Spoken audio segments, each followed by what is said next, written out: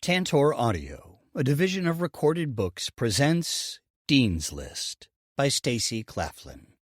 Narrated by Jamie Rennell. Discovery. Lydia Harris focused on her phone conversation, not paying attention to her actions as she got ready for a night out with the girls. She headed into the closet to find the perfect top to go with her adorable new shorts. She forgot she carried her glass perfume bottle, and her fingers slid as her left flip-flop caught on the corner of the molding of the large walk-in closet. "Are we meeting for drinks first? The perfume bottle slid from her hand, heading straight for Dean's treasured safe. It was the one where they kept the really important things, like money and jewelry. Lydia watched in horror, the blood draining from her face as the little glass container appeared to move in slow motion. "Are you there, Lids?" asked Bree. Lydia let the phone fall onto the carpet as she reached for the perfume bottle. Her middle finger grazed it, pushing it closer toward the safe. It hit and broke instantly, sending glass in all directions. The strong smell surrounded her as she watched the liquid run down the front and sides of the safe, moving its way inside. Lydia picked the phone back up. "I gotta go, Bree. Can you tell everyone I'm gonna be a little late? Now I have a mess to clean up." "Aw." Bree's pout could be heard through the phone. "Can't you leave the mess for the housekeeper?" "No. Dean's due back tonight, and housekeeping won't be here until Tuesday. I have to take care of this now." "How late?" Bree asked. "Hopefully not long, but if you guys have to start without me, then go ahead." "I'm sure we can wait, sweetie. See you soon." "Bye," Lydia said, ending the call. She stared at the mess, not knowing where to start.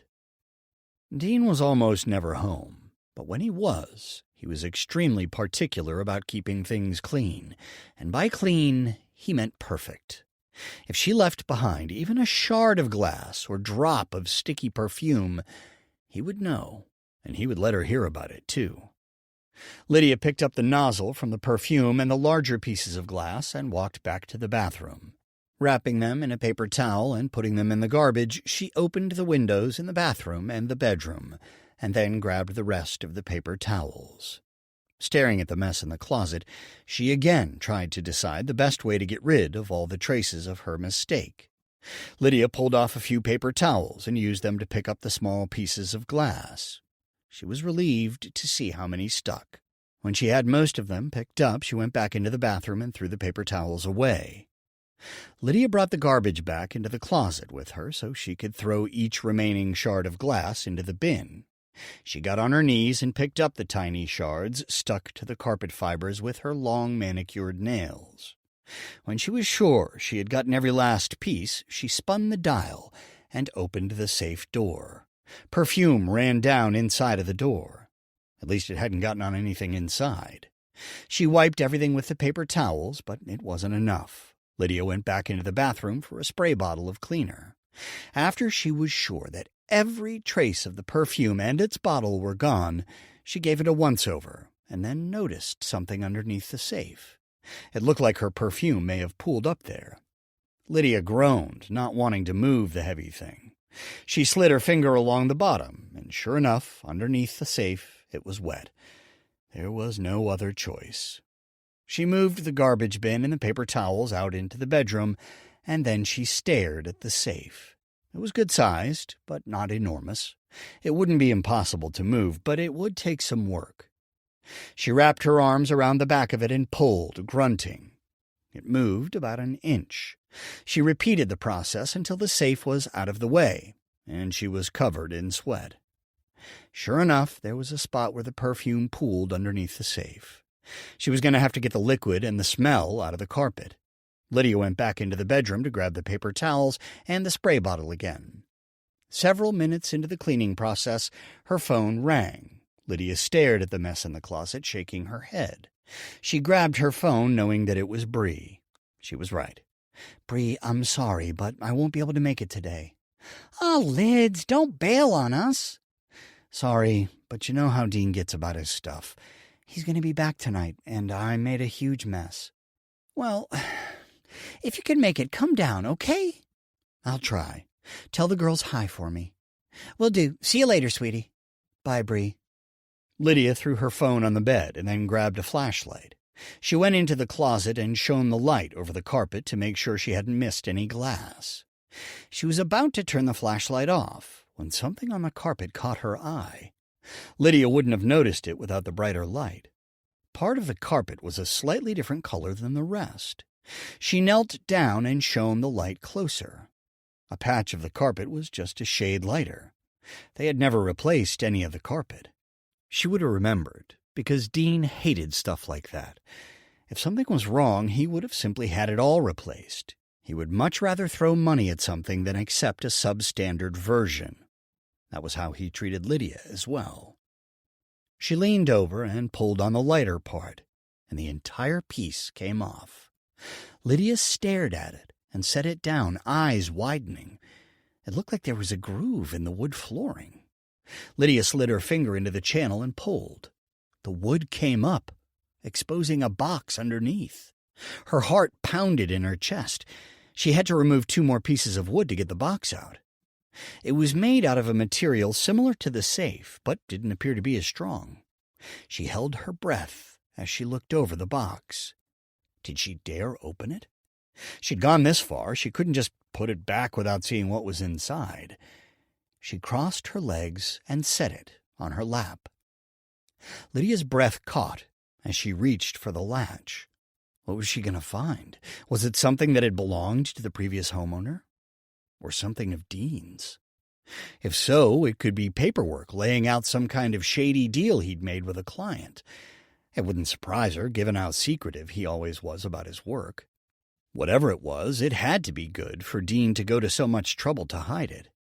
He was home only about 3 days a month, so she was impressed that he had managed all of this without her knowing. She pulled on the latch, and the top came off with a creak.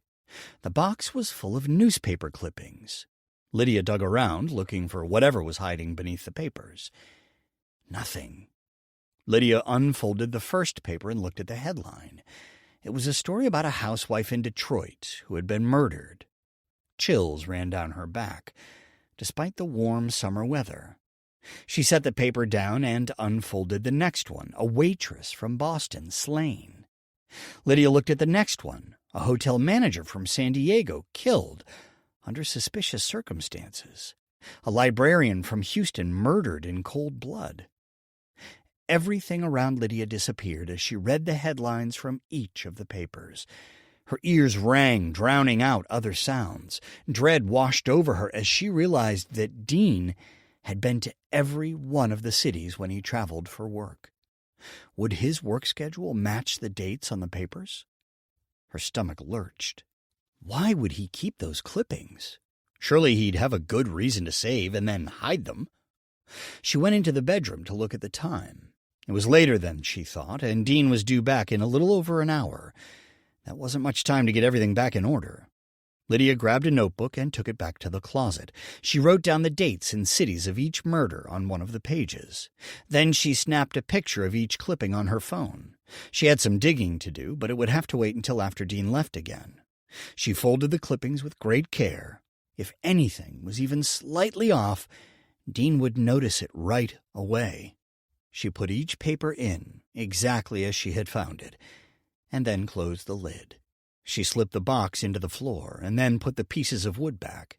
Getting the carpet back as it had been was trickier, but she managed. Lydia's nerves were on fire as she pushed the safe back into place. Then she put some baking soda down on the carpet and vacuumed, hoping that would bring out the scent. It did seem to help, hopefully enough. Dean could be hyper-aware of tiny details. She double-checked everything to make sure the perfume was fully cleaned up and that not a piece of glass remained. Once she was certain everything looked untouched, she tied up the garbage bag and took it to the bin outside. A bead of sweat ran down her forehead. Lydia wiped it away and went back upstairs to her room. She folded the paper she had written the dates and cities on and slid it into one of her steamy romance novels, where he would never look for it. Then she changed the password to her phone. She couldn't risk Dean accidentally finding the pictures she'd taken of the clippings. She slid her phone into her shorts pocket and went back up to the bedroom so she could take a shower.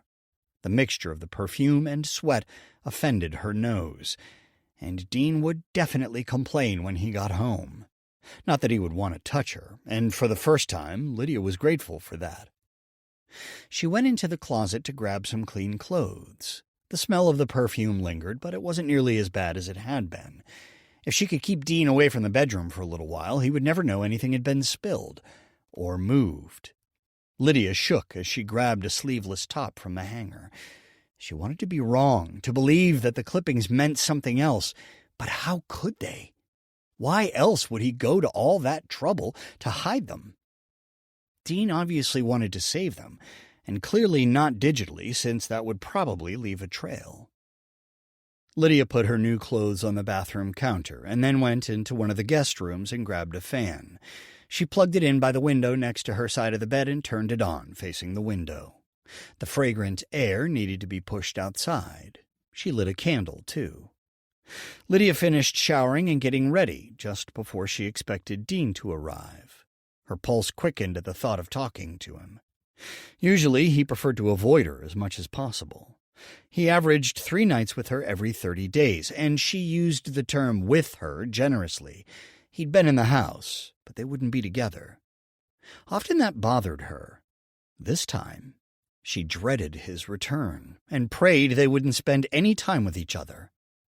His job required him to travel, but Lydia had always been certain that it didn't demand that much. He had to offer it up. She always assumed it was because he was having affairs. Never in a million years would she have guessed it was anything like this. Lydia fluffed her hair, put the fan back in the guest room, and went downstairs. Everything was still quiet, which meant he wasn't home yet.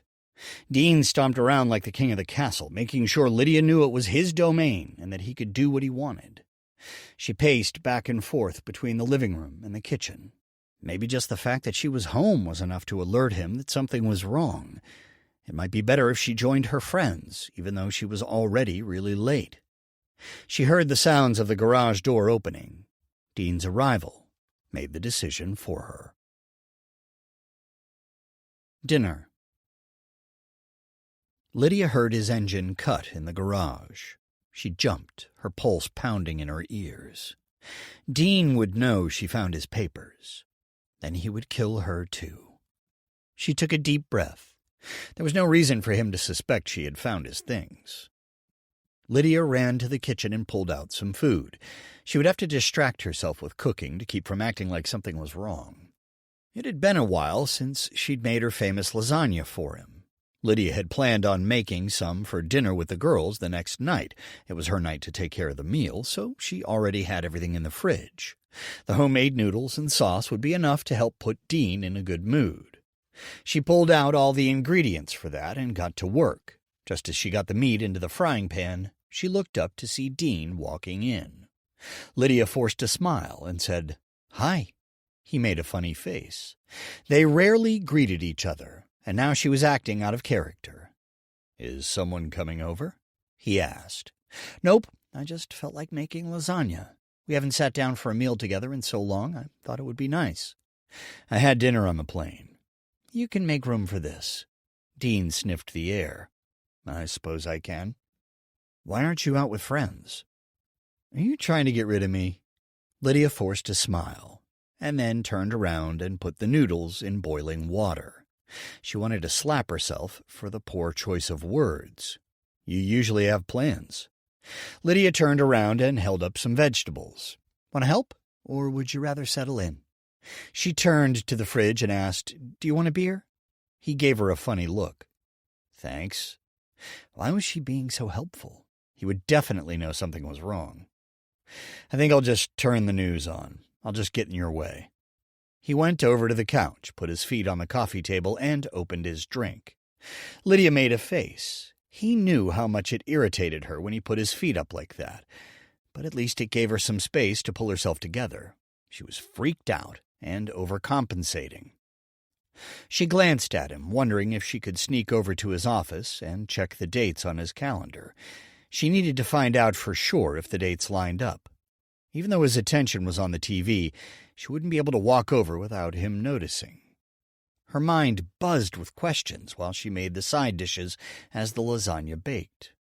She was just glad to have kept him away from the bedroom for a while longer. With any luck, the smell of dinner would cover what was left of the perfume. When the food was almost ready, she set the table. She found a bottle of red wine and put it next to Dean's plate. If nothing else, she would get him relaxed and sleepy, so he wouldn't question her strange behavior. She would have to stay away from the wine so that she wouldn't get comfortable and say too much. That was her tendency when the wine came out. "Dinner's ready." Dean rose and scanned the spread. "It looks delicious." He sat and filled his plate. Lydia barely put anything on her plate, but he didn't seem to notice. "How was your trip?" "Same old, just working the whole time." He finished off the beer and poured the wine. "You leave again tomorrow?" she asked. Dean nodded and then swallowed. "This time to Chicago. Looks like a short trip. You might actually see me twice in 1 week." "Imagine that." He reached for bread and then took a sip of wine. "I didn't think I was hungry until I tasted your cooking. It's been too long." She took a small bite. "What are you going to do in Chicago?" "I might catch a Cubs game." "Oh, by yourself?" she asked. His eyes widened, and he cleared his throat. No." "Who then?" Dean took a big bite and then indicated that he couldn't speak. Lydia wanted to ask more, but if she got too close to finding out if his guest had anything to do with the clippings, he might suspect something. She took a few bites, and they ate in silence. "That was good," Dean said. "I don't usually get to eat anything like this." His eyes narrowed. "I hope you don't expect anything later. You know how tired I get after traveling. I just want to check my email and get to sleep. I have an early flight in the morning." "Of course."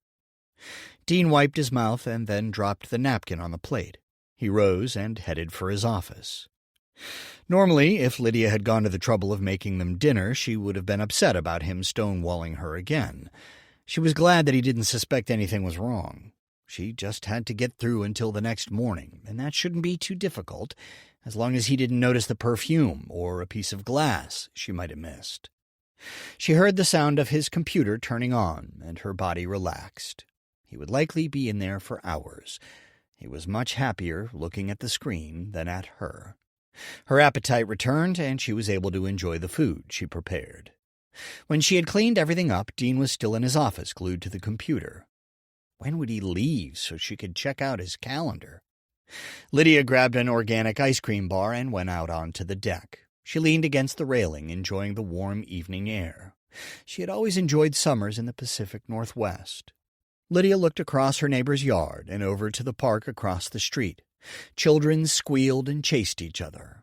Her heart ached. Not only for the days when she didn't have a care in the world, but also for the kids she and Dean would never have.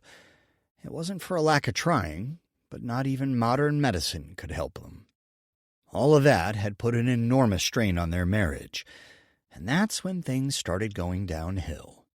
Dean had offered to travel for work to bring in more money for the expensive procedures. Then, after those failed, he traveled even more, but spent the money on sports cars and additions to the home. She had begged him to look into adoption, but he had been adamant that he didn't want to raise someone else's kid. Lydia had thought she could change his mind, but all she had done was push him away further. He traveled even more and answered his phone less. That was when their marriage went from strained to a farce. They had started out adoring each other, but they weren't strong enough to handle the infertility. Lydia ate the last bite of her bar and then leaned against the railing, still watching the kids. She imagined for a moment what it would be like to be one of the moms chasing after little ones. Some of them looked like they hadn't slept in days, while others looked pristine. Which kind would she have been? Lydia looked down at herself, unable to imagine being one of the ragged ones. Though her love life was in shambles, she had everything else under control. Loud laughter came from the other side of the yard. She looked over across the other side of her yard and saw a group of teenagers running down the street, spraying something all over each other. Ah, to be that carefree. Could she ever get to that point again, especially now after learning Dean's secret? Lydia shook her head. She didn't know for sure that he had killed those women. She needed to do some digging and stop assuming until she had more to go on. The first thing she would do was go over the calendar in his office to check his destinations against the dates on the clippings. Lydia was pretty sure of what she would find, though. Why else would he hide them like that? Maybe she did need a drink. More than anything, she wanted to believe the answer was something simpler. What if he was working as a private eye and just hadn't told her? He could have lost his job and been embarrassed about that. That would make sense, because Dean had worked so hard to get where he was in the company. He would also make a good detective. The man could pick anything apart, and he wasn't afraid of anyone. He would ask questions no one else dared to speak. Lydia looked down at their perfectly manicured lawn. She knew he hadn't switched jobs. They left messages on the voicemail every so often, and Lydia had seen their deposits into the bank account. She had to be missing something. Years ago, he had talked about writing a novel. He could have kept those articles for story ideas. But why would he go to all the trouble to hide them? What if their whole life was a lie? Even though so many things sucked, there was a lot that was good, too. Especially the money he made and let her spend. The more she spent, the better he looked. He loved bragging about all the nice things they had. Despite everything they'd gone through and his complete lack of interest in her, there was a part of her that still cared about him. She missed the fun guy he had been early on, the one who had showered her with flowers and handwritten poetry. But if he was really murdering people, she would have to leave him. But could that really be what was going on? What if there was another reason for those clippings? Her main objective needed to be finding out what was really going on with Dean. Then she would decide what to do from there. Whether she ran or went to the police, she would need solid evidence, especially if she went to the authorities. Once she had a chance, she would search for clues, and when she found enough, she would take it to the police. Lydia's stomach twisted in knots. How had her life come to this? Snooping. Lydia sat up, gasping for air. She looked around the room. It had only been a dream, but it felt so real. In the dream, Dean chased her through the house with a knife because she had accused him of killing those women. Dean lay sprawled across his side of the bed, snoring. "Are you awake?" she whispered. He didn't answer, except to keep snoring. Maybe sleeping in the same bed hadn't been such a good idea. She hadn't wanted to throw off the routine and make him suspect anything. Lydia pulled out the novel she had put the notes in and then slid out of bed. She carried the book downstairs to Dean's office and turned the light on. Setting the novel down, she took his calendar off the wall and flipped it back to January. There had been 5 killings this year, and if the dates matched, Lydia would search for last year's calendar to see if those lined up too. She pulled the paper out and looked at the first date, January 23rd in Detroit. Lydia scanned the calendar for the 23rd, and sure enough, it was his last day in Detroit for that particular trip. The next one was in Boston on the 1st of March. That was 3 days into his trip there. San Diego on April 12th. Check. Houston on May 15th. Lydia's stomach churned acid, and the paper shook in her hand. She looked down and noticed her whole body trembled. "I can't look at any more of this," Lydia muttered. Still shaking, she put the calendar back on the wall. Once it was straight, she grabbed her book and paper and then went out into the living room. She grabbed a warm blanket and sat on the couch, staring at a wall. What was she supposed to do now? Was it enough to go to the authorities? Probably not. She had no proof. They would probably laugh at her. She had seen enough crime scene shows to know her evidence was circumstantial. Sure, he'd been in all of the cities at the times of the murders, but was there proof of him talking to any of the women? If there was, that would take more digging, and she couldn't do that yet. It was all she could do to keep her dinner down. Taking a deep breath, she tried to think of another explanation. Could he have been a spy, not allowed to speak of his work? That was doubtful, given how much he loved to boast. Her stomach twisted in knots. Should she have seen this coming? Were there signs she had ignored all this time? He traveled a lot, far more than any other husband she knew of. But she shouldn't have suspected this. Affairs, sure, Lydia wasn't stupid. He hadn't slept with her in a long time, and she knew what that usually meant. That was why she had fallen in love with someone else. Chad's marriage had been on the brink of divorce, and they kept running into each other. Lydia had thought it was meant to be. Neither of their spouses liked them anymore, and they could talk for hours on end about everything and nothing. Lydia had been so sure they would both divorce and end up together. But after Chad's daughter came up missing, and Lydia gave him all the space in the world, he had turned back into a family man. Her heart ached. Even after nearly a year, it hurt so much. She had let herself fall, and hard. She wanted to talk with him and see what he thought about this. He had a sharp mind, and he would know exactly what to do. Lydia shook her head. Though she knew he still cared about her, they weren't speaking unless they ran into each other socially. Even then, it was as though they didn't have a history together. What about her friends? Bree probably couldn't handle this. When her next-door neighbor suffered a break-in, Bree had nearly had a meltdown, imagining someone coming into her house to butcher her in her sleep. No, Lydia couldn't talk with her about this. The other ladies wouldn't be much more help. Savannah was too focused on celebrity gossip and wouldn't keep quiet, and Savannah was just as bad at spreading rumors. Kara was about to have a baby.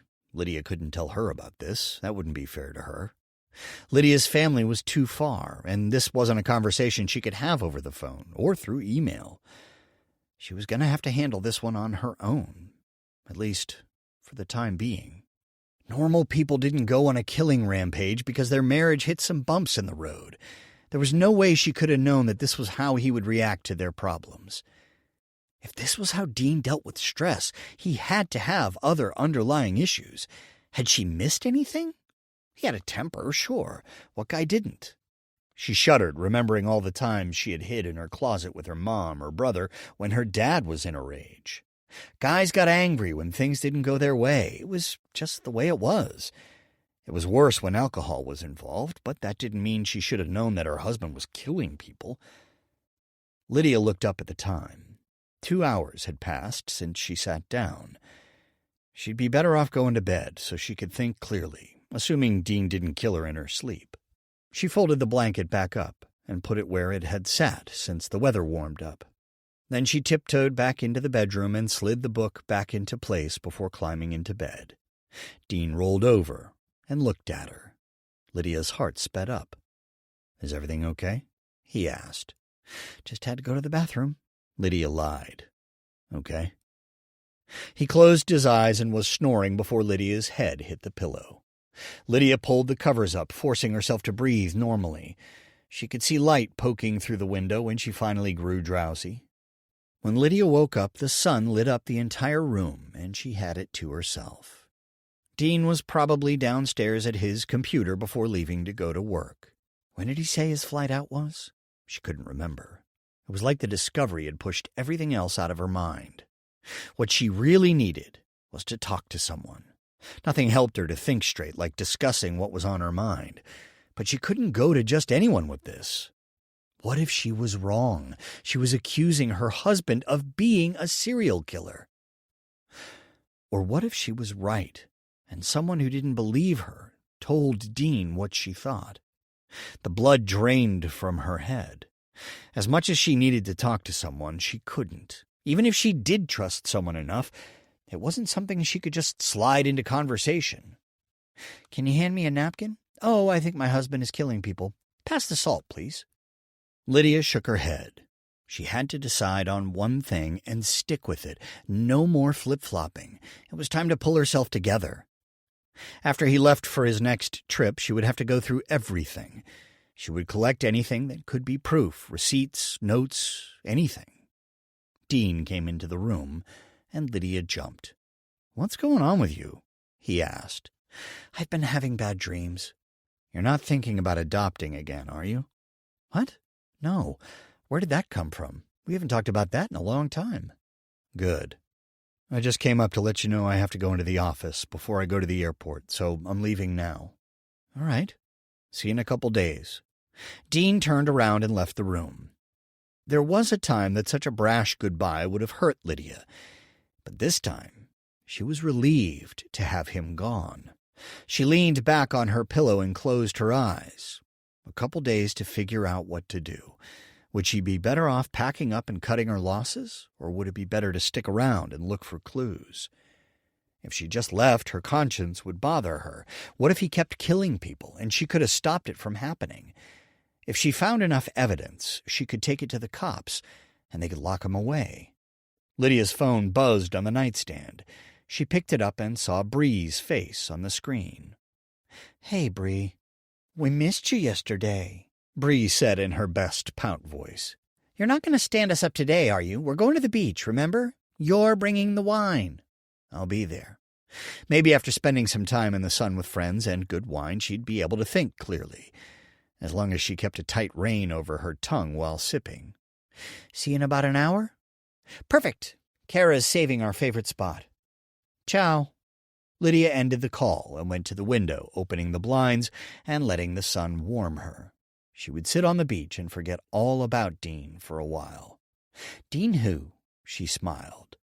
Lydia grabbed her favorite bikini, threw it on the counter, and got into the shower, thinking of nothing other than a day on the warm sand. After putting on makeup and pulling her hair back, she threw on some cute shorts and a tank top. Downstairs, she found a picnic basket, a few of their best bottles of wine. Humming, she tucked in some wine glasses and then looked around for anything else. When she was sure she had everything, she slid on her favorite pair of flip-flops, grabbed her best pair of sunglasses, and made her way to her car. It was going to be a good day. Lydia pulled out of the garage and was about to close the door when she noticed something on the ground. Whatever it was fluttered from the draft created as she moved the car. She stopped and got out. It looked like a piece of paper. She bent down to pick it up. It was a page from a newspaper. Lydia started to fold it closed when she noticed one of the headlines. "Restaurant manager found dead." Lydia stared at it for a moment before scanning for a date. 3 days earlier. Forgetful. Lydia stood in the middle of Dean's office, staring at his massive desk. She wanted to know what was in the top drawer, the one he kept locked at all times. Even when they got along, he never opened it in front of her. She didn't have the key, nor did she know where it was, so she left it alone and turned her attention toward the things she had access to. She needed to gather whatever additional information she could, and she didn't have a lot of time before meeting with the girls. Her heart pounded so hard she feared it would burst right out of her chest. Lydia took a few deep breaths and then decided to start with the file cabinets. He had 2 of them, one on either side of the desk. She started with the top drawer of the closest one. Heavy, it resisted her efforts to open it. With a mighty tug, the drawer snapped open. She ran her fingers over the tops of the files, looking at the scribblings. They all appeared to be bills collected over the years. Nothing remotely interesting, unless he hid anything under the guise of something so ordinary. She pulled out the one marked as the cable bill for 2 years earlier. Going through all the papers twice, she saw nothing other than statements with "paid" written in Dean's handwriting. She put them back in the file and carefully put it back from where she had taken it. Then she grabbed one for the cell phones from a few years back. It was the same thing, nothing unusual. After looking through about a dozen more, she sat on his chair, tired. If he'd gone to so much trouble hiding the clippings under a floorboard, beneath the heavy safe, would he really leave any evidence somewhere as obvious as his file cabinet? Sighing, she pulled open a random drawer from the desk on the left side. It was full of loose papers. Lydia picked up a stack and flipped through them. Her heart skipped a beat. They were all from the cell phone carrier, and they were printouts of her activity. She didn't find one with Dean's. She flipped through the stack, looking at the dates. They went back before she started seeing Chad. Her stomach dropped to the floor. Did Dean know everything? Had he been paying extra close attention to her every move, even when he acted like she didn't exist? Shaking, she flipped through the pages, and there were a lot of them since she loved talking with her friends so much. She saw call after call to not only her friends but Chad as well. Some of the first few to Chad had little tick marks next to them. but none of the rest did.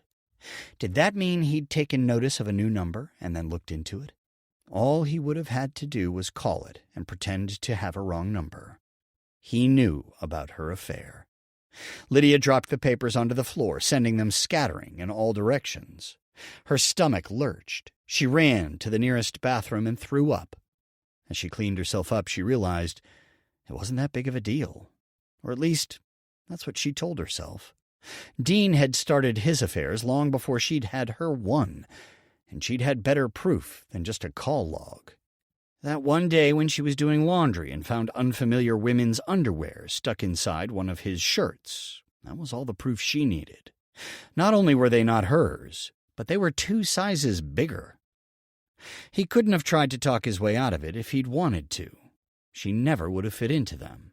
He couldn't have said anything to explain his way out of that. She'd thought about confronting him at the time, but they weren't even on speaking terms then, so she had stuck them in a plastic bag and hid them in a hiding spot of her own in the laundry room, a place he would never accidentally find anything. Lydia went back into Dean's office and picked up the papers from the floor. She made sure they were all in the right order before returning them to the cabinet. As she slid the drawer closed, she thought she had heard something from another part of the house. She froze, listening. The front door closed. She knew that sound because it stuck a bit, making a different noise than any of the other doors. Her eyes widened as she slid the door closed the rest of the way. If Dean had come back home, she wouldn't be able to leave his office unseen, and it would be the first place he came. But why would he return home? Footsteps sounded on the hardwood floors. He was heading right for her. Pulse on fire, she stood and pretended to look in the file. "Lydia, what are you doing here?" She looked up at him, careful to keep her voice steady. "Oh, I didn't hear you come in. I was looking for a statement." He raised an eyebrow and looked around. "Why didn't you call me?" Lydia thought quickly. "I heard about a great deal that could save us a lot of money. I wanted to see if I was right." Dean narrowed his eyes. "I told you not to worry about the bills. It's my thing." "But it could save us money." "I don't care. How many times do I have to tell you I don't want you in my office?" "Sorry. Aren't you going to be late for your flight?" she asked. "No, it's been delayed, and I forgot something." Lydia closed the cabinet drawer. "I'll get out of your way." She moved out of his way, and then a paper underneath his desk caught her attention. It looked like one of the papers she'd dropped. She looked back at him. It didn't appear that he could see it from his angle. "What'd you forget?" she asked, trying to distract him. He turned to her, furrowing his eyebrows. "What's been going on with you?" What do you mean?" she asked. "You've been nice ever since I got home. You even made me dinner. What's going on?" "I just thought maybe we could try again, you know?" "Try what?" he demanded. Lydia swallowed. "You know, our marriage. Neither one of us is happy." "You should be. There isn't a thing you lack. If you want something, it's yours. You don't even have to work." "I couldn't, even if I wanted to." She studied his expression, trying to see if he flinched. He didn't. She had a secret part-time job working for a magazine under a pen name. It was fun and gave her a way to send some extra money to her sick mother, who she almost never got to see. As far as she knew, Dean knew nothing about the magazine column or any of the money associated with it. He stepped forward, glaring at her. "Why would you want a job? You get to play with your pampered friends all day without a worry in the world." "What if I did want to?" she asked. "You wouldn't let me, would you?" "Of course not. My wife isn't going to work. You want a job? Fire your housekeeper and clean everything yourself." Lydia shook her head, tears threatening. She had to keep herself together. "You know that's not what I want to do." "And that's exactly why I allow the maid, so you don't have to do menial work." "That's not the kind of work I want." "Enough!" Dean's nostrils flared. "This discussion is over. I came home to grab a paper, not be lambasted by you." "I'm not trying to." "I said enough, Lydia." He walked by her and opened one of the drawers in his desk. She watched him, internally begging him not to see the paper she'd dropped. He turned around. "What are you still doing in here? Get out of my office. I don't want to have to lock it up, but I will if it comes to that." Nodding, Lydia backed up until she was out in the hall. Dean stepped out of the office, closing the door. "Do I have your word that you'll stay out?" She nodded. "I need to hear you say it." "I'll stay out." "What were you doing in there, really?" He stepped closer to her. "Looking for our cell phone payment." Dean moved closer. Lydia could smell his aftershave. He raised an eyebrow. "I don't think so." Lydia backed up, but bumped into a wall. "I was." "I saw the paper on the floor, Lids." He took another step. Their noses nearly touched. "Like I told you," she said. "Cell phone records. Those are just phone calls, so I put them away. I needed to know how much we were paying." "Again, I'll remind you to let me handle the bills. If you want to look into a new carrier or plan, just ask me." "Okay." "Basically, I don't want you so much as thinking about anything that involves the both of us without asking me first. If I don't approve it, you don't think it." "Sorry, Dean." She didn't mean it, but usually apologizing would get him to back off. He stepped back, running hands through his hair. "I don't have time to worry about you. I have more important things to focus on." Lydia looked him in the eyes. "You can trust me." "I'd better be able to, or you'll regret it." She jumped. "Good. I finally got your attention." Lydia just stared at him, unable to find her voice. "Look, I have to get going, or I really will miss my plane. If you have any questions, just call, leave a message. You know how busy I get. Text me if you want to. Just don't go through my stuff. I have it organized the way I do for a reason, and I don't want it messed with. And I can always tell when it has been." Lydia nodded, fully understanding the threat. "Good. Now, stay out of my office." "I will." He backed up, and Lydia finally took a normal breath. Beach.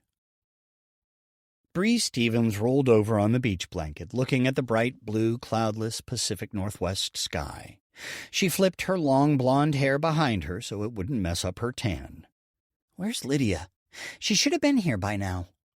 "Oh, you know her," Savannah Jackman said, pulling her dark curly hair behind her. "Late and great." She spread out her own blanket and sat down, grabbing sunscreen from her bag. "Why do you bother with that stuff?" Bree asked. "You're not going to burn. You've got that dark, gorgeous skin." Savannah wrinkled her nose. "I still burn. I just don't look like a lobster like you when I do. Don't we go over this every summer?" "I still wouldn't bother." Bree grabbed the bottle from Savannah and squeezed some onto her hand. "Seriously," Savannah said, her dark eyes glaring at Bree. "Your husband's darker than me, and he uses sunblock." Bree shrugged, rolling her big blue eyes playfully. "Doesn't mean I would." Kara Ross moved her blanket closer to the shade. "I should have brought an umbrella." She looked at Bree. "Did you remind Lydia to bring me something non-alcoholic?" Bree reached over and rubbed Kara's belly. "I'm sure she remembered. You never let us forget you can't drink." "You know what? You're lucky, Kara. You're at the cute stage in the summer. With both of my girls, I was enormous during the summer." "Where are the kids now?" Kara asked, scooting out of Bree's reach. "Summer camp again this year. It's a win-win. They have fun, and I get to have a life, too." Bree showed off her big, beautiful smile that she knew made every woman jealous and every man melt. "Oh, there's Lids," Savannah said, pointing toward the parking lot. "And it looks like she has a lot of bottles sticking out of her basket. I'm sure one is just for you, Kara." "I hope so. All I brought was water." Kara pulled her long, straight, naturally red hair into a ponytail. "Do you have sunblock?" Bree asked. "You're the one who really needs it between those freckles and being pregnant." "I lathered up before I left." Kara moved closer to the shade again. Bree shook her head. The poor thing was going to have a hard day at the beach. She wouldn't have been surprised if Kara ended up leaving early. Bree turned and saw Lydia had almost reached their little spot. Bree waved, not getting up. The sun was too comfortable, relaxing her.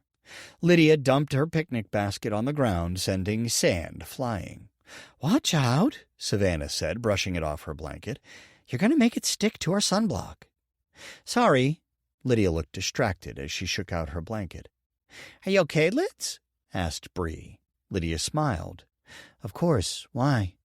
Bree shrugged. You just don't look yourself today.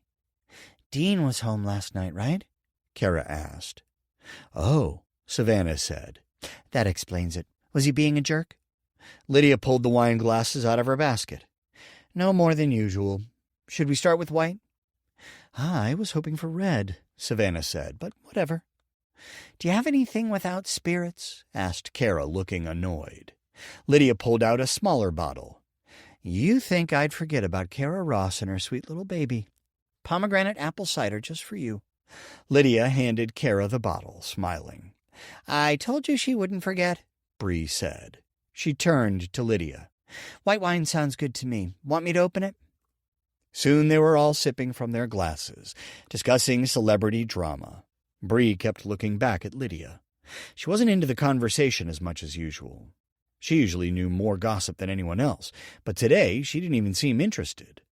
Between that and missing yesterday's outing with the girls, Bree knew something was up. You sure you're okay, sweetie? I'm just tired, Lydia said. Dean kept me up with his snoring. It's horrible, Kara agreed. Then she added quickly, Men snoring, that is. I hate it when Ethan snores all night. Sounds like a hog in heat. Bree raised an eyebrow at Kara. Now she thought about it. Kara wasn't acting like herself. What was going on with their little group? I'm just saying, Kara said. So, do you guys want to see the new Donatello Williams movie? He's super hot in the previews. Savannah fanned herself. You're not kidding. Let's see it this week. Did you see those cutoffs he wore in the chase scene on the train? Don't remind me, Kara said. I nearly drooled all over myself during the commercial. They made plans, but Bree couldn't get her mind off either Lydia or Kara. What was going on with them? Right, Bree? Asked Savannah. Bree turned to her. What? I said all men snore. Back to that? Not Corey, Bree said. He's perfect. You two make me sick, Kara said. Together all those years and still in love. It's just not right. Like you and Ethan aren't still crazy about each other. Kara rolled her eyes and shook her head. No? Bree asked. When did this happen? No marriage is perfect, Kara snapped, except for Bree and Corey. But then again, if I was married to Corey Stevens, I'd do whatever he wanted. That man is the walking, talking definition of hot. Has he aged since you two married? Yes, but he's like fine wine, Bree said, taking a sip of freshly poured wine. He just gets better with time. That he does, Savannah agreed. He and Tom both. My Tom ages, he just does it well. I love how the lines around his eyes crinkle when he laughs. Makes my heart stop. Can we stop talking about how perfect your husbands are? Kara asked. We get it. Tom and Corey are not only perfect, but hot, too. You can stop bragging already. Bree sat up. You have nothing to complain about. Ethan is... What's eating you? Savannah asked, glaring at Kara. Probably hormones, Bree said. Or is Ethan turned off by the pregnancy? Kara's mouth formed a straight line, and her face turned red. Bree, Savannah exclaimed. She elbowed Bree. It happens. It's nothing personal. Don't feel bad if that's the case. Some guys are just built that way. Just how they're wired. Is Corey? Snapped Kara. No. He thought it was beautiful that I was growing a new life. Bree smiled, remembering the way he would caress her stomach. He adored me. Savannah sighed. He would. If I didn't have Tom, I'd be so jealous. Kara got up and moved her blanket over. The shade keeps moving. We should have picked a different spot. Lydia stood. I've got an umbrella in my trunk. I'll get it. Am I the only one who thinks something's wrong with her? Bree asked. Kara? Savannah asked, looking at a strand of dark hair. No, Kara shoved Savannah. She meant Lydia. Savannah looked at another strand of hair. My hairdresser isn't getting a tip next time. She totally didn't get the highlights bright enough. She pulled her hair back into a bun. Anyway, yeah, Lydia's being way too quiet. Do you know what's up? No, Bree said, but I'm going to find out. You want to know what I think? Savannah asked, leaning back. What? Kara asked, not looking around. Savannah slid off her shades. The girl needs to get laid. Wow, Savannah, why don't you tell us what you really think? Bree asked, shaking her head. Grow up, Kara said. You can't tell me you weren't thinking it too, Savannah said. Dean hasn't gone near her in what, years? Maybe she should try to rekindle what they used to have. They were cute before things went south. Are you for real? Kara asked, glaring at Savannah. Why wouldn't I be? They're married. Kara rolled her eyes. You call that a marriage?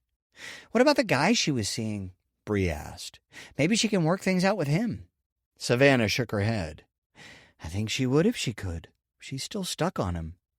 Bree looked toward the parking lot to see if Lydia was getting close.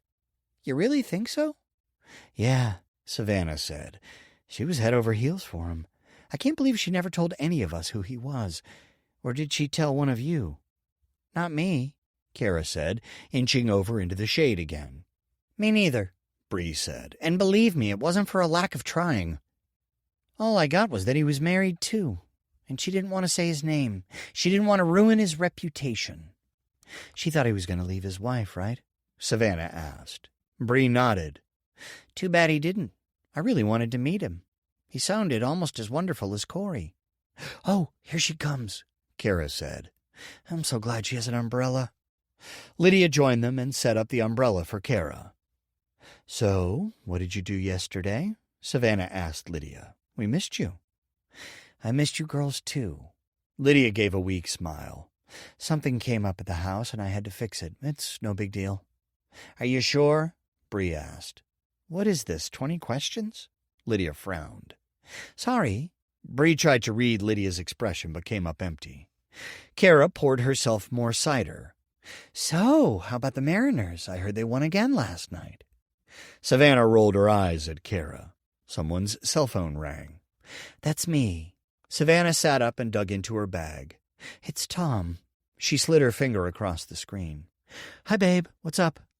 You did? Yeah, I'll join you. Just give me a few minutes. Love you. She slid her finger across the screen, then threw it back in her bag. He got off early, and the shop is done with his Harley. We're going to go riding. Sorry to bail on you girls, but I can't pass that up. And you shouldn't. Bree tossed some sand at her. Have fun. Lydia stood. I'm going to get going, too. I just remembered something I need to do. She looked at Kara. You can hang on to the umbrella. Just bring it next time, or whatever. Bree looked into Lydia's beautiful dark eyes. Girlfriend, if you need to talk, give me a call. Sure. They said their goodbyes as Savannah and Lydia took off. Kara and Bree both got comfortable on their blankets watching the light waves splash on the shore. I don't know how you can stay in the sun so long, Kara said. Even when I'm not pregnant, I can't be in the sun as much as you. It's a gift. Bree flipped herself over. Do you have any ideas what's bugging Lydia? Kara looked away. Nope. I'm sure she'll get over it. She twisted a strand of her red hair. Why are you so angry today? Seems like every time we mention Lydia, you act like you swallowed a spider. Bree ran a finger through the sand next to her blanket. She just annoys me. Don't you get tired of her whiny voice, or how she thinks the world revolves around her? Ugh. She's not whiny, Bree said, staring into Kara's green eyes. And she brought cider and an umbrella for you. What did you bring for her? Kara sighed. She's trying to cover up the fact that she hates me. Lydia hates you? Bree asked. As if. We've all been tight for years. If she had something against you, she would have told one of us, and she hasn't said a word. Did you stop to think that her acting weird is because of me? Kara asked. No. Bree picked some lint off her blanket. She's always adored you. Remember when you guys almost lost your house and she dropped everything and helped you set up a garage sale to pay your mortgage that month? She even donated some of her jewelry. Kara's face turned pale. I nearly forgot about that. All the more reason for her to hate me.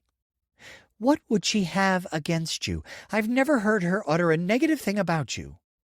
Well, Kara took a deep breath. She swallowed and then played with a nail, still looking pale. What? Bree's eyes widened. What are you keeping from me? Kara picked at a nail but wouldn't look at Bree. I might have done something that would piss her off. Big time. Like enough to make her hate me forever. What? She wasn't angry. We'd all know if she was. Lydia was, I don't know, sad. What did you do? Kara looked away, not saying anything. Would you just spill it? Bree asked. What did you do? Kara put a hand on her belly and looked at Bree. Bree stared at her, waiting. This baby. Yes? Asked Bree. It's Dean's. Bree's eyes widened. She couldn't have heard Kara correctly. It wasn't possible. I finally left you speechless. You didn't. Tell me you didn't sleep with Lydia's husband. You and Lydia are so close, too. Kara shook her head. It's his. But you and Ethan were trying to have a baby. How do you know it's Dean's? And when did this happen? Bree demanded. You know how after a year I wanted to get tested to see if we had any medical reasons for not getting pregnant? Yeah? Well, we did. Ethan was out of town when they called with the results. Basically, he's shooting blanks. There's no chance of getting pregnant by him. I was in tears and went to talk to Lydia. I knew she'd understand after everything she went through with Dean. Anyway, she wasn't home. But Dean was. He saw how upset I was and insisted that I come inside until I was fit to drive. Kara bit her lip. One thing led to another, and now here I am. She looked down at her belly. Bree couldn't believe her ears. You didn't tell Ethan about his, issue? Nope. I didn't know how to tell him, and I was riddled with guilt for betraying both him and Lids. A few weeks passed, and I realized I was about a week late. Does Dean know? Tears filled her eyes. It's complicated. Complicated? Bree exclaimed. Either he does or he doesn't. I'll explain it later. Have you seen Dean since then? Asked Bree. Kara bit her lip again. Maybe. Kara! What were you thinking? I thought you were riddled with guilt. It's hard to feel guilty when Ethan thinks I'm disgusting. Oh, come on. He might not be as attracted to you as usual, but disgusting? You're still gorgeous. And rocking that bikini, might I add. Disgusting was the word he used, Kara said. I've put on weight everywhere, and he doesn't like it. Some men are so stupid. But then again, so are you. What? Asked Kara. Me? Dean's one of your best friend's husbands, and it sounds like you've seen him more than just that one time. He's the baby's father, and he's also Lydia's husband. Bree felt defensive for Lydia. Kara squirmed. I know, but Lids only stays with him for the money. It's like Savannah said, they haven't been together in years. Bree arched an eyebrow. You're not going to say anything to her. It wasn't a question. Not if I want you keeping my secret safe. Bree took a sip of wine, guilt riddling her. That's right, Kara said. You know it would cost your marriage. Bree stared at Kara, anger replacing the guilt. How could she have ever thought Kara was a good friend when she held this over her head? Bree thought back through everything their little group had been through over the last few years. They'd all rallied around Lydia when she had fertility problems, and then when Dean started traveling and they first suspected his cheating. When Savannah was injured after a car accident, they had all come together to help take care of her while Tom worked. And then when Corey had been dragged into a lengthy court battle, all the girls banded together to help Bree and Corey out. Could their group ever be the same again? And how could she possibly keep something like this from Lydia? Digging. The doorbell rang. Lydia shoved the newspaper page between the wall and the couch, afraid Dean would catch her reading the article. It took her a moment to realize that he wouldn't have rung the doorbell. Pull yourself together, she told herself. She checked to make sure the paper wasn't sticking out, and then went to the front door to see who was there. She wasn't expecting anyone. Hopefully it wasn't the kid down the street asking her to subscribe to his newspaper route again. She always felt guilty about saying no, but they didn't read the paper. At least, not the local paper. Lydia looked through the peephole and saw Bree smiling at her. She appeared to be holding something. Lydia opened the door and forced a smile. "Hey there, I didn't expect to see you." Bree's smile widened. "You seemed down earlier, so I thought I'd surprise you with dinner." She held up a bag with the name of their favorite sushi place. Lydia wasn't in the mood for company, but sushi did sound good, and she couldn't keep pushing Bree off. She knew something was up. Lydia would have to come up with something that sounded legit. "Sounds delicious. I got your favorites." Bree walked past, and Lydia heard her set the bags on the counter and pull out the dishes. "Thanks for thinking of me," Lydia called as she locked the door. She went into the kitchen and pulled out silverware. "Well, Corey hates sushi, so I'm not being entirely selfless." Bree laughed. She flipped some of her long blonde hair behind her shoulders and then doled out the food onto the 2 plates. They carried everything to the table. They began eating in silence. Bree looked at Lydia, obviously expecting her to talk. Lydia had no intentions of sharing her news with anyone, not even, or especially, her best friends. "Anything you want to talk about?" Bree asked. "Not really." Lydia stuffed a large bite into her mouth. "Where's Dean off to this time?" Lydia tried to remember where he said he was going. Had he said? Everything was such a blur since discovering those papers. "I can't remember. It's always somewhere." "Still think he's cheating?" "You think he's not?" Lydia asked. "He won't go near me." "What about your mystery guy? You never told us much about him, but you were really happy when you two were together." "Like I said before, he worked things out with his wife. They had a family emergency and then realized they needed to work together. Basically, she realized what she had, just before she lost it." "Sucks for you." "Yep." Lydia finished off the wine in her glass. "Anyone else interesting? Someone who's available?" She couldn't deal with this conversation while thinking about the clippings. Maybe talking about it with Bree would help. Lydia opened her mouth to say something, but closed it. She couldn't bear to say the words. "What?" Bree asked, looking curious. Lydia shook her head. "Well, we've got to make that our project. Time to find a good-looking single guy who's man enough to keep our Lydia happy."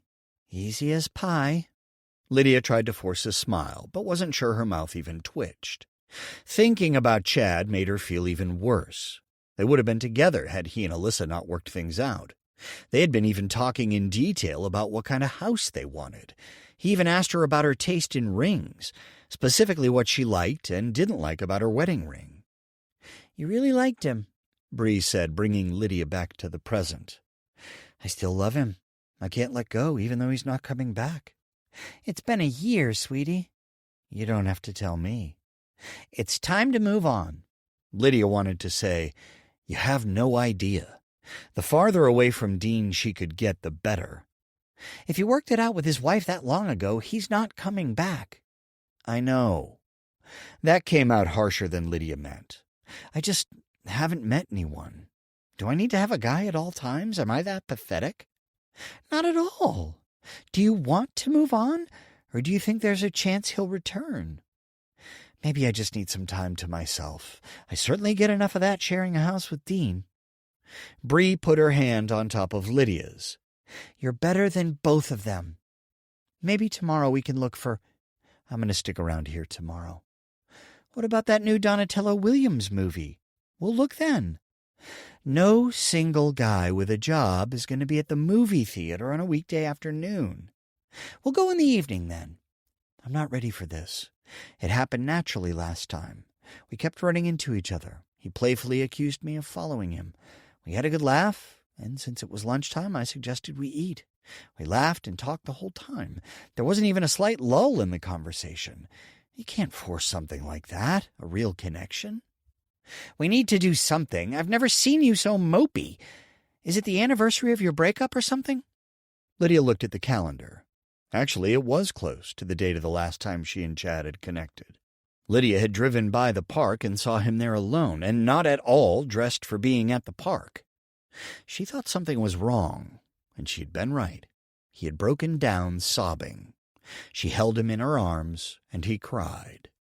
Even as they had sat there, she knew somehow that was the last time they would really spend any time together. Lydia squeezed her fists. The early summer was turning into a time of bad memories. First that, and now finding out about Dean. She looked back to Bree. Something like that. Bree's face lit up. I know. The HOA is having another meeting soon. I heard the old Jefferson house was bought by a single guy. I'll bet we can meet him there. He's probably gay. Lydia rested her chin on her hands. We need to work on your attitude. Seriously, did you see what he did to the front yard? It's gorgeous. He probably hired someone. You're the only one around here who actually likes pruning rose bushes. Lydia shrugged. It's relaxing. Says you. Well, you're probably right about staying away from him. If you leave, you don't want to be in the same neighborhood as Dean. Awkward. Or dead. Oh, I know. Bree's eyes lit up. We could go to a club or a bar. Lots of single guys there. Why are you making me your latest project? Bree looked hurt. I just care. We need to pull you out of this funk, Lids. I knew something was wrong, and I was right. We need to fix this. You mean you need to fix me? Her gaze wandered over to the couch where that paper was hidden. Dean was on a short trip, and she had to decide if she would even be home when he got back. No, you don't need fixing. We just need to get your focus changed. Mystery Man is out of the picture, and Dean doesn't appreciate you. Time to find someone who does. What type are you into? Lydia slid her hands over her face. She loved Bree, but couldn't wait for her to leave. If I knew who the Mystery Man is, I would have a much better idea of your type. Is he handsome like Dean, or hot like Corey? Lydia poured more wine into her glass and took another long drink. Neither. And his looks aren't what's important. It's the connection, you know? We could talk about anything, and even mundane tasks were fun, because we were together. So he's an uggo. Lydia laughed, despite herself. No, definitely not. He is hot. I knew it. Bree nodded knowingly. And I got you to laugh. Do I know him? I'm never giving up his identity. You're still attached to him. You've got to let go. It's time to live your life. I think I need to figure out what I want for me first. You can still date while you do that. What would Dean think of you setting me up with someone? Lydia was trying to change the subject. Do you really think he would care? Bree gave Lydia a look of pity. You always say he's got someone in every city he goes to. He obviously keeps me around for something. Lydia got up and put the dishes in the sink. Are you staying? I came here to give you a girls' night. You pick the movie and I'll make the popcorn. Lydia did her best to act normal while they watched the movie. She couldn't stop thinking about the piece of paper behind the couch. Not that Bree would know what it meant. Dean was the one she needed to worry about. Why had he been so careless to leave it in the garage? It almost felt like a trap. If Lydia put it with the others, he would know that he hadn't put it there. If she put it back in the garage, he would know she had seen it. If she attempted to sneak it back into his car, he would know it was placed there. He was careful about everything, and he was sure to have already realized it was missing and would have gone through the entire car before going to the airport. That paper might just be her undoing. She couldn't stop thinking about it. Maybe she needed to just burn it. Then he would have to wonder what happened to it, but never know. If it stayed in the house, he would eventually find it. Lydia's stomach twisted in knots. She almost wanted to ask him about the clippings, to give him the chance to tell her something else, other than what she had concluded. Maybe he was playing private eye, following somebody. It was possible that he was keeping an eye on a coworker who traveled with him frequently. The murders were more than a month apart, and they weren't every time he traveled somewhere. Bree laughed, and Lydia realized she hadn't been paying attention to the movie at all. She couldn't keep living like this, obsessing over the papers. She needed to do something. What, though? Confront Dean, a possible serial killer? If so, he wouldn't bat an eye at getting rid of her. Could she hire a private detective? It would be difficult to sneak out that much money without Dean noticing. He would demand to know what she had spent the money on. She could move out and divorce him, but that didn't guarantee her safety. Her pulse raced. There wasn't enough time to process everything and take action before Dean returned. But if she really did believe he was guilty, did she? Then she would be stupid to stick around. On the other hand, Dean had been collecting the clippings for over a year. He hadn't touched her in all of that time, not lovingly, but also not roughly either. Maybe that was Lydia's answer. She just needed to relax, clear her head. There had to be another explanation. Her husband, a serial killer? No. It was more likely that Lydia was a bored housewife who had seen too many crime dramas. Wasn't it? Feelings. Lydia ended the call and threw her phone on the bed.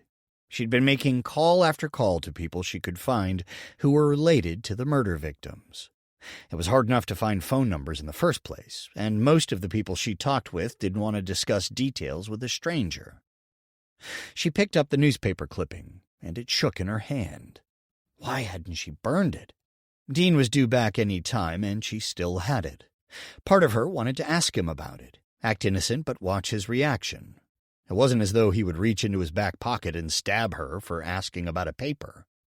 There was a coupon on the back for a sporting goods store. She'd been toying with using that as her angle. Hand the page to him, coupon side up. Are you getting back into golf? It was all she had. The only way to figure out if he had an alibi. Unless she was going to ask him straight out, but she was too chicken to do that. Even if he were innocent, just asking if he had killed anyone would be enough for him to send her packing. She didn't have anywhere to go, not locally, where she wanted to continue living. Aside from that, he would find something in the prenup to keep from giving her any money. He would likely even keep her car. He had put it in his name so he could claim it as a business expense. Lydia's palms grew sweaty despite the air conditioning. Her stomach heaved. She was going to throw up again, so she put the paper on the kitchen table, coupon side up, and ran to the bathroom. When she came out of the bathroom, she heard the garage door opening. Terror ran through her. Her feet moved before she could think. She ran to the fridge and grabbed a bottle of water, and then she went outside onto the porch, acting as nonchalant as she could.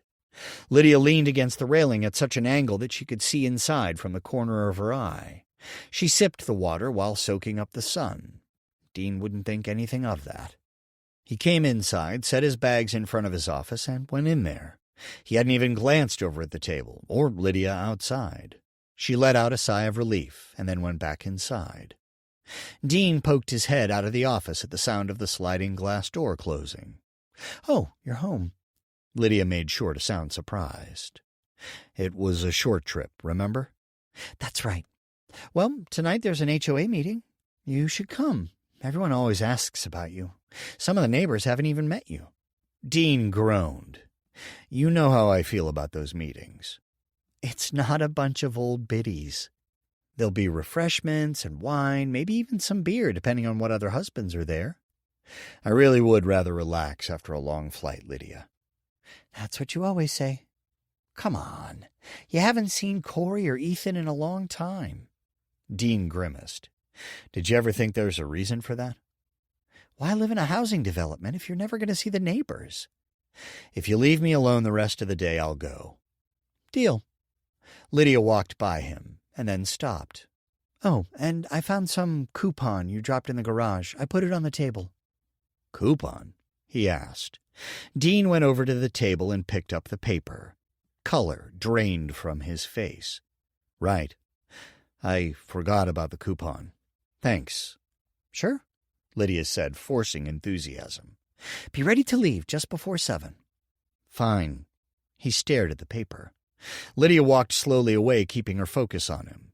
He held the clipping, staring at it. It shook in his hand. "I'll grab takeout later. Are you in the mood for anything special?" she asked. "What?" He looked up at her, his eyes wide. "Oh, sure, whatever you want." Lydia went upstairs and collapsed on the bed. That was not the reaction she was hoping for. He looked guilty.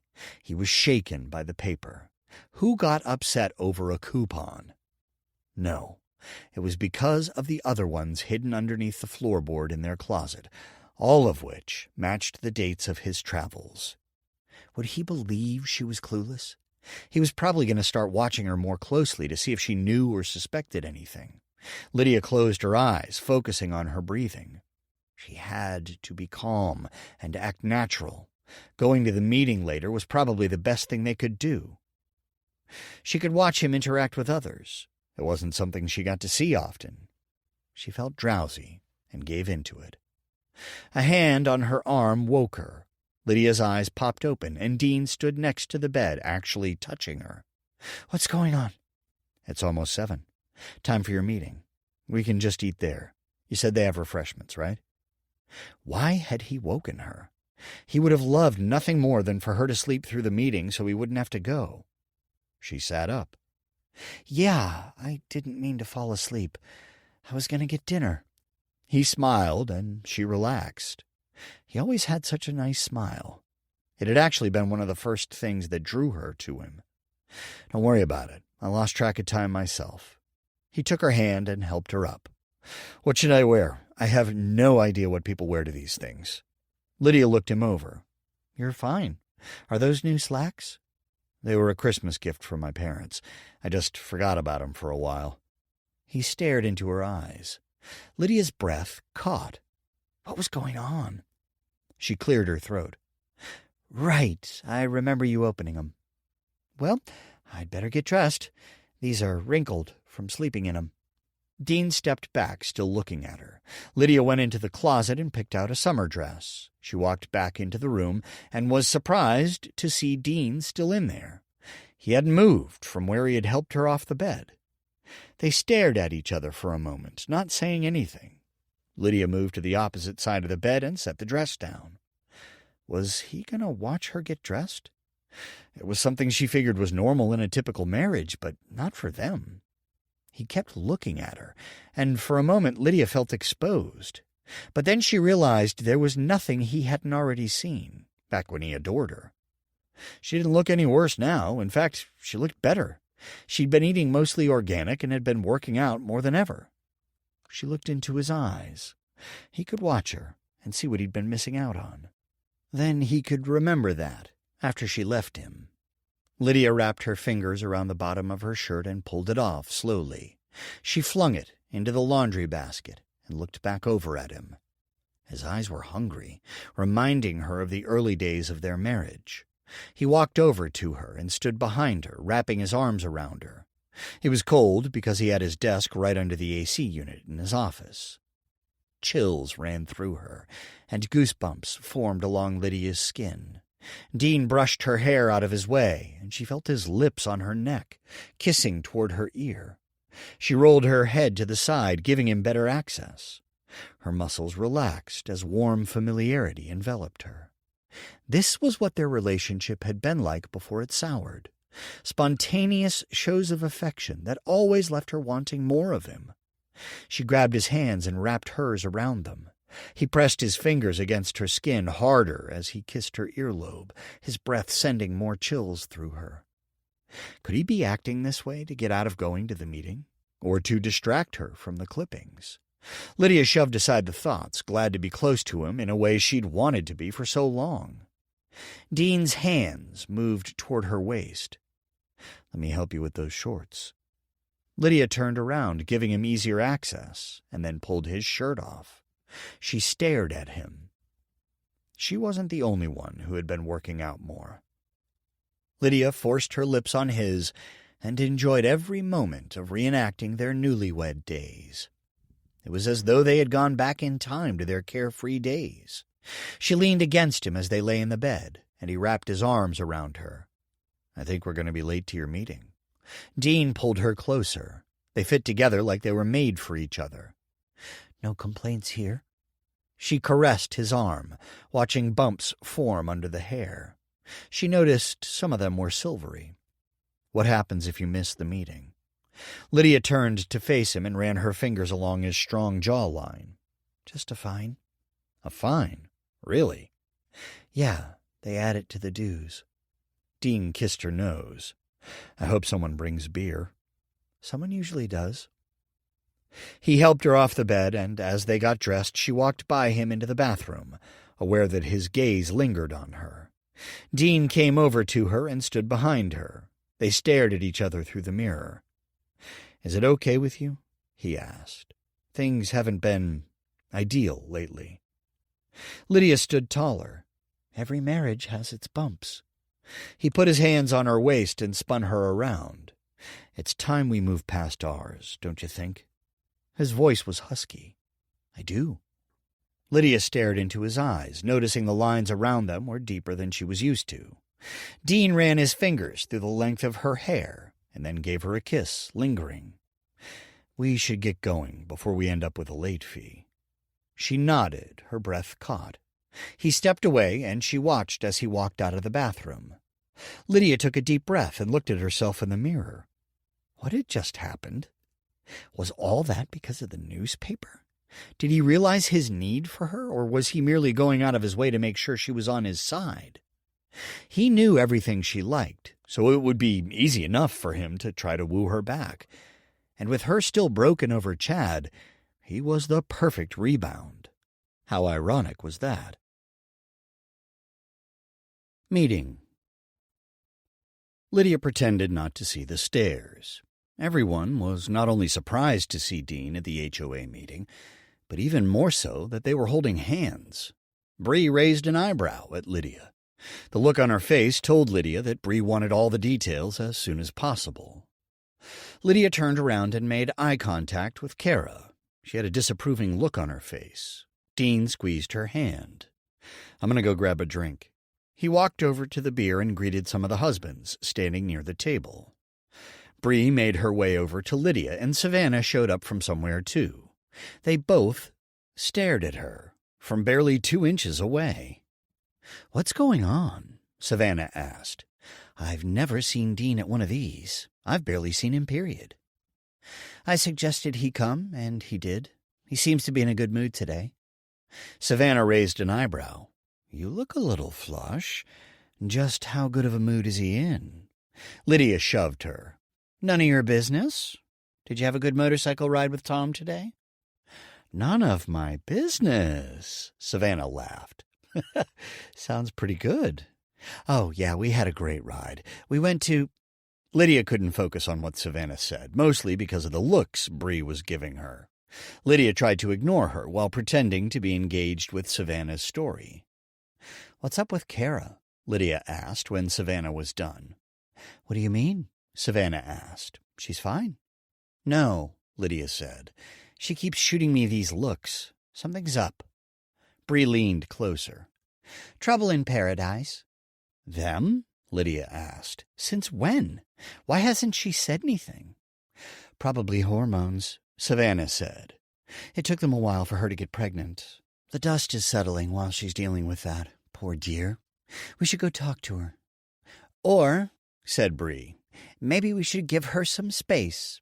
If she's grumpy, we don't want her taking it out on us. She's not in a bad mood, Savannah said. I just talked with her a few minutes ago, and she was happy enough. Maybe she's mad at me, Lydia said, eyeing Kara. I'm not sure why, but I'll ask her after she stops looking at me like that. You guys can talk with her if you want. I'm going to mingle. I'm sure everything's fine, Savannah said. She grabbed Bree's hand. Let's find out what's going on. Bree stepped back. You find out what's upsetting Kara. I'm going to mingle with Lids. Sure, whatever. Savannah shrugged but looked a little hurt. I think I'm getting a headache, Lydia said. You and me both, Bree said. Who do you want to mingle with? Anyone without drama. Bree hugged her. Don't worry about Kara. Like Savannah said, it's probably hormones. You haven't done anything to her. Lydia wandered around the room, not seeing anyone she wanted to talk to. She flinched when she saw Chad. He was sitting with Alyssa, and they were holding hands. They were speaking with another couple, and Chad looked really happy. He turned to Alyssa, and they exchanged a loving look. Lydia's stomach twisted in a knot. It was the first time she had seen them together. Bree bumped her arm. Lydia looked over. Chad? Bree mouthed. Chad Mercer? Lydia hesitated. Oh my gosh! Bree overemphasized each word. She dragged Lydia to an empty corner. Your mystery guy was Chad Mercer? It was before everything happened with his family. That was pretty much what ended it. though things were a little muddy for a while even then. Chad Mercer. Would you stop saying his name? I never would have guessed. He was really planning on leaving? That was the plan. Lydia looked around Bree to sneak another look and to torture herself. They looked ridiculously happy together. But he's like the all-American golden boy. They're each other's first loves, right? I remember Alyssa talking about that when Corey and I first moved in. Thanks. You don't need to rub it in. What kinds of problems were they having? Bree asked. I really don't want to have this conversation. Bree raised an eyebrow. You said that you guys talked about everything. We did. They couldn't stand to be in the same room as each other. Now that's obviously changed. Oh, honey. Bree gave her another hug. I can see how much you still love mingling. We came here to get to know our neighbors. Lydia stood taller and headed for a group of young married women they rarely talked to. 2 of them had bulging bellies, and the third was rocking a baby. We haven't talked to you guys in so long. Lydia forced a smile. Congratulations all around. They spoke about baby showers, and just when Lydia was ready to move to a different group, another young lady ran to the group. She looked excited, and the others asked what's going on. We made it into the finals. The other lady squealed and hugged her. Lydia and Bree exchanged a look. That sounds exciting, Lydia said, showing her confusion. It is. My gorgeous show horse, Flash, just made it into the most prestigious show in the state. This is huge. Congratulations, Bree said, showing off her gorgeous smile. She grabbed Lydia's arm and tugged, obviously wanting to leave the conversation. Lydia pulled her arm away. Most prestigious in the state. That's incredible. I know, right? I'm Dakota, by the way. Lydia. She shook hands with Dakota. You know about horses? Bree asked Lydia, raising an eyebrow. My mom and I used to watch shows all the time when I was a kid. I was obsessed with horses. My whole room was filled with posters, books, and even horse betting. Really? Asked Dakota. Lydia nodded. Tell me all about Flash. How long have you had him? Dakota looked down at her hands. Actually, he's really my brother's. I live vicariously through him. I wish I could live on a big enough piece of land to own my own horses. I'd love that too, Lydia sighed. She hadn't thought about ranch living in years, but it still held a magical appeal. Actually, my brother's here. You should meet him. Dakota looked behind Lydia and waved. Toby! Toby came over. He was tall and muscular, with most of his face hidden underneath a cowboy hat. Ladies? He tipped his hat. Lydia nearly gasped. He was really hot. Dakota linked her arm through Lydia's and smiled at Toby. This is Lydia, and she wants to know everything about Flash, and she's single. Bree raised an eyebrow at Lydia. Wait, no, I'm not. You can't be married, Dakota said. I live across the street and 2 doors down. I've seen you hundreds of times and never once with a guy. It's complicated. He travels a lot. He's actually here tonight. Lydia looked around, not seeing him. Somewhere. Complicated? Dakota asked. She leaned close and whispered in Lydia's ear. Look at Toby. Isn't he cute? He's single. Lydia looked over at him. Adorable. He's going to make some lucky girl very happy. Bree pulled on Lydia. We've got to find our husbands. Nice meeting you guys. They barely took 2 steps when HOA President Sandra McMillan clapped her hands. Time to start the meeting. Let's head over to the chairs. Lydia looked at Bree. I didn't think her hair could get any blonder. Or bigger, Bree said. But she manages both. They sat down and Dean joined them next to Lydia. Having fun? She asked. I remember why I don't like coming to these. The food is good, though. Lydia wiped something orange from the corner of his mouth. He sat taller. Can't deny that. Focus up, people. Here. Sandra clapped her hands again, this time standing in front. It's great to see everyone, and lovely to have Dean Harris with us again. Hi, Dean. Dean smiled and waved, but Lydia could hear him groaning. Lydia tuned Sandra out, not interested in the association business. Dean leaned over and whispered, Another reason I hate these things. Lydia put her hand on his knee. If you came more often, no one would give you special attention. He put his hand on top of hers. And if I didn't come at all, they would never have occasion to put me on the spot. But they would still ask about you. They always do, every month. Bree nudged Lydia. Shh! Some of us are trying to listen. Lydia rolled her eyes. She knew Bree wasn't paying any more attention to Sandra than Lydia was. Lydia looked around and noticed Chad and Alyssa sitting a couple rows in front of them. They stole a kiss, and Lydia felt a lump form in her throat, her hand sandwiched between Dean's knee and hand. She tried to take her attention away from the Mercers, but she couldn't stop looking. Chad whispered into Alyssa's ear every so often. He wrapped his arm around her. Then he played with her hair. She looked over at him and smiled. Bree leaned over and whispered in Lydia's ear, "Stop torturing yourself." Am I being that obvious? Now that I know, yes. Lydia looked up at Sandra. She was discussing the color someone wanted to paint their house. It wasn't a pre-approved color, so they had to vote. All who agree on shade number 325 when gay, raise your hands. Lydia raised her hand, not caring either way. As long as it wasn't something ridiculous like violet or magenta, she really didn't care. The meeting dragged on. Sandra appeared to love every minute of it, but Lydia was all too aware of Dean squirming next to her. Normally, he would yell at her about it when they got home. Why had she dragged him there? But with any luck, his good mood would continue. Finally, an hour later, the meeting ended. Dean practically dragged her to the door. I can't take another minute of this. You still like that Italian place by the mall? You mean Gianotti's? I love it. Let's go. They make strong drinks, and I need a couple. Okay. Lydia couldn't help smiling. It was almost like the old Dean, the one she had married, was back. She would take him as long as he would stay around. Maybe he would even help her to forget about Chad. Going to the meeting had only made that worse. It felt so good to have him back. The way he kept looking at Lydia made her feel like a newlywed again. Sneaking away from the meeting before it ended reminded her of their early days together when they were carefree and didn't have a worry in the world, except for spending time together. She thought back to the clippings. It was ridiculous of her to jump to the conclusion that he was a murderer, a killer of all things. He smiled at her as they made their way to the door. Butterflies danced in her stomach. There was no way he had killed someone. If anything, he was investigating those murders and didn't want anyone to know. Dean's job was so secretive, it was possible that he had to lead a double life in order to solve the cases. They made their way back to their house and then got into Dean's car.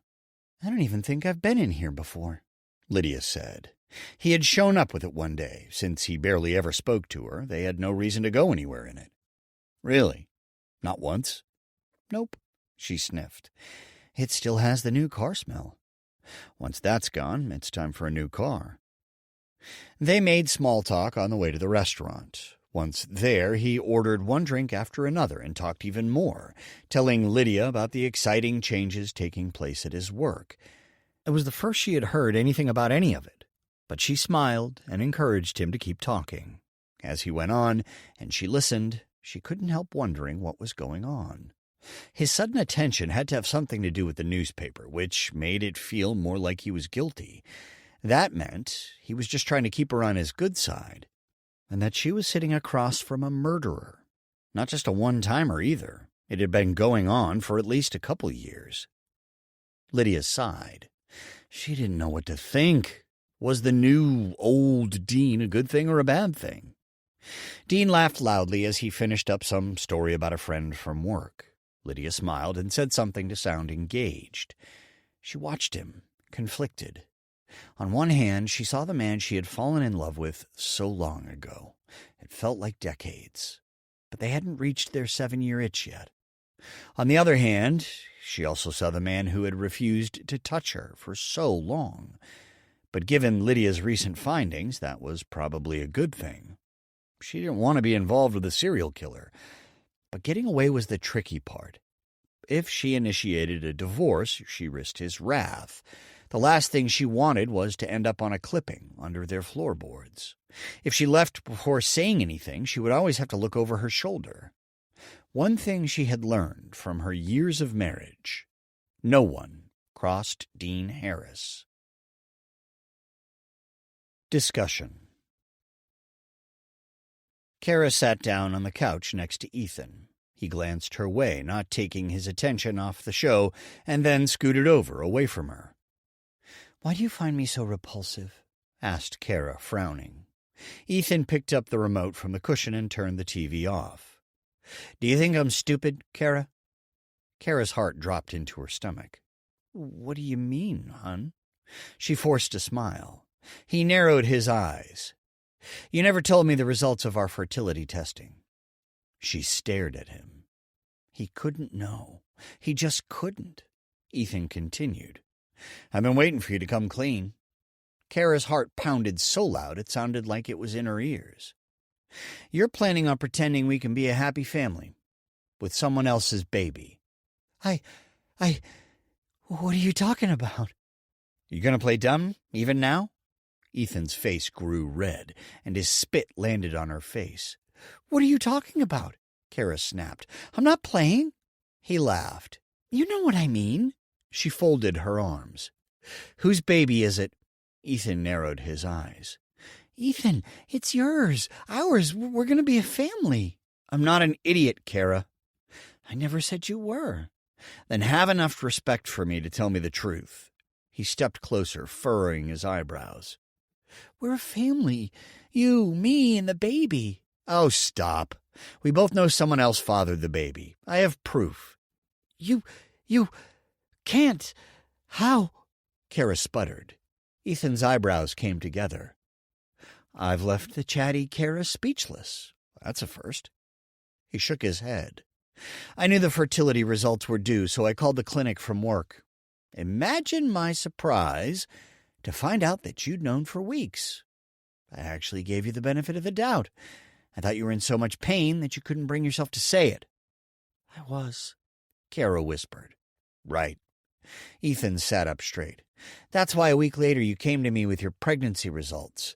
I have 0 chance of having a child naturally." His voice cracked. "None, Kara." She stared at him. "But you knew that already. You knew before I did. If you had your way, I still wouldn't know, would I?" "Ethan, Did you know they have procedures that could have helped us have kids, even though my sperm count is so low?" His eyes shone with tears. "You didn't have to jump in bed with the first guy you saw. Or were you already seeing him?" "No, it's not like that, Ethan. I've always been true to you." He stared at her bulging belly and laughed. "Right, I can see that. Some other man's baby is in you." "I wasn't trying to cheat on you." "How did it happen?" Ethan's lips formed a straight line, and he stared into her eyes. Kara took a deep breath. "I didn't mean for it to happen. When I found out you were at work, I ran to talk to one of my friends." Kara looked away, considering her words carefully. Then she decided just to spit it out. "She wasn't home, but her husband was. And when it was over, I couldn't believe what I'd just done." "Right. "It's true." "Oh?" he asked. "Your clothes just happened to come off, and he accidentally knocked you up."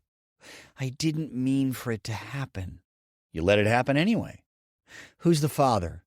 Kara looked away, tears blurring her vision. "Who is it?" shouted Ethan. "Does it matter? We can still be a family. Think of it as an adoption, only without the paperwork." "Have you lost your mind?" "Of course not. We're married, and legally the child is yours." "Who's the father?" Ethan demanded. "You are." "Kara, you're the most annoying, lying sack of—" "It's Dean." Ethan swore. "Dean? Your best friend's husband. Have you told Lydia?" Kara blinked tears onto her face and then shook her head. "Does Dean know it's his? Or was it a one-time thing, and you've been lying to everyone involved?" "He knows." "Really?" Ethan grabbed some of his hair and pulled it tight into his fist. "So his friendliness at the meeting was a lie. He knew he'd betrayed our friendship, and he acted like nothing was wrong. Does he plan on raising it?" "No." More tears fell. Ethan punched the arm of the couch. "You really thought this would work? You, lying about the father." "I thought it could work." You'll be a great father." He stared at her, and Kara could feel the fury. She had never seen him so upset before. "Are you still seeing him?" Kara couldn't find the words. They were stuck in her throat. "Answer me!" Kara jumped. "The man who's only been home a few days a month?" Ethan's nostrils flared. "That's not an answer to my question. Have you seen him since that one time?" "Obviously, when I told him about the baby." "You slept with him then, too?" Ethan exclaimed.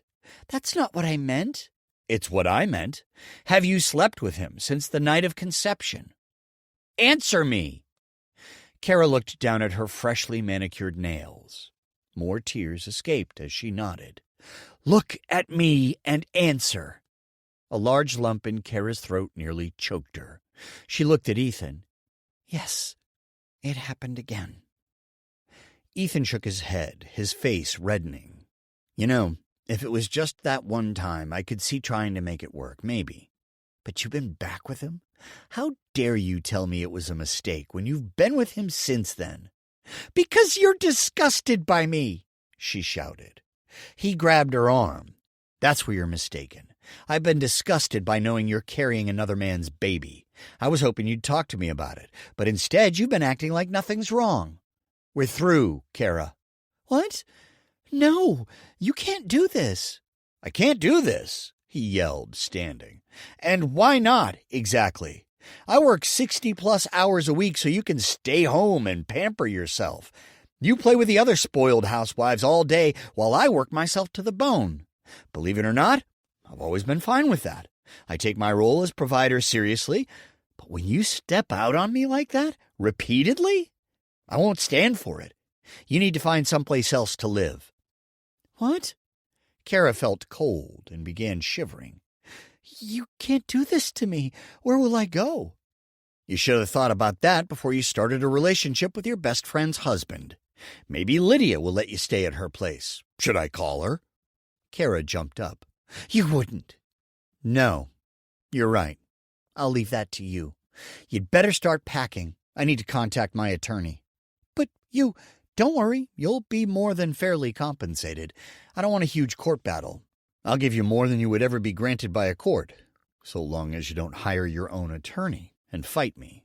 Then I won't give you a thing more than I'm required to." Kara stared at him, the weight of everything nearly crushing her. "Despite all this, Kara, I still love you. I really wanted you to say that it was a one-time thing and that you regretted it with your whole heart. That's what I hoped you would say, and I hoped you would say it without me asking." He walked away. "When are you kicking me out?" Ethan turned around. "I'm not cruel.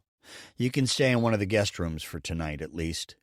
But you need to think seriously about where you're going after this." He turned around and left the room. Kara could hear him dialing his cell phone.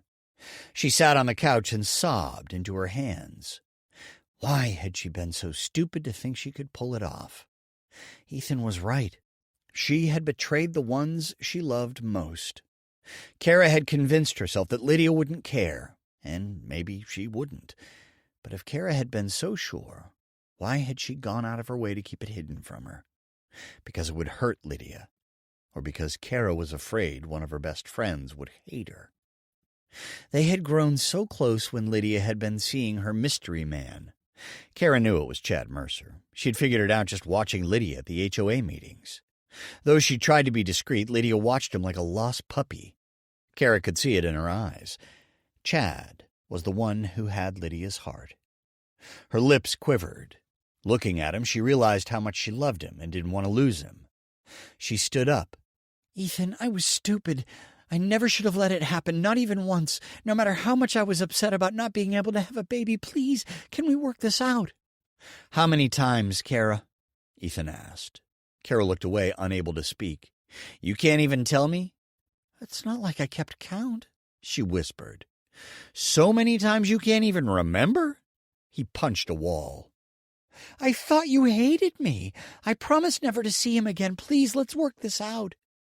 Sadness covered his face, replacing the look of rage. "I wish I could say yes, but I can't trust you. Without trust, what are we left with? I can go into counseling. I can change. Kara ran over to him and clung to him. I'll do anything, Ethan. I was stupid. Do you hear me? Stupid. I was wrong. I'll do whatever I can to make it up to you. No matter what you say, I'll do it. I don't care how humiliating it is. I'll publicly apologize, whatever you want. He kissed the top of her head. Begging isn't pretty, Kara. It doesn't suit you. She looked into his eyes. I don't care. I can't lose you. You should have thought about that, all those times you slept with Dean. I'll cut it off with him. I promise never to speak to him or even look at him again. You have my word. Cut it off? It's serious enough for you to use that phrase? No, that's not what I meant. Kara, stop while you're ahead. Ahead? Ahead of what? She looked around in desperation, trying to find something to say to convince him to give it another chance. I'm leaving your infidelity out of the divorce proceedings. Remember the prenuptial agreement my parents insisted we sign? A horrible sound escaped Kara's throat. She'd forgotten all about the prenup. It felt as though the world was going to crush her. How are you going to explain? She looked down at her stomach. Simple. I won't mention it. I know you're not going to come after me for any kind of support. A simple blood test would prevent me from any responsibility. That's only if my medical records don't. Okay, please, stop. I get it. You really should get packing. You got 24 hours to figure something out. Kara stepped back, defeated. I'm basically walking away with my clothes and jewelry, and that's it. I told you, I'm going to give you more than the courts would. I'll put your car in your name, but you'll be responsible for the payments now. He pointed to the kitchen table. Your grandparents gave us the kitchen set. You can take it. That lamp by the TV, I know how much you love it. It's yours. But your mom picked it out for us. Ethan looked into her eyes and took her hand. His eyes shone with tears. As heartbroken as I am, I still want you to be happy. The last thing I could wish on you would be anything ill. I just can't be married to you any longer. I'm sorry, Kara. I really hoped you'd come to me and admit your one-time mistake so we could work through this. But we can make it work. I'll stop seeing Dean. I won't ever look at him again. You know what I mean. Like I said, I'll do anything for you. I said I don't want you to beg. He wiped tears away from his eyes. This kills me, Kara. I really wanted to grow old with you. But I can't ever move past this. Not an intentional affair. Kara's eyes widened. It wasn't an affair, Ethan. It was a mistake. He shook his head, his entire body shaking. Not when it happened that many times and you use phrases like, cut it off. I wish this could be repaired. It can't. He shook his head and then cleared his throat. You need to move out, Kara. Aren't you afraid of what people will think? You kicking your pregnant wife out? He raised an eyebrow. I'm sure you won't allow anyone to think anything like that. Kara shook her head. No. You'd better get packing. I'll hire someone for the bigger stuff. You'll need help unloading it wherever you go. How can I find someplace in just a day? You're resourceful. I'm sure you can do it. He walked away, dialing his phone again. Wait. He turned around and looked at her. How am I going to pay for a place to live? No one is going to hire me, not after they take one look at me. I'll take care of your first month. Give you a chance to get on your feet. Or you can always move in with your mom. She always says she never sees you enough. I'd rather live in an apartment. Suit yourself. He held up his phone, still looking deflated, and showed her the time. Moving closer to 23 hours. Kara looked around. The house felt like it was suffocating her. It was her home. She had thought she would grow old there. Now she had less than a day to figure out where she was going to move. She would never again see the inside of the walls. She looked around. Her touch was everywhere. Ethan didn't care about decorating. She had picked out nearly everything in sight, but only a small percentage of it would be hers. And if she tried to fight him, even less would be. Countdown. Sweat broke out on Kara's forehead. It was past 2 a.m, but she didn't know by how much. The last time she'd looked at the clock, it was just after, but that felt like hours ago. She slid another book into the box. Another piece of her life packed away. Her lower back ached, but there was no time to worry about that. Anything left in the house after the 24-hour mark would stay. Why had she slept with Dean when she had signed a prenuptial agreement? Probably because she had forgotten all about it. Ethan had never once mentioned it since they signed it, and even then he had been so nonchalant about it. Kara was a true rags-to-riches story, and that was why his parents, mostly his mother, had insisted on the agreement. If she had come from a world of private schools and golf lessons, that wretched woman probably wouldn't have said a word about it. But because she hadn't come from wealth, and because that shrew had nagged her son into a prenup, Kara now had no leg to stand on.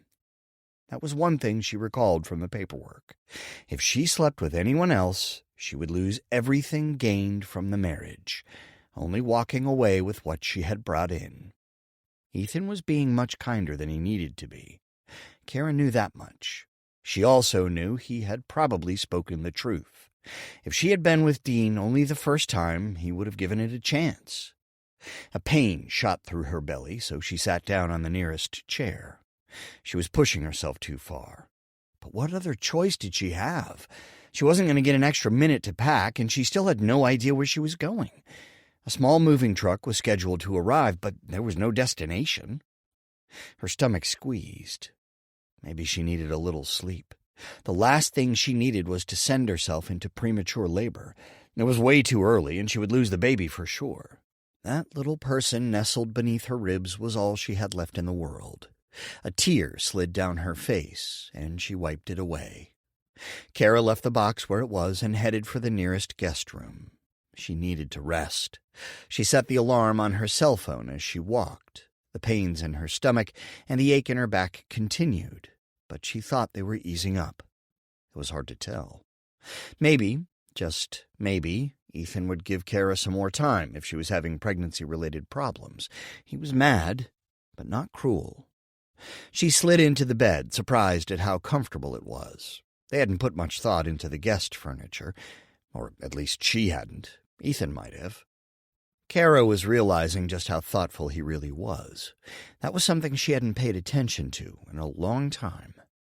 Kara found a semi-comfortable position and closed her eyes. Her mind raced, not allowing her tired body to sleep. She put her hands on her stomach and tried not to think about anything. Would she still be able to be friends with Bree, Savannah, and Lydia? With Lydia, that would depend on a lot of things. She might be furious at Kara. Lydia had wanted to have a baby with Dean so badly, but then she fell in love with Chad, so it was possible that she didn't care about Dean anymore. Kara had a hard time believing their lovebird show at the HOA meeting. Lydia had been acting strange, but then why would she have been holding Dean's hand at the meeting? Kara had had mixed feelings about seeing them together. At first she'd been upset, but then she thought it would be good for her friend, even if it meant Dean had to cut things off with her. Now, Kara didn't know what she wanted from Dean. Did she want to see if he would raise the baby with her? If she did that, she could kiss her friendship with Lydia goodbye. Even if Lydia didn't care about Dean, it would just be too awkward. Bree might also be mad at her. She was close to Lydia and wasn't happy about Dean being the dad, but she couldn't say anything due to Kara knowing her secret. Kara pulled the pillow over her head. Why couldn't she stop thinking?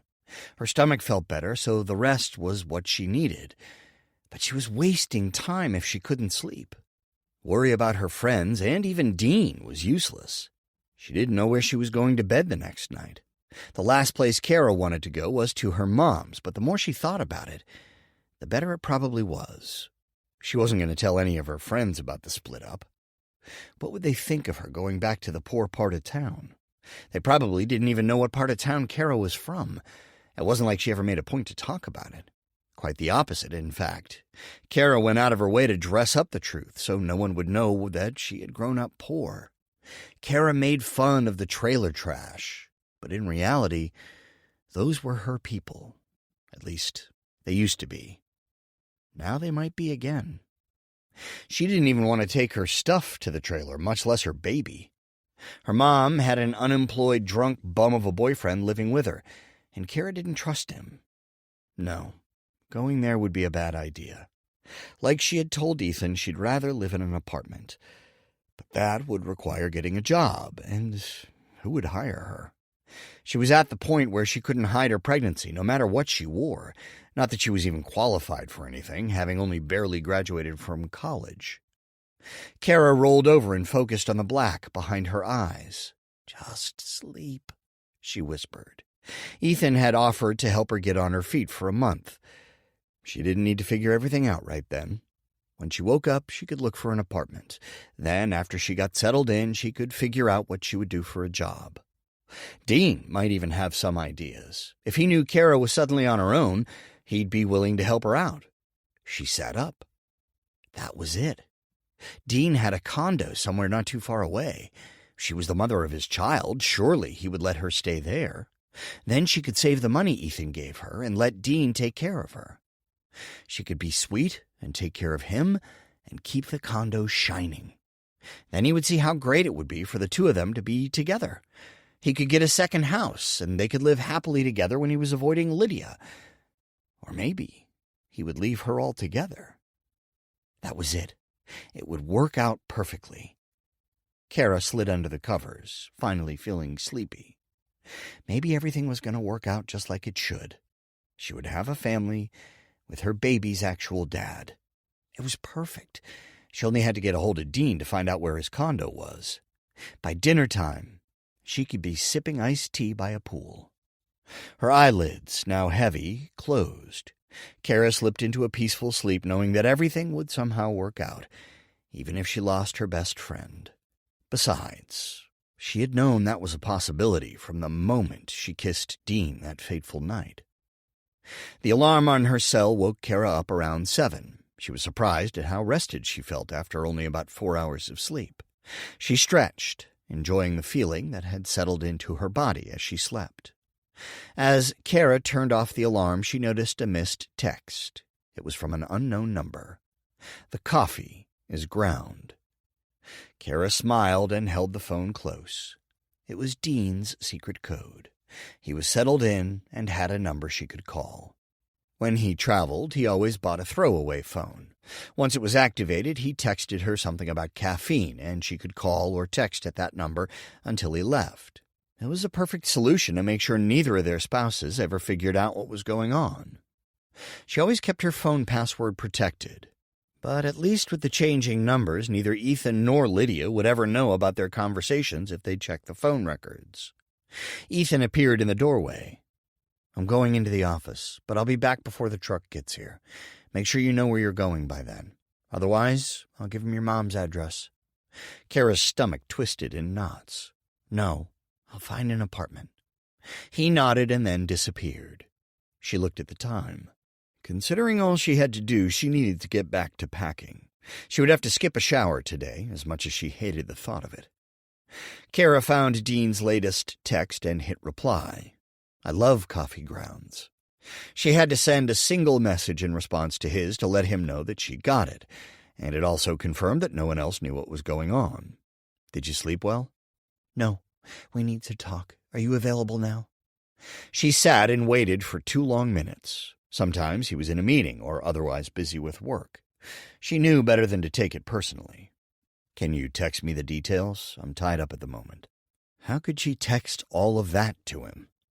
Kara took a deep breath and thought about how to sum everything up as concisely as possible. "Ethan knows." No response. Kara's heart sped up, but she knew Dean would have to process the shock. "Everything?" "Pretty much. Do you have a room in your condo for me?" Kara waited a full 5 minutes. Then she typed a new message. "I can always get an apartment. It's no biggie." Her finger hovered over the send button. She held her breath, hoping she hadn't overstepped her bounds and upset him. She knew from Lydia's stories that Dean could go crazy when he lost his temper. "I have a better idea." Kara let out her breath and deleted her message. "What's that?" "I've been looking at a couple of foreclosures by the lake. I'll have my real estate attorney see if they're still available and have him fax me the papers." "Could I go there tonight?" "I'll see what I can do. Talk later. XOXO." XOXO. Kara breathed another sigh of relief. Not only was he taking it well, but he was getting a house on the lake for the two of them. Planning. Lydia woke up to an empty bed. Dean was gone, but a single rose rested in his spot. She picked it up and smelled it. The scent was strong and sweet, lingering even after she put it back where she'd found it.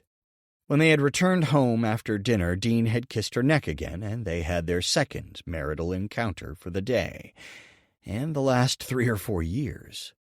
Lydia wasn't sure. She used to keep track of how long it had been since he started ignoring her, but after falling in love with Chad, she had not only stopped, but forgotten the dates. Lydia yawned and stretched. She tried to remember how long he would be gone this time. She wasn't sure he had even told her. That meant she would have to check the calendar. She got the chills and shivered just thinking about it. Dean was being nice, but one thing she had learned was that meant nothing. He knew how to put on a show and make people think what he wanted them to. He was slick, and he knew it. That was how he had tricked her into marrying him. He wasn't the man he pretended to be. The man from the previous day, that was who he pretended to be to get her to marry him. He had continued his charade until just past their first anniversary, giving her the first year of her dreams. The stage had been set. Lydia thought she had the perfect life, doting husband, beautiful house, and plenty of nice things. Their relationship had turned sour quickly, surprising her. Lydia had spent hours trying to figure out what had gone wrong. What had been the real cause of their problems? The big thing was not being able to have a baby, but the truth was that when he agreed to travel for work without asking her what she thought, that was when things changed, but on a smaller scale. Lydia would never forget the day he told her about the traveling, the day she first caught a glimpse of his true colors. He had taken her to a restaurant most likely to keep her from freaking out. They were at a busy seafood place, and the meal had just arrived. The buzz of the conversation all around made Lydia think she had heard him wrong. "What did you say?" she asked. "It sounded like you said you agreed to take a traveling position." Dean nodded. "I did. It's the promotion of my dreams." She would have felt less hurt if he had slapped her across the face. "Why have I never heard anything about it?" She shook, but tried to hide it. "I never thought it was a possibility. Weston Smith, who has had the position for years, announced that he wanted to settle in one place. Several other guys wanted this position, but I'm the highest seniority. If I want it, it's mine. No one higher up the chain wants it." Lydia put her fork down, unable to eat any more. "But still, why wouldn't you have said anything to me?" "I told you, I didn't think it would ever happen. I want to go to the moon, too, but what's the point in discussing that? It's not going to happen." "Is there anything else you're not telling me? Something that doesn't seem important, but could be if it actually happened?"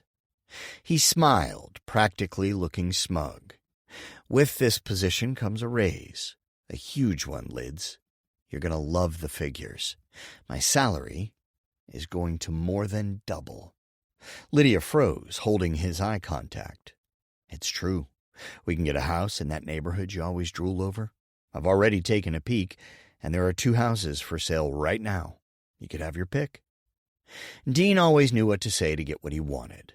He was right. She had been wanting to move into that area for as long as she could remember. Lydia had even offered to get a job so they could move in there. But Dean would have nothing to do with his wife working. It was a bragging point that she didn't have to. It didn't matter what she wanted, just how things appeared. "When do you start?" she asked. "Next week. While I'm away, why don't you tour the available homes and decide what you like best?" He smiled, melting her. He was giving her what she wanted, and he loved every minute of it. Lydia knew what he was doing, but was too excited about the house. Moving into that neighborhood was something she had wanted so badly that she could feel it.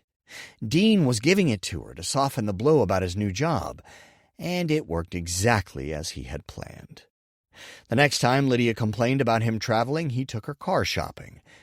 He thought he could buy her off, and for a little while it worked. Until he ran out of things she wanted. Lydia had many things that made her friends green with envy: expensive shoes and purses, imported furniture, and so much more. Dean had been able to keep her happy. Distracted was more accurate. For a while, until they started trying to have a baby. Once he couldn't give her what she wanted most, things turned sour fast. Lydia sat up in bed, not wanting to think about it anymore. She picked up the rose and put it in a vase in the bathroom. Was a rose now supposed to keep her happy? If she couldn't come up with a good plan before he came back, she would have to pretend. At least she was good at that. She went downstairs and checked his calendar. He was supposed to be gone exactly 1 week.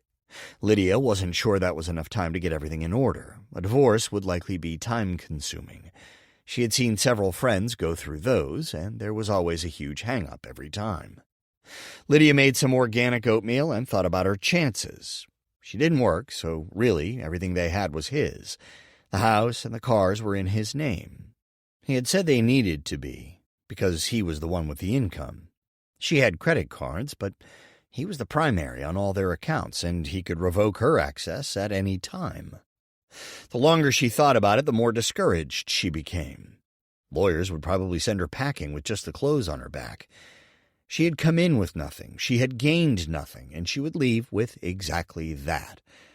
Unless she could prove his guilt or find a way to convince him to let her have more. He wouldn't give her anything out of the kindness of his heart. If she confronted him with what little she knew, there would be nothing stopping him from killing her, too. Dean would know she had that information and could use it against him any time. Even if that were a possibility, then she would be guilty of not turning in a killer. She let out a long, frustrated breath. There had to be another option. Maybe she could set aside some cash, get away from him, and then send in an anonymous tip. Then she wouldn't be in the position to have to prove anything. The cops would be responsible for comparing his travels to the crimes committed. Dean would probably know who ratted him out, even if she was gone. Lydia would have to make sure she was somewhere far away that he would never think to look. Going to her family was out, because that would be the first place he looked for her. What if he hurt them, trying to find her? He wouldn't do that if the police were watching him. Once they knew he was a suspect in a string of killings, he would have to be on his best behavior. Lydia didn't have the luxury of worrying about her family. She needed to take care of herself. No matter what happened, Dean would know that she knew, or at least suspected something. Did he already think she knew? Could he be planning her demise on the plane right then? Lydia's pulse pounded in her ears. There was only one thing she couldn't do. Nothing. She had to do something, and the sooner the better. His recent kindness was nothing more than a show. He knew he had screwed up big time dropping the paper for her to find it. Whether he actually thought she knew anything, that was anyone's guess, and it wasn't something Lydia was going to wait around to find out about. Lydia stayed in the chair just thinking. The rest of her breakfast went cold, and she ignored several calls from Bree. She thought about all of her options and eventually decided it was best to play detective. What she really needed was proof. If she could prove to the cops that he was dangerous and killing people, they would have no choice but to lock him up. Then she wouldn't have to move or anything. She might have to get a real job, but that wouldn't be so bad. She had wanted to work when they first got married. Working would be far better than living in fear, which is what would end up happening if she waited and did nothing. So far, he obviously hadn't killed her. She didn't know why, but she was going to use that to her advantage. If she needed to take a few months to piece everything together, then she would just pretend to be the happy housewife when he was home. Her phone rang again, and it was Bree, again. She threw it across to the living room, where it bounced on the carpet several times. Lydia wasn't going to see a movie when she had real problems to figure out. She grabbed a glass of wine and went onto the porch to sit in the sun. There was a week until Dean came back. That would give her some time, but not enough to get everything done she needed. If only he was going to be gone for 2 to 3 weeks like he often was. Why was he suddenly coming home more frequently, right after she had found his stuff? Lydia didn't want to live on the run or in hiding. That was for the movies. No, she was a smart and capable woman. She would find enough proof to get him arrested, and then let the authorities do the rest. Could she do that in a week? Maybe if he had left enough damning evidence in the house, but even if he had, how would she find it? It had been an accident that she had even found the box in the floorboards. Their house was close to 4,000 square feet if you counted the garage. Lydia had her work cut out for her. Preparing. Lydia wiped sweat from her forehead as she walked out of Dean's office. He'd been smart enough not to leave any incriminating evidence in the most obvious of places. That was where he spent most of his waking hours when he was home. There wasn't anything anywhere, not even a loose piece of carpet. Lydia had even searched every file on his computer, but chances were anything useful would be on his laptop, which always went with him. She grabbed a glass of water and drank it down in a couple of gulps. Lydia filled the glass again, trying to decide where to look next. Her stomach rumbled, and she looked at the time. It was getting close to dinner time. How had that happened? It must have taken her longer than she thought to go through the office. It certainly hadn't felt that long. Her phone rang. She went over to where it had landed earlier. It was Bree, and it looked like she had missed 8 calls. Hi, Bree. So your phone does work. Sorry, I was cleaning and lost track of time. Cleaning? Bree didn't sound convinced. Sure, don't you ever get into a streak where you just feel like you have to clean? Yeah, but that usually involves making room so I can go shopping. You planning a trip to the mall? Bree sounded hopeful. I just want to go through some stuff. So I don't need to worry about you. That was a loaded question. Nah, I'm fine. How's Dean? I wouldn't know. He doesn't usually call when he's traveling, but he did leave a flower when he left this morning. Aw, that's so sweet. What changed? I'm not really sure. Maybe he had a row with his girlfriend. So you don't think he's changed? Not unless he quit traveling and spent all his time doting on me. We missed you today. Was the movie good? Bree paused. We didn't see it. The girls and I just talked at the restaurant. Want to catch it tomorrow? Lydia held in a groan. Maybe. Let me see how much cleaning I can get done tonight. I'm on a roll, and I don't want to stop if I can help it. Want some help? No, Lydia said too fast. I mean, you wouldn't have any fun. You hate to clean. You know me too well, but if you get bored or just want to talk, give me a call. Will do. Thanks for checking on me, Bree. What are friends for? The call ended, and Lydia let out a sigh of relief. She wasn't going to be able to keep a secret from Bree for long, but for the time being, Lydia wasn't going to breathe a word of her suspicions to anyone. Her stomach growled again. I better eat before deciding what to go through next. Lydia looked in the fridge and saw leftovers from the night before. It would have to do, because she was in no mood for cooking. She slopped some food onto a plate and stuck it in the microwave. She paused, watching it rotate inside. What if Dean really was killing people? If he suspected her snooping, would he try to poison her food? Her stomach twisted in knots. No, he was being so sweet. She had no reason to doubt his intentions toward her. After eating, she went up to the bedroom and went through Dean's drawers. She found nothing unusual, but that wasn't surprising, especially after finding his office clean. She would have to get more creative than going through his socks. She went back into the closet. Could there have been more clues in there? Or had he hidden more things around the house in sneaky places like that? Maybe she could find another clue in his papers. Lydia pulled her hair behind her shoulder and then moved the safe back. She pulled the carpet back and then lifted the floorboards. The little space was empty. Her blood ran cold as she stared at the empty area. He had moved his box of clippings?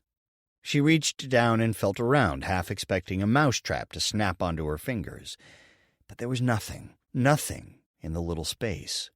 Did Dean know she had found his stuff, or did he make a habit of moving things around? Maybe she should never have given him back the paper he dropped. She should have let him wonder, not to mention sweat, about what had happened to it. Lydia replaced everything and then leaned against the wall. At least she had taken pictures of everything. It would be harder to read the pictures from her phone, but it was better than nothing. She opened the gallery of photos on the screen, but her back tingled. She looked around, feeling as though she was being watched. Dean wasn't around, but had he set up a hidden camera? No, she was just imagining things. Her back continued tingling, but it didn't matter. If he was recording her, he already had her discovering the empty cubby under the floor. Surely a camera wouldn't be able to pick up what she was looking at on her phone. The feelings wouldn't go away, so she got up from the bed and went into the rarely used guest room.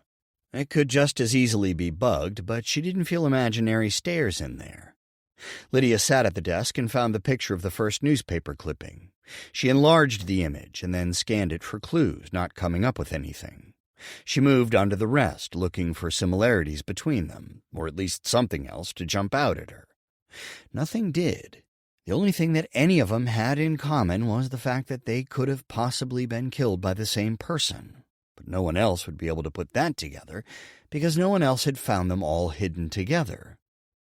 Dean was actually pretty brilliant, assuming it was him. Someone would have to know his traveling schedule to figure it out, to put everything together. If the police were searching for similar cases, they would be on the lookout for victims in similar areas. These women were all over the place, spread throughout the country, with one in Canada. What she needed to do was to get online and see what more had been found. Were there any new clues? There had to be. The investigations couldn't all be stalled. Did she dare search on her laptop, or would she be better off going to the library? Would they want her to log in with her library card? That would send more red flags than anything else. Lydia wanted to be even more careful than Dean. If he figured out she was on to him, no, she wasn't going to let that happen. Not before she took it to the authorities. Now she had even less proof since he had taken the box. There had to be a way to look into all of this without it leading back to her. She would almost need a new identity, or at least an online one. She could purchase a cheap laptop with cash, open up a fake email account, and store everything there. She would also have to go somewhere with free Wi-Fi and never let the computer connect to the home internet. It was a lot of trouble, but if she was living with a serial killer, she had every right to know, no matter what crazy hoops she had to jump through. Lydia turned her phone off and leaned back in the chair. Part of her wanted to call one of her friends and tell him everything. She had always been close with Bree. That was why she wouldn't leave Lydia alone. She had to know something was wrong.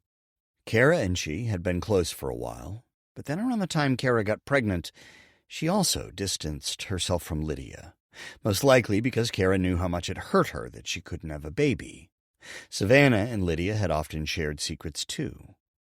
She trusted all of them, but she couldn't lay that on them, at least not until she knew more. Lydia needed to protect the ones she loved. For now, the less they knew, the better. Lydia got up, went to her car, and drove to the bank. She went to a branch that she rarely went to so no one would remember her. She would be just another customer.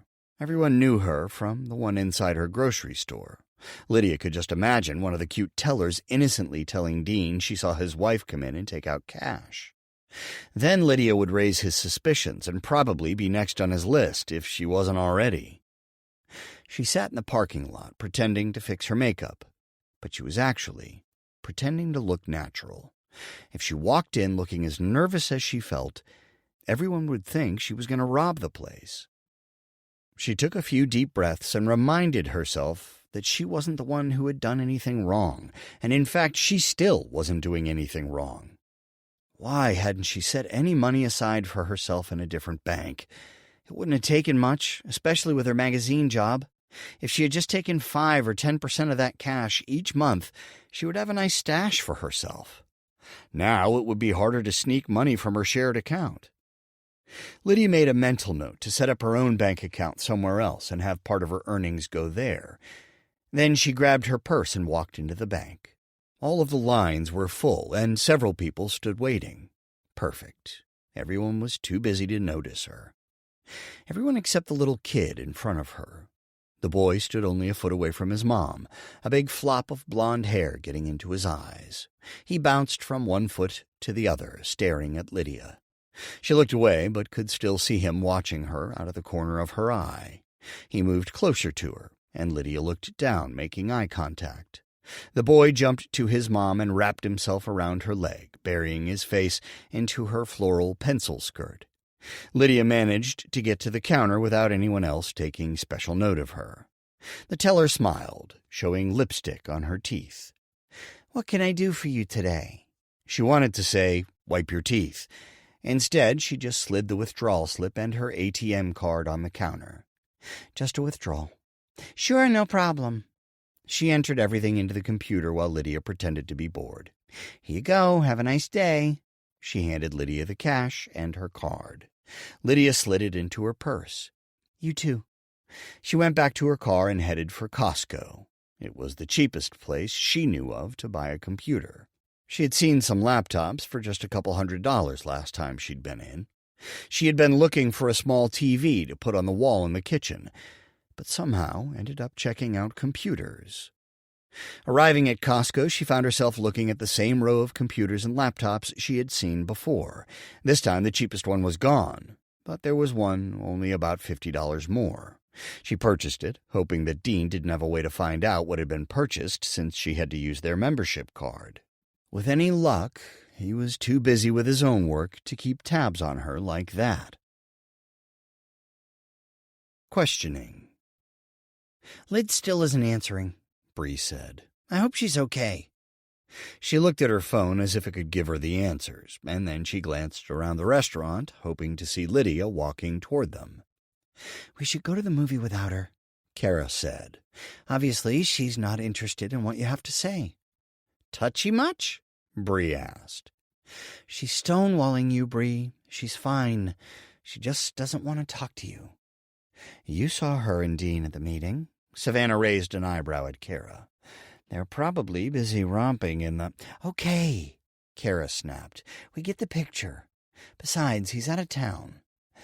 "And how would you know?" Savannah asked. Kara's eyes widened. "Isn't that what Lydia said? She can't keep him at home. It's no wonder he's gone all the time." "What's your deal?" Savannah asked. "If they're getting along and Dean's being nice to her, we should be happy for her. She's been miserable for too long. Lyd deserves some happiness." Kara's lips curled downward. "Maybe there's a reason they haven't gotten along in a long time." "Why are you hating on Lyd?" Savannah asked. "I'm not," Kara said. "You know how she is, high maintenance." Savannah pulled out a mirror and fixed her lipstick. "Dean knew what he was getting into when he married her." "You would know that how?" Kara asked. "We didn't know them then." "Hormones eating you up today?" Savannah asked. "She's not a delicate flower hiding her desires. They were a cute couple until they had problems getting pregnant." "Not getting pregnant, you mean?" Kara scowled. "I give up," Savannah said. "It's probably better if she stays home today. If looks could kill, girl, you'd be the end of our friend." "Okay, enough," Bree said. She looked between them, letting her gaze linger on Kara. If Kara was going to act like that, she needed to at least tell Savannah why she was so irritated with Lydia. Did Kara have feelings for the father of her child? Had she lied about it being a one-time thing? "How are things with Ethan, Kara? Is he excited about the baby?" Bree asked. Kara shot Bree a dirty look. "Now you're mad at Bree?" Savannah asked. "Is there a way to get those hormones in check? I don't want to be next." Kara's lips formed a straight line. "I suppose I'm edgy because of the pregnancy." "How are things with Ethan?" Bree asked again. "Fine. Why do you ask?" Kara narrowed her eyes. Bree narrowed her eyes back. "What's going on?" Savannah asked. "I'm beginning to think I'm out of the loop on something." "You going to tell her too?" Bree asked, unable to keep the irritation out of her voice. "Looks like I have to now," Kara said. "But I thought we were going to keep this between us. Remember our deal?" "Our deal is that I wouldn't say anything to Lydia," Bree asked. "Details," muttered Kara. "Huh?" Savannah asked. "Just tell me." Kara picked up her glass of sparkling water and took a long sip. Savannah gave Bree a questioning look. Bree shook her head, tired of Kara's attitude. "Want me to tell her? That might be easier." Kara slammed her glass down and stared at Savannah. Turns out Ethan can't father a child. Happy? Savannah choked on her water. What? Who? And it turns out Lydia's the one in her relationship who can't have kids. Kara sat taller, anger covering her face. You mean? Savannah dropped her fork onto the plate. Others turned to their table. How could you do that to Lydia? Savannah whispered. I thought you two were getting even closer because you both had the fertility issues. Kara's face softened somewhat. Look, I didn't mean for it to happen. You're right, though. We were getting closer. After I found out about Ethan's infertility, before even telling him the news, I went straight to Lydia's house to talk. She was out, but Dean was in. One thing led to another. I'm sure you can figure out the rest. You're not still seeing him? Savannah asked. A strange look covered Kara's face. A few times. You know how infrequently he's home. Bree leaned over the table. Yet he's been in town more often lately. Is that a coincidence? Kara stirred her drink. She looked conflicted. You've told us this much, Bree said. We're not going to say anything to anyone. Sometimes he does see me before going home or to the airport. Kara continued to stare at her water. What does that mean? I thought it was a one-time deal. Kara's face grew red. I don't want to talk about it. What about Ethan? Bree asked. He finds me disgusting, remember? How could you? Savannah demanded. It had nothing to do with her. Dean, nothing to do with her? Savannah glared at Kara. They're married, and she's your friend. It has everything to do with her. She was crushed about not being able to have kids with him. It nearly ruined their marriage. Marriage? Kara exclaimed. Dean travels to stay away from her. He jumped at the job opening. How long have you been seeing him? Bree asked, suddenly understanding she didn't have the whole story, probably not even close. Kara folded her arms. Since I found out about Ethan shooting blanks. Kara looked around, clearly aware of the attention they were drawing. Where are you at now? Savannah asked. Would you consider yourself in a relationship with him? Am I on trial? Kara's face turned redder. Lydia isn't here to defend herself, Bree said. Someone has to. Both of you? Kara asked. If the situation was reversed, we'd do the same thing to her, Savannah said. That's not how you treat a friend, and I thought we were tight. And I doubt Lydia would do that. Bree folded her arms. Seriously? Kara stared at her. She had a long-term affair with a married man. We don't know who. She never told any of us. For all we know, it was one of our husbands. It wasn't, said Bree. Savannah's eyes widened. What's with all the secrets? I thought we were close. Now I feel like I don't know any of you. I just found out last night at the meeting, Bree said. I caught her staring at him. Who was it? Savannah asked. Did you confirm? Wouldn't you like to know? Bree asked. It doesn't affect any of us, trust me. They're not close to us. I doubt we've said more than a casual greeting to them. Savannah looked both irritated and deep in thought. Guess I'll have to ask Lydia myself. Watch her at the next meeting. I didn't mean to figure it out, but she kind of made it obvious. She can't let it go. With Dean right there? Kara looked disgusted. They walk in holding hands and she can't keep her eyes off someone else's husband? Whore. What? Exclaimed Bree. Take that back.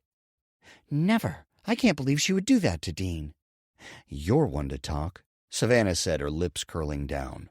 Showing up with Ethan but carrying Dean's baby. Kara's nostrils flared. Not so loud. If he wasn't there, it would be different.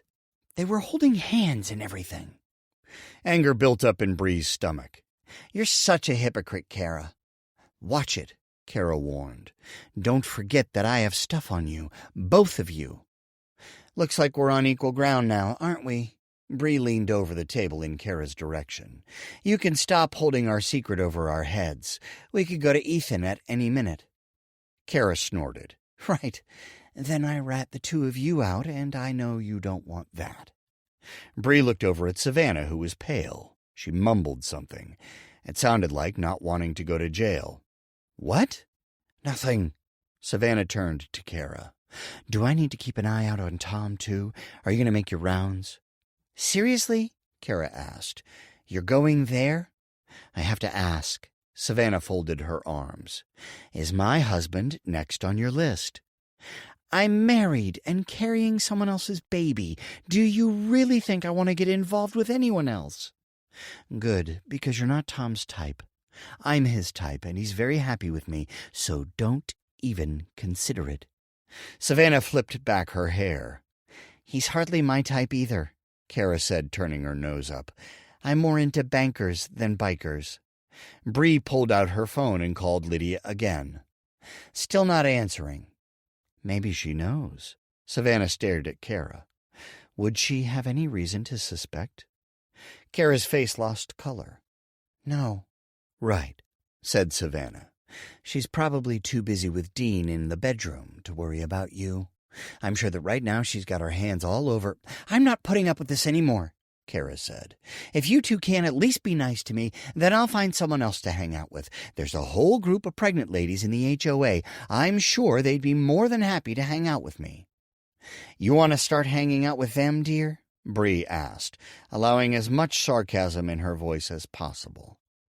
What's wrong with them? Kara narrowed her eyes. Only that they're about half our age, Savannah said. Half our age? Kara exclaimed. Hardly. That would put us at practically 50. Stop exaggerating. They can't be more than 22 or 23, Bree said. Fresh out of college and ready to start their families. Yeah, Kara said, and none of us are even close to planning our 40th birthday parties. They're not even close to half our age. Then why haven't you started hanging out with them already? Bree asked. Kara pressed her palms against the table. Do you guys want to get rid of me? Stop being friends because of this? I didn't do anything to Lydia. She can't stand Dean, we all know that. And like I said, I didn't mean for this to happen. Well, that makes everything all right then, doesn't it? Asked Savannah. What about all those times after that initial oops? Bree asked. Did you mean for those to happen, or do you just have no self-control? Kara glared at them. Actually, I didn't mean to, at least not at first. Kara looked genuine. Dean stopped by when Ethan was at work, and I was going to tell him about the baby, but he actually started ranting about Lydia wanting a family. He was really pissed, so I knew telling him was a bad idea. I didn't think we'd keep seeing each other, but he kept showing up, and Ethan has made it clear how gross he thinks I am now that I'm pregnant. Would you turn down someone who wants to love you when you're going home to that? Honey, it's not love, Bree said. Whatever Dean feels for you, that's not it. You know what I mean. Savannah shook her head. I just can't believe you'd do that to Lydia. If she was still with Mystery Man, she wouldn't care, neither would you. Then why not tell her? Asked Bree. Really? Really? Kara exclaimed. She looked Bree in the eyes and then Savannah. Just let me deal with this, all right? I'll find out what's going on between Dean and Lydia and then go from there. Searching. Lydia sat in the back of the quiet coffee shop, setting up the new laptop. It was slow and a bit of a clunker, but it would do the job. She was only going to use it for the purpose of trying to figure out what Dean was hiding. She set it up with the pen name she used for work and chose a password that Dean would never guess. It was a secret between Lydia and her best friend in junior high, and she doubted that Sheila Kramer would try to get into the laptop. Lydia and Sheila had created some elaborate stories about their future marriages. They had laid out every detail down to the names of their ideal spouses and imaginary kids.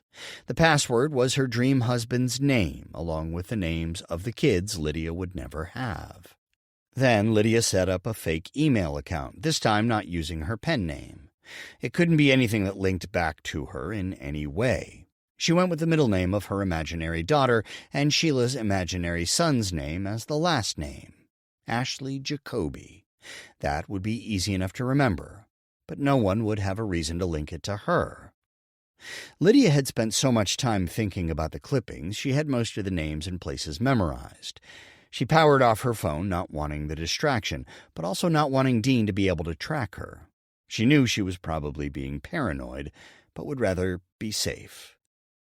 Chances were that Dean still didn't care where she went or what she did. Even when he was gone for weeks at a time, he never bothered to call and check in. Or maybe he didn't because he knew exactly where she was.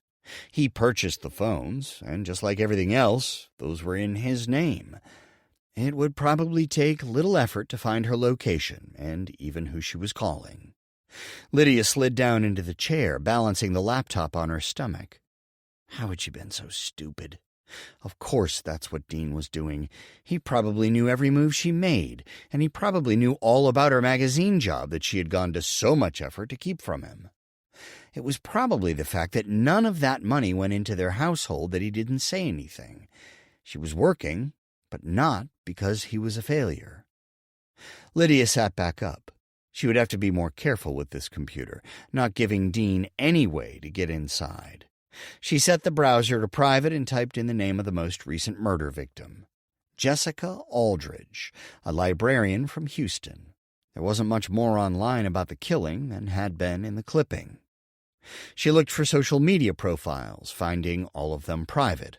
Of course, Jessica probably taught everyone who came into her library all about internet safety. She was probably a stickler for it herself. There were ways around that. Lydia set up a profile for Ashley Jacoby, setting it to private. Lydia found a free stock photo of a woman by a lake with the sun shining, so her face was completely washed out. She looked around for people with open profiles and thousands of friends. Those were the types who accepted requests blindly. Within a half an hour, Lydia, Ashley, had a legit profile complete with a couple hundred friends and more accepting requests every couple of minutes.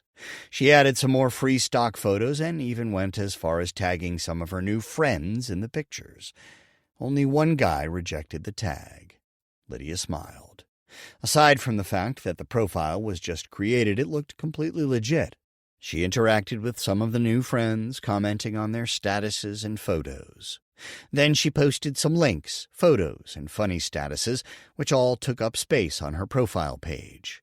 If someone scrolled down, they would believe she had years' worth of stuff. She found Jessica's profile again. Lydia sent a friend request, followed by a private message. "Hi, Jess. Not sure if you remember me. It's been so long since we were in that one class together. What was it? History of the written word? Anyway, I just stumbled across your page and wanted to say hi. Maybe catch up. I don't know how we ever lost touch, but it would be great to hear from you. Talk soon. Ashley." Lydia hit send. Obviously, she didn't expect a response from Jessica, but a friend or family member probably had access to the profile, and hopefully they would contact her. She waited a few minutes, responding to her new friends who had commented on her stuff. It could be a while before she heard back from one of Jessica's relatives, so Lydia opened a new tab and looked for more information on another victim. The one before Jessica was Sarah Troff, a hotel manager from San Diego. There was a lot more on her than Jessica. Sarah had not only news articles, but a website had been created dedicated to finding her killer. Lydia wondered if Dean knew about that. She scrolled through the main page, which mostly explained what the news articles had. Nobody really knew how she had been killed. It was being investigated as suspicious circumstances. The site was set up to accept comments, of which there were hundreds. Some thought that it might have been an undetectable poison. Others thought she might have been scared and died from fright because she had a heart condition. Others had even more exotic ideas. But the thing that was clear was no one knew for sure, and most believed foul play. Lydia went to the About page and skimmed along the post about Sarah's life. She paid more attention to the pictures scattered throughout. Sarah had been very pretty, and Lydia couldn't help noticing that she looked similar to herself, only blonde. Come to think of it, Jessica had similar features to Lydia, dark hair in a similar style and a build much like hers. Obviously, Dean had a type. Going through the various pages on the site, Lydia noticed several names showing up over and over. Those would be good people to add to her new social media account. Lydia switched tabs and added about 10 people. In the short time she'd been looking at Sarah's page, nearly another 100 people had accepted her requests. Lydia interacted with some of them for a few minutes. It was actually kind of fun pretending to be someone else. She wasn't sure if it was because of the stress or not. In a way, her job was the same thing, since she used a pen name. She smiled at a joke someone posted and went to leave a comment. "What's so funny?" Lydia jumped and closed the laptop. She looked up to see Kara. "Don't scare me like that." Lydia felt like her heart was pounding out of her chest. "What are you doing here?" Kara shrugged and sat across from Lydia. "No one could get together today, so I decided to come here for refreshment." Kara took a sip from an iced tea and looked at Lydia's computer. "What are you doing? Why the cheap laptop?" "This?" Lydia held it up, feeling like an idiot. How is she going to explain that? "Yeah, the one you're holding." Kara arched an eyebrow. "I didn't want to risk anything happening to my other one, so I thought I'd get one to take when I went out." Lydia lied. Kara put a hand on her belly and rubbed. "Interesting. You're pretty jumpy over a cheap computer." Lydia forced a sheepish expression. "Well, I didn't want anyone seeing me use something so inexpensive. You won't say anything, will you?" "Me? Of course not. I'm the keeper of secrets." "So am I." Lydia grabbed her coffee and took a sip. "Is Ethan being any nicer?" "Toward me?" Kara laughed bitterly. "Hardly. You know what? After all this crap, I've lost what respect I did have for him. There's no way I can look at him the same again. Not after the things he said to me." Lydia thought about some of the horrible things Dean had said to her over the years. "I can understand that. Why not leave?" "Why stay with Dean?" Kara leaned forward, staring at Lydia. She seemed to be asking more than she spoke. Lydia squirmed in the seat. "We're getting along better now. You saw us the other night at the meeting." Kara leaned even closer. "But how can you forget everything that's happened between you? I could never forget some of the things he said to you, all those affairs." Lydia stared at her, trying to figure out what Kara's angle was. She seemed upset that Lydia was getting along with Dean. Was she jealous because Ethan was being so terrible toward her? Kara sat up straight. "I just don't want to see you get hurt. I can take care of myself." "Good to hear." Kara glanced up at the clock. "I'd better get going. I have an appointment to get to." "Okay, nice running into you." "Always." Kara smiled sweetly. "Maybe see you tomorrow?" "Perhaps." Lydia watched as Kara walked out of the coffee shop. She couldn't shake the feeling that there was something more to the conversation than appeared. She chalked it up to hormones, or Kara being on edge over the state of her marriage. Lydia went back to the laptop. She checked to see if anyone related to the murdered women had accepted her requests yet. They hadn't. She went to a page that had pictures of Sarah that her friends had uploaded to the site and studied the pictures.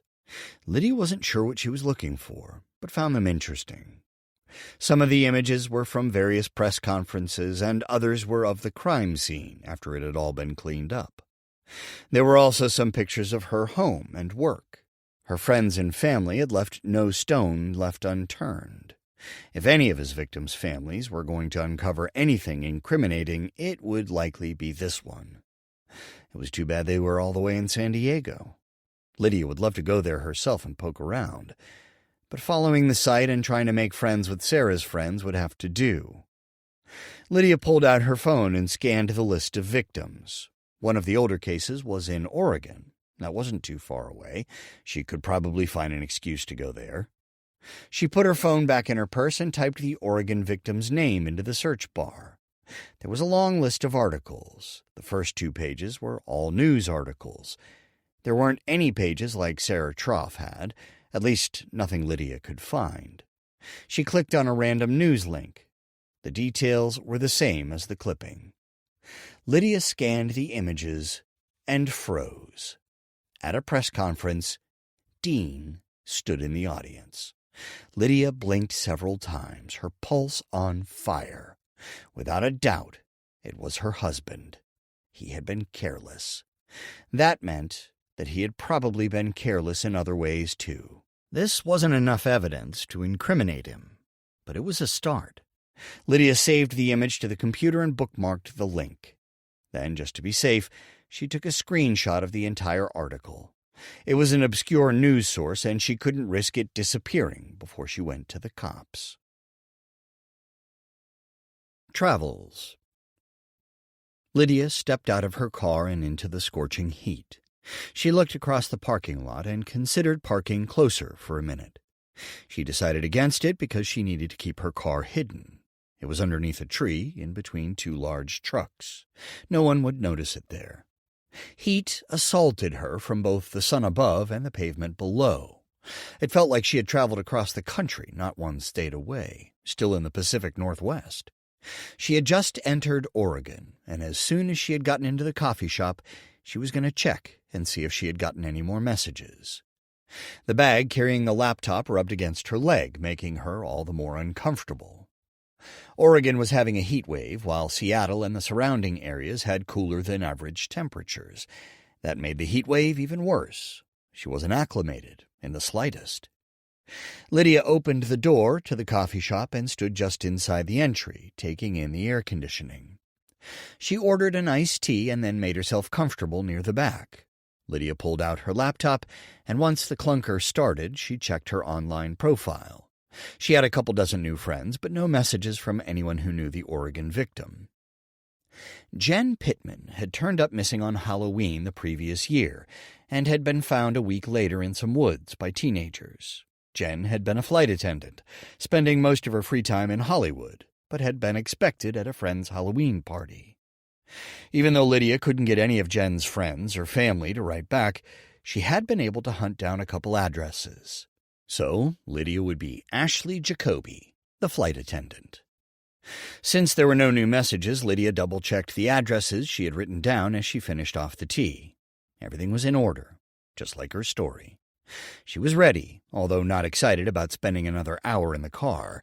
Her butt was already numb, but at least the car was cool. Lydia logged off and shut down the computer. She looked around the coffee shop as the laptop took its time. Everyone was just living their lives. Some looked frazzled, but even so, Lydia envied them. They all appeared to have normal lives.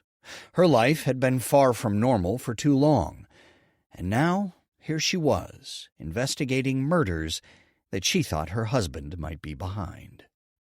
How had everything come to this? Back when they first got married, it seemed that she had the world at her fingertips. She thought that anything was possible, and that all her dreams would come true. Her entire body had buzzed with excitement for what the future held for her. Everyone had been talking to her about the wedding and honeymoon, but Lydia couldn't stop thinking about having a bunch of little Deans running around at their feet. They both wanted 3 kids, maybe 4, if the first 3 were all boys or girls. They had spent hours talking about what their life would be like. When her friends complained about their finances and avoided talking about kids, Dean had been more than eager.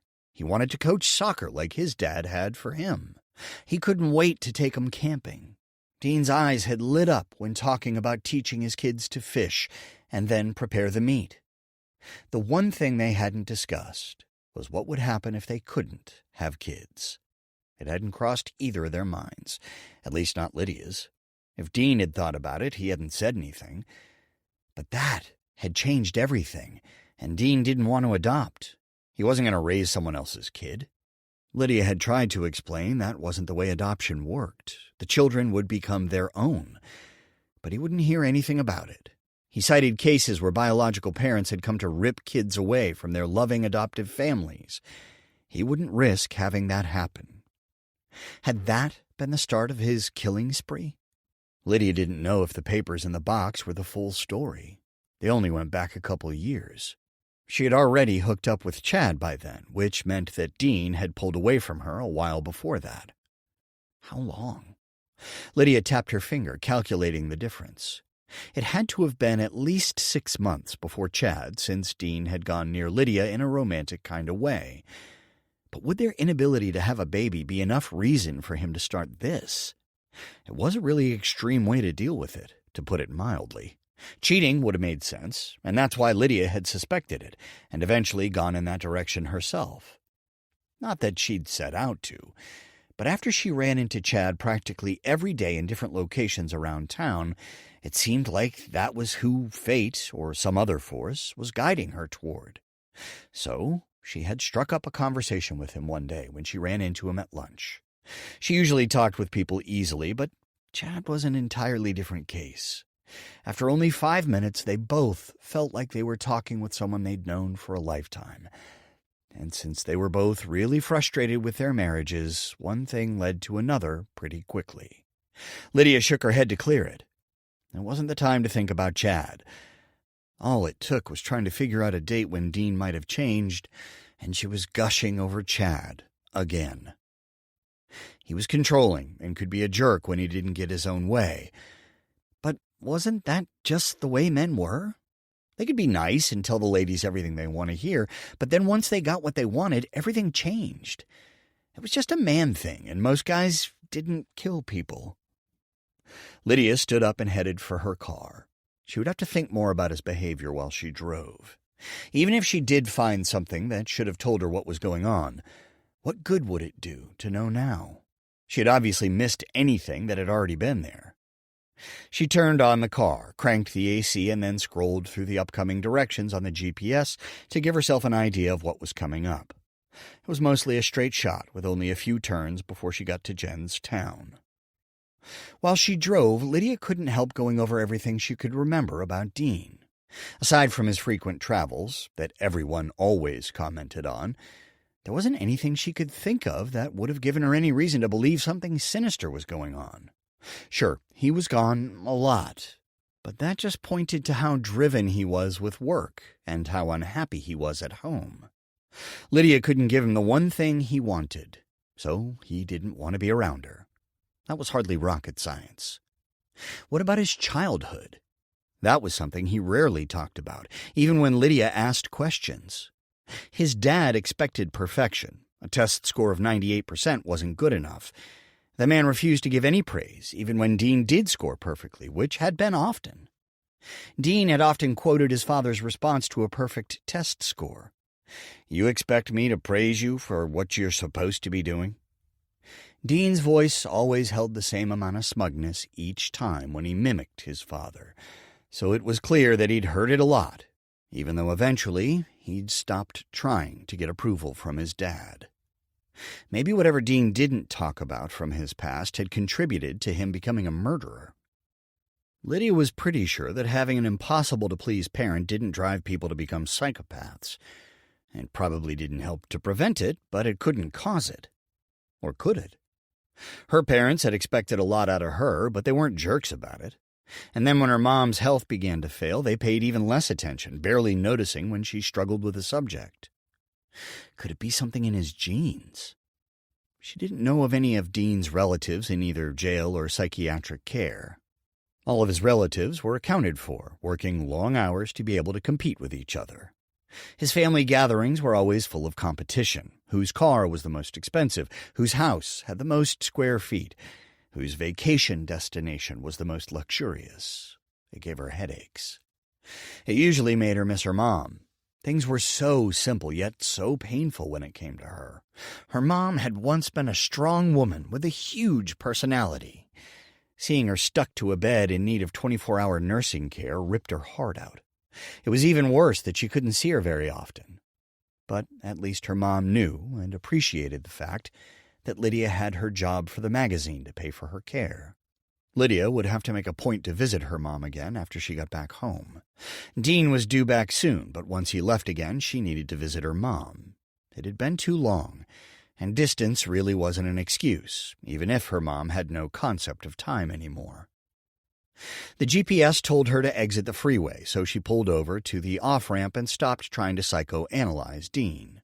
She had to focus on getting to the addresses she had.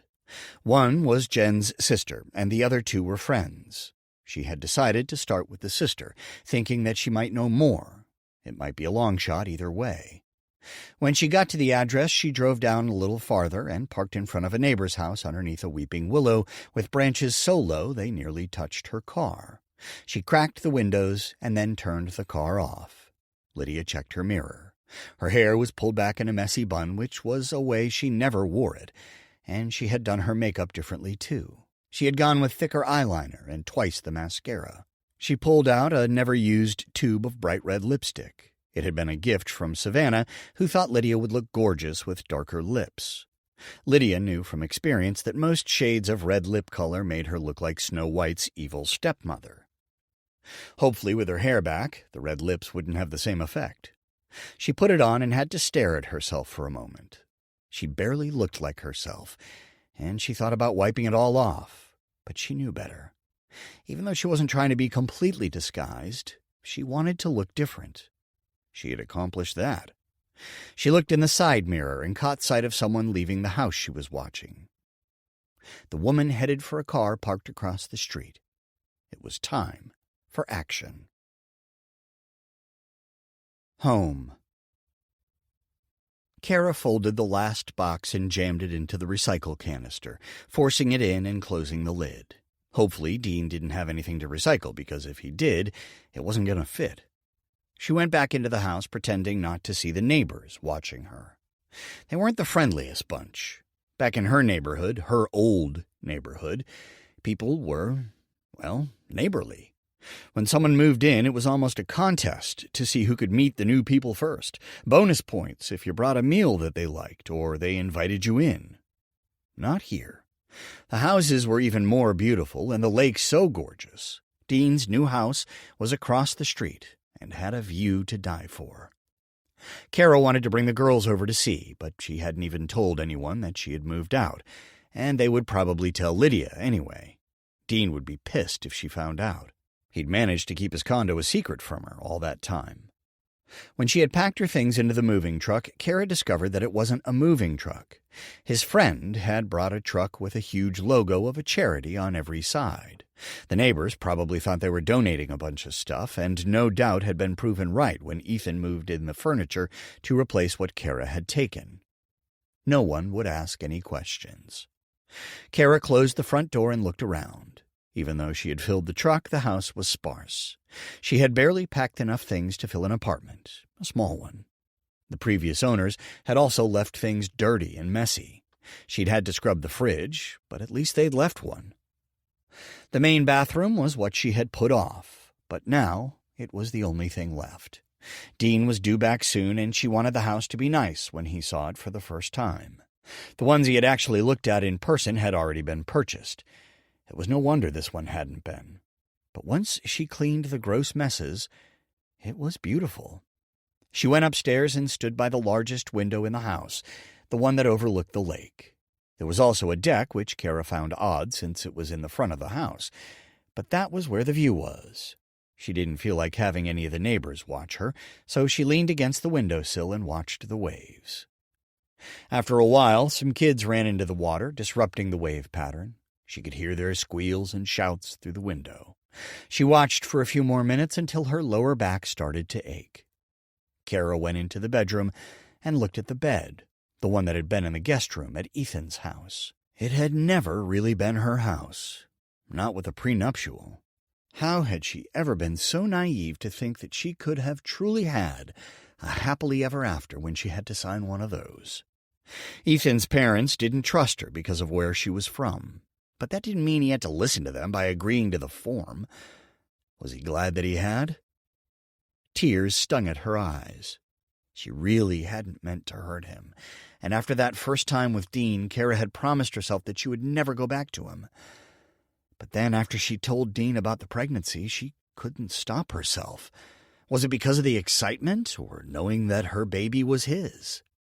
Why hadn't Ethan confronted her, asked her about it? For all he knew, a miracle had occurred, and he had been treating his wife like trash. Why hadn't she thought to say that when she was arguing with him? Kara took a deep breath. It didn't matter anymore. It was over, and she was starting over with Dean. Or was she? Was he only letting her stay there? If he planned on staying with Kara to start a family, would he end it with Lydia? Or would he lead a double life? Kara leaned back against the pillow and closed her eyes. She repositioned herself, trying to ease the back pain, but it wasn't helping. It seemed to get worse, actually. And that wasn't the only thing that hurt, either. She stretched her legs and arms. Everything below her neck and above her waist hurt. Or at least that's how it felt. She was only about halfway, so it was bound to only get worse. Her heavy eyelids finally helped her to fall asleep. Kara's body felt better as she drifted off. A smile tugged at her lips as the warm sleepiness overtook everything. The sound of the front door opening woke Kara. She sat up in a groggy stupor, confused at first. Then she remembered that Dean was back in town and the real estate agent had left the keys at his office for him after meeting Kara when she moved in. She stretched and tried to pull herself out of the mental fog, but found herself stuck. She must have been in the middle of a really deep sleep. Dean was downstairs walking around. She could hear his shoes tapping on the hardwood floors. Kara tried to get off the bed, but her body refused to cooperate. She had imagined greeting him at the door with a big hug and an even bigger kiss. So much for that. Kara slapped her right cheek and then her left. It didn't help. She was going to be groggy when she saw Dean, and there was nothing she could do about it. He appeared in the doorway and smiled when he looked at her. "Did I wake you?" "I was busy cleaning. I wanted it to be nice when you got here." Dean shook his head. "I told you to wait. I would take care of the messes. Or better yet, hire the housekeeper to come here too." "Like I said, I didn't want you to come home to that." Kara stretched again. "Besides, wouldn't you worry about the maid saying something to Lydia?" "She knows who signs her checks. Just relax." He rubbed his palm across her forehead. Kara closed her eyes. It was so nice to be with Dean, to be taken care of. "You're so cute when you're tired." He kicked his shoes off and slid into the bed next to her and wrapped his arms around her. "How are you?" "And my baby." He rubbed her stomach. Kara's heart fluttered and she opened her eyes. "We're good. Just tired." He placed his lips on hers. "Let's rest then. I'm tired from the plane ride too." He helped her to lean back, keeping his arm around her. "You must be tired, if the house was in half as bad a shape as you told me. I didn't see a speck of dirt anywhere." "Good." Kara rubbed the back of his hand. "That's what I wanted." "Where did you learn to clean like that? I've only seen professionals that meticulous." "It's not a big deal." From a young age, Kara had been cleaning worse messes. Her mom had gone through more boyfriends than she could count, and most of them had been abusive drunks. They often left a trail of broken items and blood before they passed out or stumbled out to the yard to pick a fight with a neighbor. More times than she could count, Kara had cleaned up after them so her mom wouldn't have to. Not just that, but she didn't want her mom to see how bad it really was. Since leaving home, Kara wished she hadn't done so much to protect her mom. What she needed was to see how things really were and wake up. Dean pulled some of Kara's hair away from her face. "What are you thinking about?" "Nothing. I'm just glad to be here with you." At least he didn't treat women like her mom's boyfriends. Me too." He kissed her again. "Hey, was that the baby?" Kara had forgotten that his hand was still on her stomach. "Yeah. When I rest, he parties." "He?" "That's better than saying it." He sat up and rubbed both hands around her belly. There it is again. "Like I said, a real party animal." Warmness ran through Kara as she watched Dean's expressions when he felt the baby move. "That's really something. How long has this been going on?" "On the outside, not too long. I should probably write this stuff down. It's hard to remember everything. But I'm just not the journaling type." "Don't worry about it then. No need to add anything else for you to worry about." "But I need a job and health insurance and—" "You just need to take care of yourself, darling. This place is your home, and I'll leave one of my credit cards. Get groceries online if you want. Consider the insurance taken care of. I'll add you to my policy. I'm sure Ethan's will still cover you through month's end, no matter how unhappy that makes him." Kara's entire body relaxed at the news. "That's such a relief. Thank you, Dean." "What else would you expect?" "I wasn't sure what you would do, to be honest. I mean, this is obviously not the ideal situation." He shook his head. "That it's not. But I know how to make the best of something that on the surface looks bad. That's how I've managed to work my way through the company and get where I'm at." Kara leaned her head against Dean's shoulder. "Thank you." She snuggled closer, glad to finally feel taken care of by someone. Incognito. Lydia hurried across the street before the lady got inside the car. She was glad she chose sensible shoes because her heels wouldn't have helped her, especially in this heat. "Wait!" The woman turned toward Lydia, her hazel eyes widening. "Are you Jen's sister, Angela?" "What do you want?" she asked, answering the question. Lydia stopped about 2 feet in front of her. "I'm Ashley. I was a friend of Jen's in flight attendant training.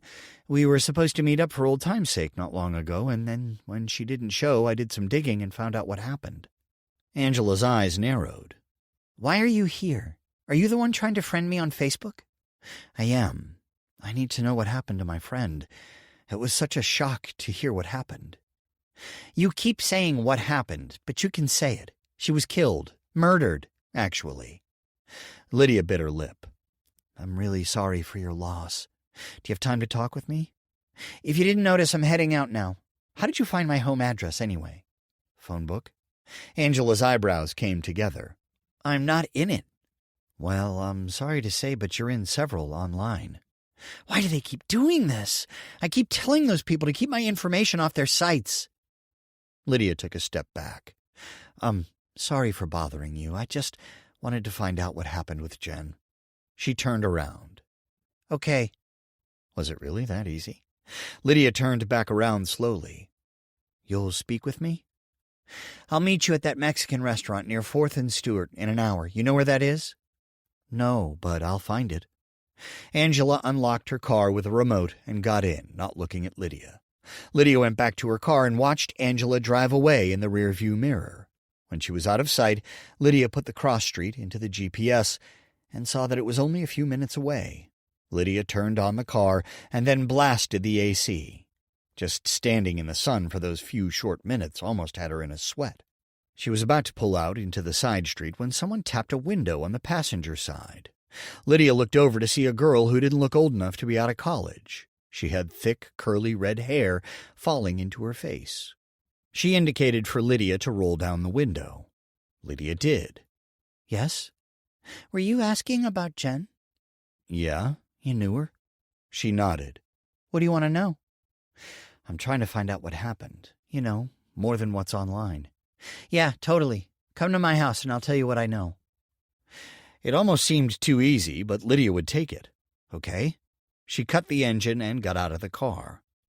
"Some heat wave, huh?" The girl smiled. "I love it. My name's Tessa." She held out her hand. Lydia took it and shook. "Ashley."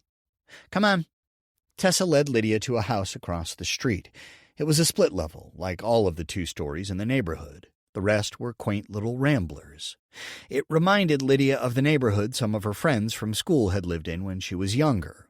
Lydia had loved getting away from the trailer park to spend time in a real house for a while. Tessa opened the door and the smell of ramen noodles hit Lydia. "I just made some lunch. Hungry?" Tessa asked, closing the door behind them. "No, thanks. Want me to take my shoes off?" Tessa looked at her like Lydia was an alien. "Why? Come on in. Hope you don't mind if I eat in front of you." "Go ahead." Lydia looked at the pictures that covered the walls. It looked like a typical happy suburban family. She could have been walking into the house of any of her friends from childhood. She wanted to get into Angela's house and see if she could get more ideas about what Jen's life had been like. Lydia sat at the kitchen table. Tessa poured the steaming noodles from a pot into a bowl and then sat across from Lydia. "Jen used to babysit me, and then I walked her dog when I got older. Angie kept the dog when she was out of town, which was like all the time." "Where's the dog now?" "No one knows." Tessa slurped some noodles, one splashing onto her nose. Lydia raised an eyebrow. "How's that?" "Brittany disappeared the same time Jen was killed. She probably had the dog with her, and she ran away after Jen, well, you know, when she was killed." "Did Jen take the dog with her a lot?" Tessa shrugged. "Sometimes." "What do you think happened?" Lydia asked. "Was she seeing someone?" "She was talking about some guy named Doug for a while, but he was at night school taking a test when she went missing, so he didn't do it." "Do you have any theories?" Lydia leaned back in the chair, trying to act as natural as she could. Probably someone she met through work. She traveled the world, and she loved staying in different places. Jen always told me how exciting it was to meet so many different types of people. But you probably know all about that, right? I heard you say you were in school with her. I was laid off, so I'm kind of in between jobs at the moment. That's why I was going to hang out with Jen when I did. It took you this long to find her family? Lydia's stomach twisted. She had obviously not put enough thought into the story if a college kid was able to find the hole so easily. Well, I didn't want to bother anyone at first. If one of my relatives were murdered, I wouldn't want random people she knew contacting me, so I waited. Tessa slurped some more noodles. That makes sense. Yeah, they haven't wanted to talk with anyone about it. If anyone says anything about Jen to Angie, she runs off. She barely talks to me. I don't know. I think it just hurts to think about her.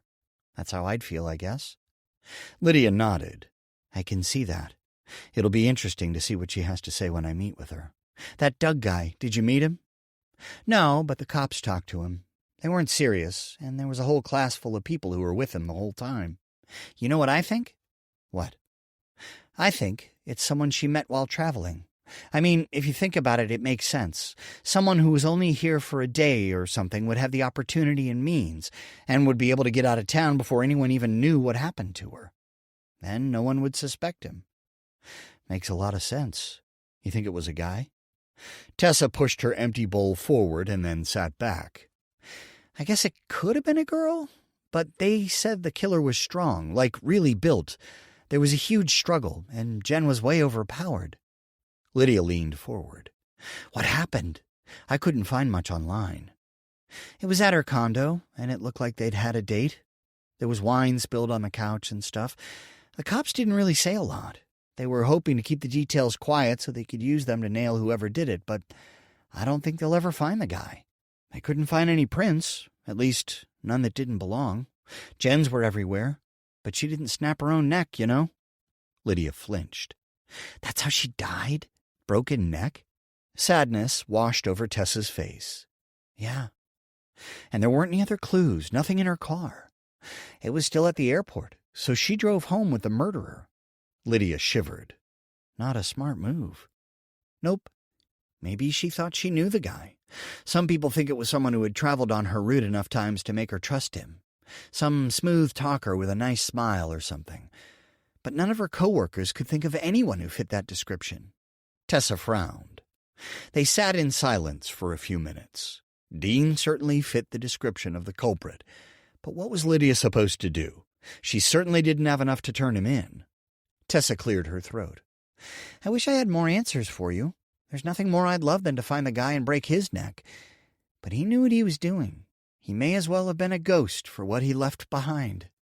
I'd like to catch him, too. Lydia looked at the time. I'm supposed to meet Angie soon. Thanks, Tessa, for talking with me. I really appreciate it. Sure, it's good to talk about her. No one really wants to. Not anyone who actually knew her anyway. Everyone else loves to gossip, but that's not the same. I don't want to gossip. She was my friend. Tears filled Tessa's eyes. Lydia got up and wrapped her arms around the girl. I'm sure they'll get him eventually. He can't hide forever. I hope you're right. I am. Lydia pulled out her phone. What's your email address? Maybe we can write each other after I'm back home. Okay. Tessa told Lydia her email address, and Lydia then got back into her car to find the Mexican restaurant. She arrived a few minutes early, so she sat in the car processing everything Tessa had told her. Dean had every opportunity to commit the act. He had been in town at exactly that time, and he would have had a car available to him. Most of the time, the company either rented a car for him or had one for the employees. If none of the other flight attendants could think of anyone Jen had been flirting with, he obviously knew enough to keep everything low-key so that no one would have remembered him. The thought of him breaking Jen's neck and cleaning up after himself made her sick. Her stomach twisted into tight knots, making her feel as though she might be sick. Sure, Lydia knew about the killings already, but talking to someone who had known one of the victims was like smacking herself in the face with the reality that more than likely the man she married had done this, multiple times. Nausea ran through Lydia like a wave. Lydia opened the door and threw up in a rhododendron bush next to the car. She sat back down and pulled a couple of tissues out of her purse to clean up her face. Then she grabbed a handful of mints and threw those in her mouth. Her stomach still heaved, but she had to keep everything together. Angie was going to be there any minute, and maybe she would be able to provide additional insight. Lydia crunched the mints as she watched people walk into the restaurant. Just as she was about to pile more mints, she saw Angie walking toward the door. Clues. Are you sure you only want water, Ashley? Lydia nodded. I'm feeling pretty sick about what happened to Jen. I can't stomach any food right now. Angie sipped her margarita. I couldn't eat for days after I found out. So, you really only just found out about her death? Yeah, it's silly, but we had a pact. If we both didn't have a boyfriend in 2 years, then we agreed to fly to the City of Love together and find ourselves a match. That sounds like Jen. The corners of Angie's mouth twitched, but didn't form a smile. I take it you don't have a boyfriend? Nope. I hadn't heard from Jen, so I wasn't sure if we'd be on or not. I thought I might have to take someone else to Paris with me, but then I found out what happened. Lydia made the saddest face she could muster without being overly dramatic. Angie looked thoughtful. How close were you two? Obviously not that close. Lydia frowned. We just grew close back then, but we were sent on different flights after we started working and lost touch, you know? It happens too easily, Angie agreed. I had a close friend before having kids. We were tight, told each other everything, and then things got busy after having kids. I just assumed that she was doing fine like me, but then one day I heard that she was in hospice care. She had cancer, and it pretty much took her right away. That's horrible, Lydia said, feeling sick. How are her kids? Angie looked out the window and shrugged. I haven't been able to learn much from the grapevine. I didn't know her husband or kids, so I can't just call up and ask. Sounds like the kids have been passed around a lot between relatives. Lydia frowned. I'm sorry about your friend. Dying young sucks, no matter how it happens. It sure does. Lydia sipped her water, and then they sat in silence until the waiter brought the food. Can you eat some of the chips and salsa, at least? Angie asked. I don't really want to eat in front of you. No problem. Lydia picked up a chip and dipped it in the salsa. So, do you know anything about Jen that isn't in the papers? I've read what I can find, but it's really bugging me. It feels like there's more to the story, but I don't know what. Are you some kind of private investigator? Who would have hired me? Lydia asked. Angie shrugged. You gotta understand, we've had all kinds of reporters and curious looky-loos bombarding my family. In a town like this, murder doesn't happen every day. It shook up the whole community. And the only thing that really gives any of us any comfort is believing that it was someone Jen met while working. Someone from far away. It does make more sense. We see people every day from all over the world. A flight from Seattle can hold people from 20 different countries going to twice as many destinations. Is that what you think happened? Angie gave Lydia a suspicious look. Like you said, it's a lot more likely. Lydia squirmed, still under Angie's distrusting gaze. Did she have a boyfriend that you knew about, or someone that she'd been seeing semi-seriously? No. She wanted to meet someone that she could settle down with. She'd been hoping for someone within the airline who would understand her work schedule. But she never mentioned having met anyone. Do you think it could have been a one-night stand type of thing? Angie's eyes narrowed. She wasn't that type of girl. I think if you really did know her, you wouldn't even ask that. I think you're in denial. Everyone is capable of a quick fling like that, especially in our business. You need to go now. What? Lydia exclaimed. We've barely... And I'm done. I'm not sure what your angle is, but I don't want to talk about my sister with you anymore. I want to find out what happened to her. If it happened to one flight attendant, it can happen to others. What if the guy who did this has been doing this to other women? Don't you want to put a stop to him? Angie's eyes narrowed. Of course I do. If you know anything other than what you're telling me, why don't you let me in on it? I'm not going to hand over information to a random stranger, and that's all you are. And just so you know, you're the first and last one I've even given the time of day to. I did know her. Lydia lied so she could keep her cover. "But I do also know about other similar killings in other areas. I think someone who travels a lot is killing people in random locations in hopes to not get caught." "How would you know that?" Angie demanded. It was time for a new tactic. Lydia relaxed her face and then looked around, lowering her voice. "There have been a string of these killings in cities I've been in. I wouldn't have noticed, except that I usually watch the local news. They happen in places I've been, Angie, starting with someone I knew." Lydia took a deep breath. "I could be next." Angie's face was hard to read, but appeared to soften. "Do you think you're being followed?" Lydia leaned forward. "I'm not sure, but it seems like more than just a coincidence, don't you think?" "How do you know they're not just similar cases?" "They're all isolated, or so the authorities think. Just some random killing of a girl who never bothered anyone, but worked in a place where she would have access to people who travel a lot." "So it's not just flight attendants?" Angie asked, looking curious. Lydia shook her head. "Whoever's doing this is being careful. No one would ever think to connect any of these." "Why do you? What makes you think they're related? Did you ever stop to think that maybe they're not?" "I wish more than anything that they weren't, but the facts stick out, making it impossible for me to ignore. Have you tried talking to the authorities?" "Not yet. I need more. Some kind of proof that goes deeper than just what's been on the news and online. That's why I'm talking with you." "What do you think I can tell you that will connect all the dots?" "I doubt you can do that," Lydia said. "However, I was hoping that something you had to say could help somehow. Maybe something you don't think is important actually leads to one of the other cases. That would be more than I have now." "If that's the case, you should hire an investigator. You're not a very good one."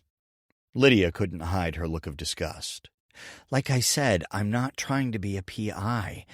I just want to be able to find a link between the cases. Then we can not only put away the guy who did this to Jen, but keep him from ever doing this again. It's only a matter of time before he strikes again, and the longer he gets away with it, the more he's going to keep on killing people." Angie took a bite and chewed slowly before speaking.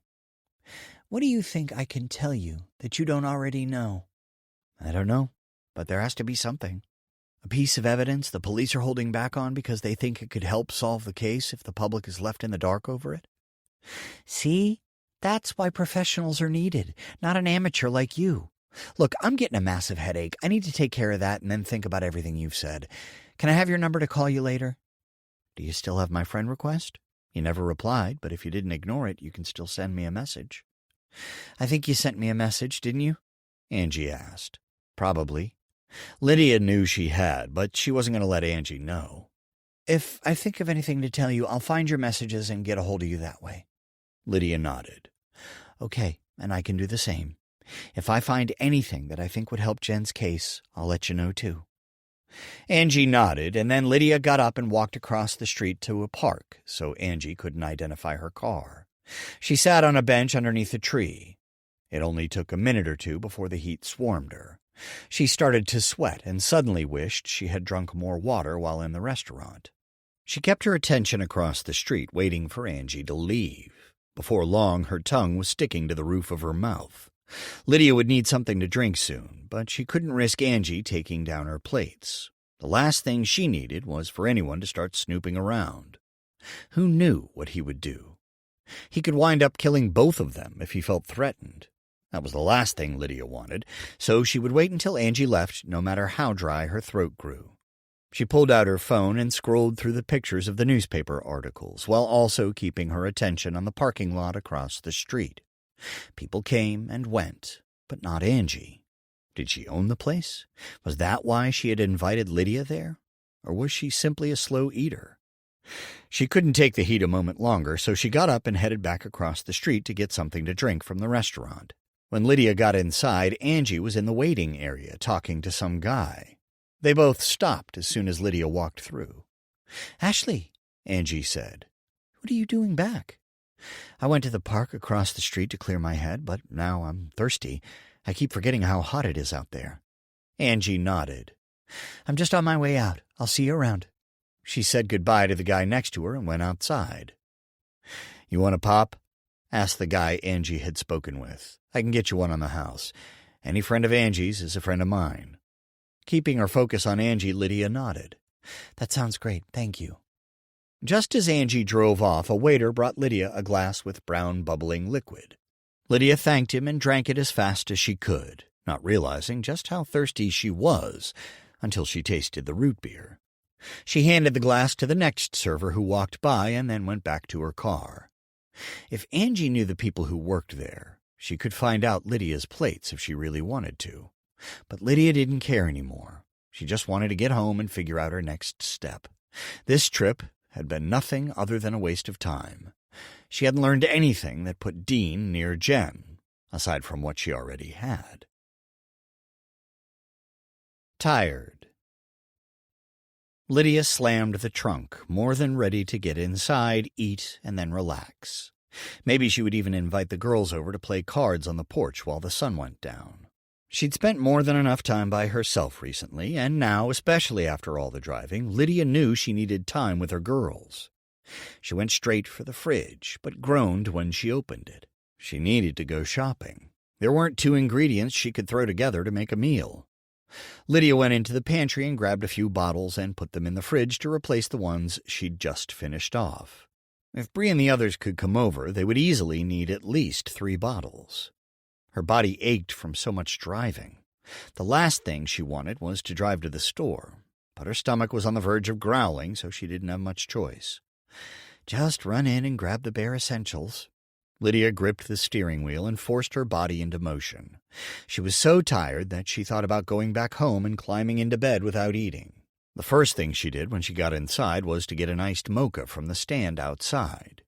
The caffeine helped to energize her as she walked along, throwing things in her basket. After she had it full, she headed over to the wine section to grab an extra bottle, just in case. Lydia stood there deciding between a couple flavors of dessert wine when someone bumped into her. "Sorry," she said, even though she hadn't done anything. "No, it's my fault." Lydia knew that voice anywhere. She turned and looked at Chad. They stared at each other for a moment before she finally found her voice. "It's good to see you again, Chad. How is it that we always manage to run into each other?" He smiled, looking at ease. "I'd say you're following me, but I was the one who bumped into you." She looked at his basket filled with healthy items for several meals. "Looks like you can find your way around the health store now." Chad chuckled. "Not like the first time I was here." Lydia laughed. "Not at all. You couldn't have found your hands at the end of your arms that day." "Wish I could argue that point. It was good to see you and Dean at the meeting. Things look like they're getting better." It sounded more like a question. "Yeah, we'll see how long that lasts." "Dean would be stupid to keep ignoring you, Lids." He cleared his throat. Lydia. Sorry, old habits." "You can call me Lids." Chad grabbed a bottle without looking at what it was. "I should get back. Alyssa and I are making dinner together tonight." Lydia's heart ached. She wished he was making dinner with her. Lydia forced a smile. "Sounds like fun. Tell her I say hi." He nodded. "Will do." He stepped back. "Oh, and Chad." He looked at her, raising an eyebrow. Ugh, he was hot, and she really missed him. She cleared her throat. "I'm really glad you're happy." She meant it, though it hurt her. He deserved to be happy, even if it wasn't with her. "Thanks, and I'm really glad to see things are getting better for you. No one deserves it more than you. Bye, Lydia." "Bye," she whispered, watching him walk away. What she wouldn't give to have a heart-to-heart with him. Nothing was better than their talks, except maybe what followed the talks. But those days were over. She grabbed an extra bottle and made her way to the registers. Lydia set the basket on the conveyor belt, removed the reusable bags from her shoulder, and set them on top. She looked around and saw Chad in the next line over. Lydia looked away, not wanting to think about him anymore. The line moved quickly, and soon the cashier told Lydia the total. She pulled a credit card from her purse and handed it to the lady. She ran it through the machine and then looked confused. She slid it again before handing it to Lydia. Sorry, but it's not working for some reason." Lydia's cheeks heated with embarrassment. "It should be. It worked earlier. Can you try it again? Third time's a charm. She handed it back. Lydia could feel stares around her. The cashier ran it again. Sorry, maybe it expired or ran out of funds. Lydia's face burned hotter. We're not out of money. She dug into her purse for another card and handed it to the lady. She slid it through the machine. Sorry, this one doesn't work either.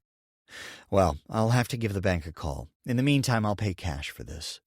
Lydia dug in her purse for what cash she had and then handed it to the lady. She counted it out and then said, You're short $25.33. Damn it!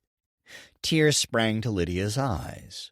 There was no more money in her purse. She'd have to decide what to leave at the store. I've got it. Lydia looked up to see Chad handing the cashier a 50. Her cheeks burned all the more. Thanks, Chad, Lydia mumbled. No problem. That's what neighbors are for. He looked into her eyes. Keep the change. You might need it. I'll pay you back, I promise. Lydia held her head high, though she'd never been so humiliated in all her life. Having Chad witness the entire thing and save the day only made it worse. No worries. Hope you get your bank troubles fixed. He waved and walked away. The cashier handed Lydia the change and receipt. She stuffed them into her purse, grabbed her bags, and got out of the store as fast as she could. She was so angry she actually peeled out of the parking lot. That was her favorite grocery store, and she didn't think she'd ever be able to show her face there again. They'd probably put her on a list of some kind anyway. Losers who couldn't pay probably had to use cash every time. Her face burned even more as she sped through a yellow light. When she got home, Lydia sat parked in the garage for a few minutes. She was so upset she shook. Embarrassed tears sprung to her eyes.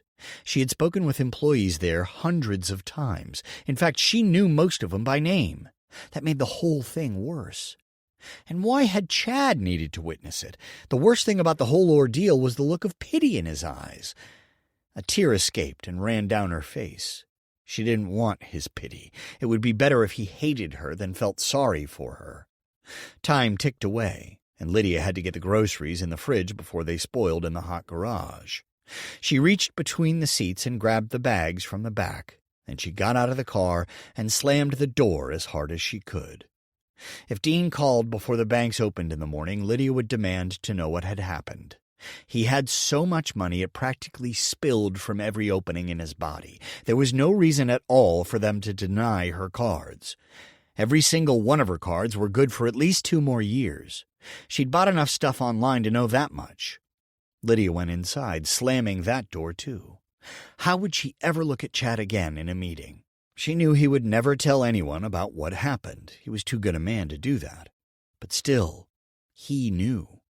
Lydia would almost rather have the entire HOA have seen that than just Chad. The change from his 50 jingled in her purse as she dropped it on the counter. Lydia sat down at the table and let the tears flow. She wasn't really one to cry, but it was all too much. Dean, the credit cards, Chad. What was next? Gloating. Kara opened her eyes. She had been woken by Dean's laughter, and since her head rested on his warm, bare chest, it bounced up and down with each chuckle. What's going on? She asked, her voice sounding groggy. Dean held up his phone. Just got some alerts. Lydia tried to use her credit cards, but they've been frozen. Kara scowled. You woke me for that? He ran his palms over her forehead. I didn't mean to, baby. Don't you think it's funny? I don't really care. I'd rather sleep. Dean kissed her cheek and moved away from her. I'll go downstairs so you can. Kara regretted her words. No, Dean. I'd rather be with you. Don't leave me alone. You travel enough as it is. Irritation flashed across his face. I'm so sick of hearing that all the time. Really, I am. You know I have to work to pay for everything. What's the deal with Lydia? Kara asked, sitting up. I mean, I know what you've told me, but there's no reason to keep her around. It's not like she can give you babies. You're not tied down to her. Just cut her off. Spoken like a true friend. Dean. He took a deep breath. Look, baby, you know I love you. I bought this house so we could be together here, not in my cramped condo. Things will all come together. I promise. I just need to be careful. Careful about what? She has nothing except what you've given to her. If you cut her off, she'll have no choice but to run back home to the trailer park she grew up in and be the trash she always was meant to be. Don't talk about her like that. Kara narrowed her eyes. You still care about her. Let's talk about something else. No. Do you have feelings for her? So what if I do, Kara? She's my wife. Kara snorted. Wife? You haven't slept with her in years. I know because she's whined about it more times than I could count. Do you know what it's like being in her circle of friends? Kara changed her tone to whiny and annoying. Dean doesn't love me. Dean's having affairs. I just know it. Dean won't touch me. Dean's disgusted by me. Blah, blah, blah. Just punch me in the throat, please. Dean looked annoyed, but then burst out laughing. You almost sound just like her. His face turned serious. Now stop. What do you see in that whiny piece of trailer trash? She's not trailer trash. Born poor, always poor, Dean. She may love spending your money, but no matter what, she can't get away from her roots. What do you see in her? You really want to know? Yeah, I don't get it. Dean sighed, looking lost in thought. She believed in me, when no one else did. Kara scooted closer and ran her fingers over his sculpted chest. But that was a long time ago. Does she now? He put his hand on top of hers, pressing it against his skin. She could feel his heart beating against his chest. Thump, thump, thump. I think so. Really? Even after all your marital troubles? You don't think she's found anyone else, do you? Dean's eyebrows came together. One guy. And really, who could blame her? Besides, she's hot. I'm surprised she's stayed that faithful to me after all the women I've... Yeah, okay. Kara scowled. You really think she's hot? I may not like her much, but I'm not blind. You're going to marry me someday, right? Kara. His tone held not only irritation, but a warning. Seriously, we're going to have a family, Dean. Would you stop saying my name? I've never met anyone who says my name so much when talking to me. She scooted away, hurt. Why are you being so mean? Is it because we're talking about Lydia?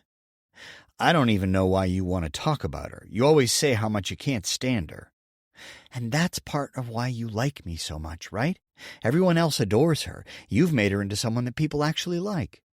People liked her before she met me. Why are you defending her? No matter what you say, she's my wife. And no matter what happens, I'll always be the mother of your child. He glared at her. Tell me one redeeming quality she has, and I'll drop the subject. She's a good cook. Kara rolled her eyes. That's all you have? You could hire someone to do that. You said you'd drop it. And I said name a quality. Cooking is a skill. Damn. Women are annoying. I'll pretend you didn't say that, Kara said. What's one good thing about her? Just one. Dean's face softened. She can see the best in anyone, even a total jerk. Is that a quality or still only a skill? Could go either way. Though I haven't heard her say anything good about you. Kara shot him a dirty look. I don't know why I put up with either of you. At least you have benefits from me, Kara said. She moved to her side, allowing the strap on her shirt to slide down her shoulder. Dean looked away. Was that guilt on his face? You've got to be kidding me, Kara said, sitting up. What? He stared at her. Don't tell me you've actually slept with her recently. A sick feeling welled up in her stomach. It's none of your business. Kara's eyes widened. Dean, how could you? I need a drink. Get some sleep. I don't need two whiny, jealous women to deal with. He climbed out of bed and put his shirt back on. Kara's heart pounded. I'm not whiny or jealous, she lied. She wanted to dig her fingernails into Lydia's eyes and rip them out of her skull. After all those years, why would Lydia sleep with Dean now? I need some space. The last thing Kara wanted to be was alone, especially since Dean just got back from traveling. She forced herself to smile. Stay, Dean. I'm sorry. It must be my hormones. She crawled over to his side of the bed as seductively as she could with a bulging belly. Kara grabbed onto his shirt and pulled herself up, pushing herself against him. You can talk about anything you want. I won't interrupt. He raised an eyebrow. Kara ran her palm down his arms. Tell me about how you managed to stay ripped despite working so much. She squeezed his muscles. You're so strong. Tell me all about it. Dean's face softened further, and he sat down. Kara climbed into his lap, running her fingertips along his chest and down to his perfect six-pack. She tucked her fingers under his shirt and pulled it up over his head. She threw it on the floor. There. That's better. He grinned, looking more relaxed. What do you want to talk about? She asked in her most sultry voice. Or, what would you rather do? She would do whatever it took to make him happy so that he would never want to return to his skank of a wife ever again. Dean's phone played a tune indicating that he had a new text. He picked it up, looked at it, and laughed. What's so funny? Kara asked. She tried to use another card, this time online. I'll bet she's frustrated. Kara's mouth curved upward. I'll bet. Did you freeze her cards on purpose? Yeah. Why? Asked Kara. I thought you said you were going to listen to what I said without saying anything. Did I? Well, you're not telling me enough. She took out a large sum of cash from the bank today. I'm sure she doesn't think I know, but I keep tabs on what she does. It helps to have friends in high places. I'm sure it does. Kara kissed the soft skin on his shoulder. He moved his head to the side, inviting her to kiss his neck, which she did. Kara kissed a path up to his ear and then whispered, Tell me more. Dean moaned and then kissed her on the mouth. She's sneaking around about something. Bought a computer with some of the cash she took out of the bank. It's going beyond her secretly working for a paper behind my back. Kara slid her hands down his back. Oh? I'm not sure what it is, but I fully intend to find out. I always do. Always? She dug her nails into his skin, and he let out a gasp. Do tell, she whispered in his ear. He kissed her greedily. I have my ways. Do you know who her guy was? Kara bit his lip, and then moved her kisses toward his ear, giving him the chance to talk. Not that she cared what he had to say, except to pick up some good gossip. Of course I know. It was that Mercer prick from the HOA. He thinks he's such a hotshot because of his blog. You don't care? She nibbled on his earlobe. Nah. It kept her off my back about not paying any attention to her. Ugh, he moaned. She was actually pleasant to live with until they split up. I sent a large anonymous donation to the reward for his missing kid as a thanks for distracting Lydia. Pieces. Want us to help clean the mess? Bree asked Lydia as they got up from the table on the porch. I can get it, Lydia said, trying to be the good hostess. Deep down, she wanted the help, or at least for them to stick around longer. It had felt so good to play card games and gossip. She hadn't had to think about any of her problems for a solid 3 hours. Savannah gave Lydia an apologetic look. I'm sorry, Lids. I gotta get back home. Tom's probably already back from his poker game. It's a day that ends in Y, so you know what that means. She winked. Savannah, Bree exclaimed. Have some courtesy. Lids isn't getting anything from anyone. Really? Savannah raised an eyebrow. I saw the way Dean looked at her at the HOA meeting. You two got it on right before the meeting, am I correct? Lydia looked away. And after? Bree gasped. Seriously? You didn't tell us. I'm sure it's nothing. He probably just had a spat with whatever tramp he's seeing this month. Savannah kissed Lydia's cheek. Take advantage of it while you can. You always used to brag about his skills. Good night, Savannah. Lydia shook her head. Nighty-night. Savannah kissed Bree's cheek and then headed inside toward the front door. Meet you ladies at the mall tomorrow? She called. Wouldn't miss it, Bree hollered. Maybe, Lydia said, grabbing the empty wine glasses. Bree grabbed Lydia's arms. You and Dean? Seriously? Lydia shrugged. Probably nothing. Once could be nothing. Twice is something, sweetie. It's called horny. Lydia carried the glasses into the kitchen. Why do I get the feeling you're keeping something from me?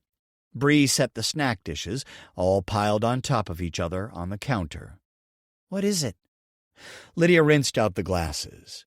He left a rose on the bed before catching his plane. Bree's already large eyes widened. "Shut up!" It was from out front, but still. Bree leaned against the island. "Do you think he's having a change of heart?" Lydia shrugged. "Maybe." But even if he was, did it matter? He was a serial killer. Not just, oops, I accidentally killed someone, but I've killed more than a handful of times, and am proud enough of it to keep evidence. "What aren't you telling me?" "Everyone has secrets, Bree. He has his, and his recent kindness has nothing to do with how he feels about me." "Secrets? You know about his affairs, and you've never cared." "Never cared?" "Really, Bree?" "Fine, but you haven't cared since Chad." Bree raised an eyebrow, and then went back out to the deck and came back with more plates. She set them down and then put her arm around Lydia's shoulders. "Are you really okay? All night you've seemed...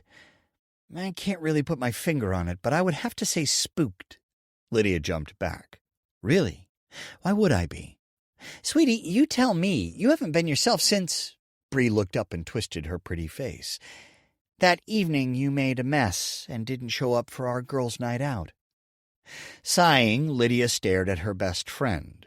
She really wanted to tell her about her suspicions, but Bree would really flip out. She would probably never sleep again. She hadn't slept for days after a home invasion next door to her. This was a lot worse. "Well, whenever you're ready to talk, you know my number." Lydia hugged Bree. "Thank you, Bree. I love you." "Me too, sweetie." Her phone beeped. She looked at it. "Will you be okay if I go? Looks like Corey's back from the boys' poker game." "Go. You know I'm used to having this huge house to myself." "Oh, sweetie." Bree's puppy dog eyes were full of pity. Lydia cleared her throat. "Don't look at me like that, or I'll have to smack you." Bree laughed. "That's better. Call me in the morning, 'kay?" "Sure, no problem." Bree grabbed her purse from the counter. "See you, sweetie." "You too." Lydia waved and then went out to see what was left on the table. Just the deck of cards and some organic candy wrappers. She went over to the railing and leaned against it, looking up at the stars. It was hard to believe it was the same night sky she had looked up at as a kid with her brother. They used to discuss how enormous the universe was. When put into perspective, her life and her problems didn't seem so important. The entire planet was just a speck of dust in the vast greatness of everything. She continued to stare until a shooting star came into view. When its light died, Lydia realized how tired she was. She grabbed the rest of the wrappers from the table and carried them inside, closing the sliding glass door behind her and locking it. Lydia dumped the stuff on the counter, too tired to clean it up then. She'd just take care of it in the morning. It wasn't like Dean was going to be home before then anyway. She forced herself up the stairs after checking the doors and setting the alarm, and barely got herself ready for bed before climbing in and falling asleep as she hit the pillow. Stressful dreams plagued her all night, and when she woke up with the sun shining on her, Lydia barely felt more rested. Her mind raced. She needed to look into the credit cards before Dean found out. He would be pissed that they couldn't access their money. He worked hard for it and never appreciated anyone keeping it from him. Lydia worried that her trip the day before had been a bad idea. What if Angie was able to find her and came asking questions? There was no way Lydia could explain that to Dean. Her stomach twisted in tight knots, making her feel sick. She was probably better off just leaving, but what she needed was to start stashing cash. Or was there time for it? He was supposed to be back sometime this week, but then he probably would be gone all month after that. Why hadn't she been collecting money since long ago, starting when their marriage began to sour? That should have been her clue to do something to take care of herself. But at first she had convinced herself that things could be saved. Then she was so upset to realize they probably wouldn't. And then she thought she and Chad would end up together. Not only would he be able to take care of her financially, but she'd have been able to work if she wanted. Chad had always said that if that was what she wanted, she should go for it. He even encouraged her to go after her dreams while she was still with Dean. She obviously had done that, but she'd had all funds sent to her family since they needed it so badly, and also she hadn't wanted Dean questioning where the extra money came from. She felt more trapped than ever. Why had she stayed with him? just so she could have nice things? It had made sense at the time, but now it seemed like the stupidest decision anyone could make. If the news clippings were any indicator of when he started his spree, Lydia could have easily left long before then. Or would she have been his first victim? She shuddered at the thought, and then pulled up the blankets to her neck, despite the house already being warm. The AC would kick on later, after it really warmed up. The worst part was having no one to tell. She had to tell someone. Whether it was Chad, Bree, or her brother, she couldn't keep doing this on her own. Chad or her brother would probably be the best choices, because they would both be able to keep a level head. Bree was a great friend, but Lydia just didn't think she could handle something like that. What about Kara or Savannah? Not Kara. She was hormonal and emotional as it was, and Lydia couldn't shake the feeling that she was angry at her for something. Savannah was easily the toughest of the bunch, though Lydia was a close second. So it was between her brother, Chad, and Savannah. Lydia would think about it as she got ready. She climbed into the shower and let the hot water massage her as she tried to forget her troubles for a while. She stayed until the water went cold, and then she got ready for the day.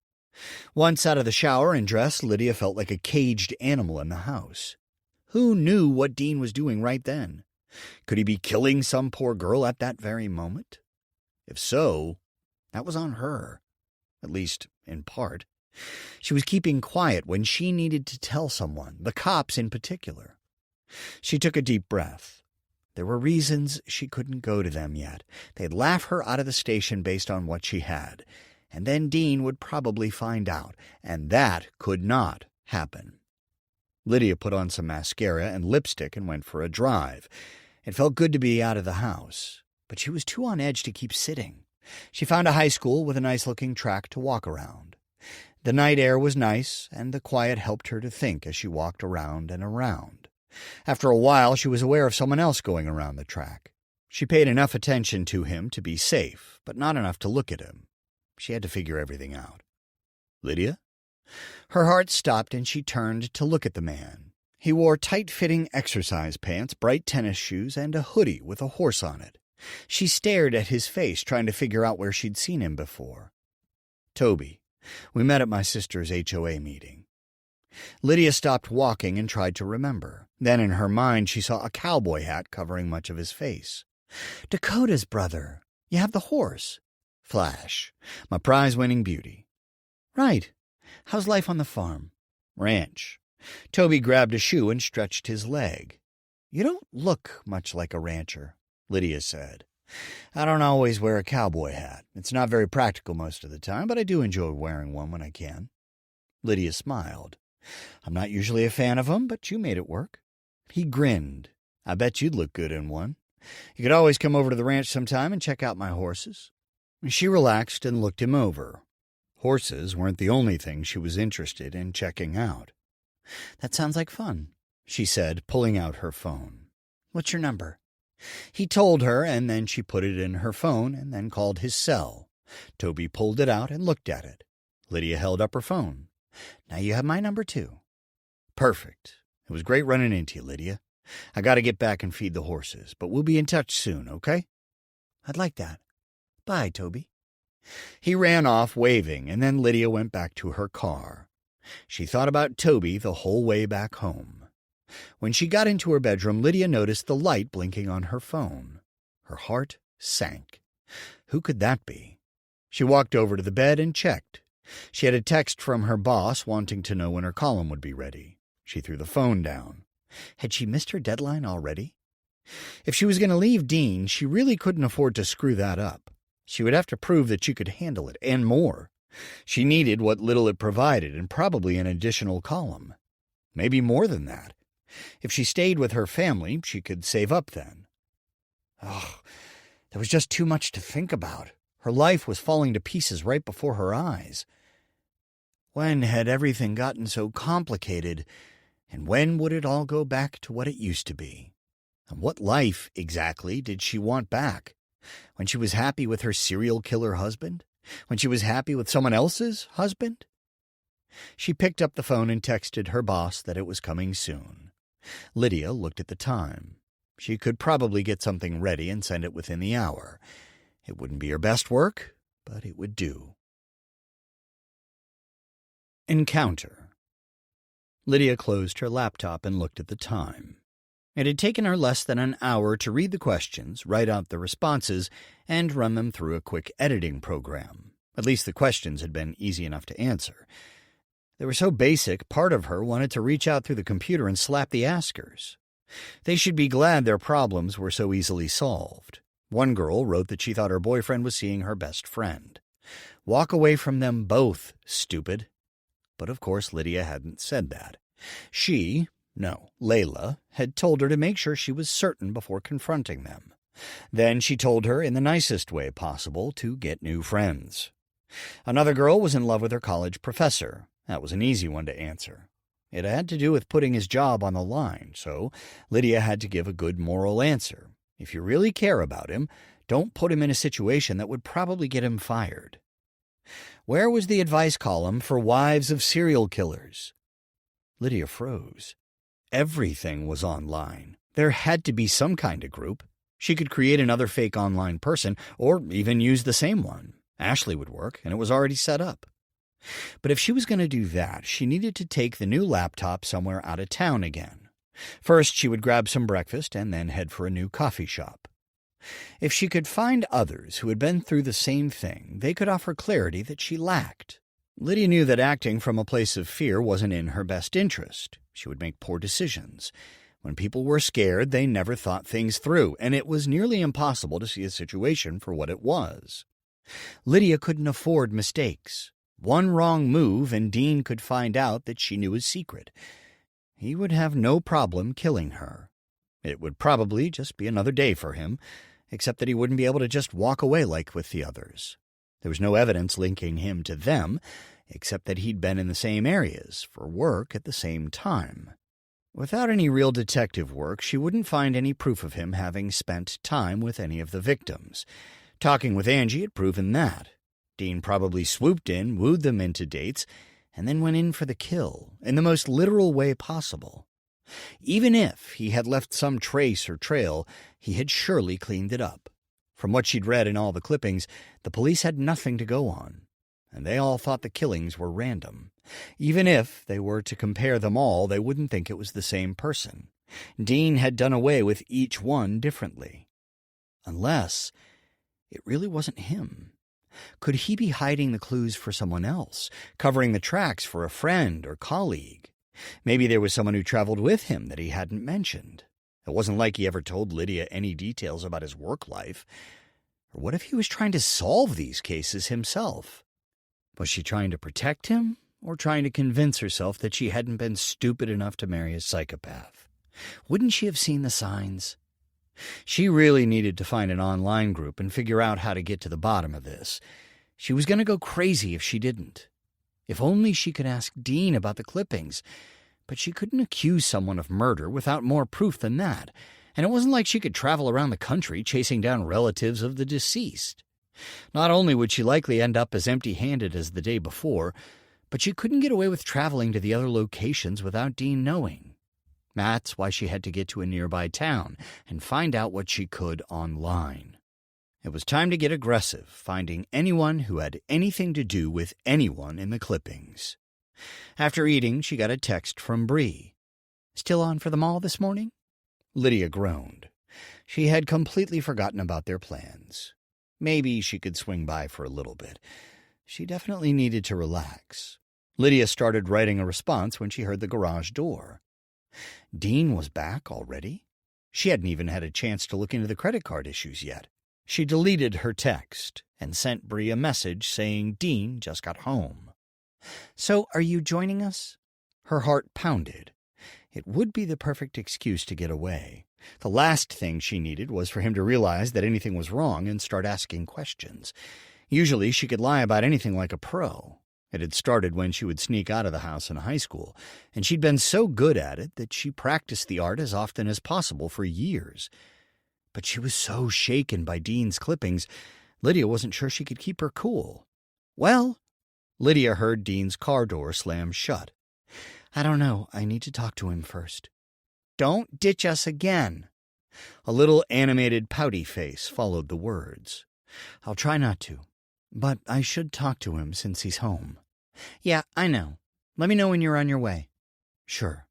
If you're not here soon, I'll assume you got lucky. Two animated faces kissed each other. Lydia shook her head. You do that. She slid the phone into her pocket as the door to the garage opened and she heard Dean's footsteps headed her way. Morning, he said. She nodded. Rough flight? Something like that. I barely slept. He looked so tired and stressed. The part of her that still loved him couldn't help feeling bad for him. Lydia knew she should ignore it, but after reconnecting with him, that side of her had been awakened. Do you need anything? I can fry up some bacon. I think we have enough eggs for omelets. I know how much you love those. Dean ran his hands through his hair. You'd do that? You look like you could use some nourishment. That would be great. I smell like the plane. Let me shower while you get that ready. She'd used all the hot water. He would be pissed. Do you want anything special in your eggs? Surprise me. He headed for the stairs. Lydia pulled out her phone and sent Bree a text saying she was going to have breakfast with Dean. Bree sent back a string of animated kissing faces. By the time Dean came downstairs, Lydia had the table set and the food ready. Dean sat at his regular spot, and Lydia set a plate in front of him. Instead of sitting in her normal spot, she sat next to him on his left. This smells delicious. Are those onions? Lydia nodded, hoping he still liked those. My favorite. Dean leaned over and kissed her. He smelled of her favorite aftershave. Lydia's heart skipped a beat. He still had that. She rubbed his smooth face, taking in more of the scent. You smell so good. He smiled at her, his eyes still looking tired. The lines around them appeared deeper than usual. Not that she had paid much attention to them in recent years. Thanks for making the food. He kissed her again and then dug in. He placed his left hand on her knee and squeezed. Lydia's eyes widened, still not used to his renewed interest in her. She relaxed and then ate her small omelet. She'd already had some cereal before he'd arrived. As she ate, she couldn't take her mind off his hand resting on her knee. She watched him as he ate. His focus was on the meal, so he didn't even notice her looking his way. She studied his face, finding that he looked not only tired, but stressed as well. When he had emptied the plate, he wiped his mouth with a napkin and looked over at her. Those are even better than I remember. I don't know what I did to deserve your recent cooking, but I'm glad I did it. He smiled and then squeezed her knee again. Lydia shrugged. You just seem stressed. I should let you get some sleep. His hand inched up her leg. Or you could join me. She stared into his eyes, her pulse racing. Instead of seeing the man she had hated for so long, she saw the man she had fallen in love with, the one who had cared deeply for her. Lydia nodded, unable to find her voice. Dean took her hand and led her up to their room. He looked at her. You forgot to make the bed. I didn't mean to. It's perfect, Lids. He wrapped his arms around her, pulling her close. Conflicted. Lydia watched Dean sleep. He didn't snore like usual. Butterflies danced in her stomach, thinking about possibly having her marriage return to what it had once been. Could things really be in the process of turning around? Guilt tugged at her for snooping behind his back. Maybe she just needed to trust him. He'd never given her or anyone else a reason to think he was killing anyone. But what if he was killing people? She was the only one who suspected anything, and if she could do anything to prevent it from happening again, she needed to. There was no way she could live with herself if she didn't. Dean, what are you hiding from me? She whispered. He stirred and she jumped, but he didn't wake. Won't you tell me your secret? She asked. Dean's eyes fluttered open. Lydia's heart jumped into her throat. He grabbed her hand. Don't let me keep you from your plans for the day, he said, his voice groggy. I just need some sleep. He kissed her palm, the softness of the touch tickling her skin. Sweet dreams. She leaned over and kissed his forehead. His eyes closed, and almost immediately his breathing deepened. She got out of bed and slid her clothes back on. One look in the mirror told her that her hair was a disaster. She didn't have time for another shower, so she just twisted it into a bun and tied it up. When she got downstairs, she cleaned the kitchen. It was a mess, not only from breakfast, but the night before with the girls. She threw all the dishes in the washer and gave the counters and table a quick wipe. That would have to do.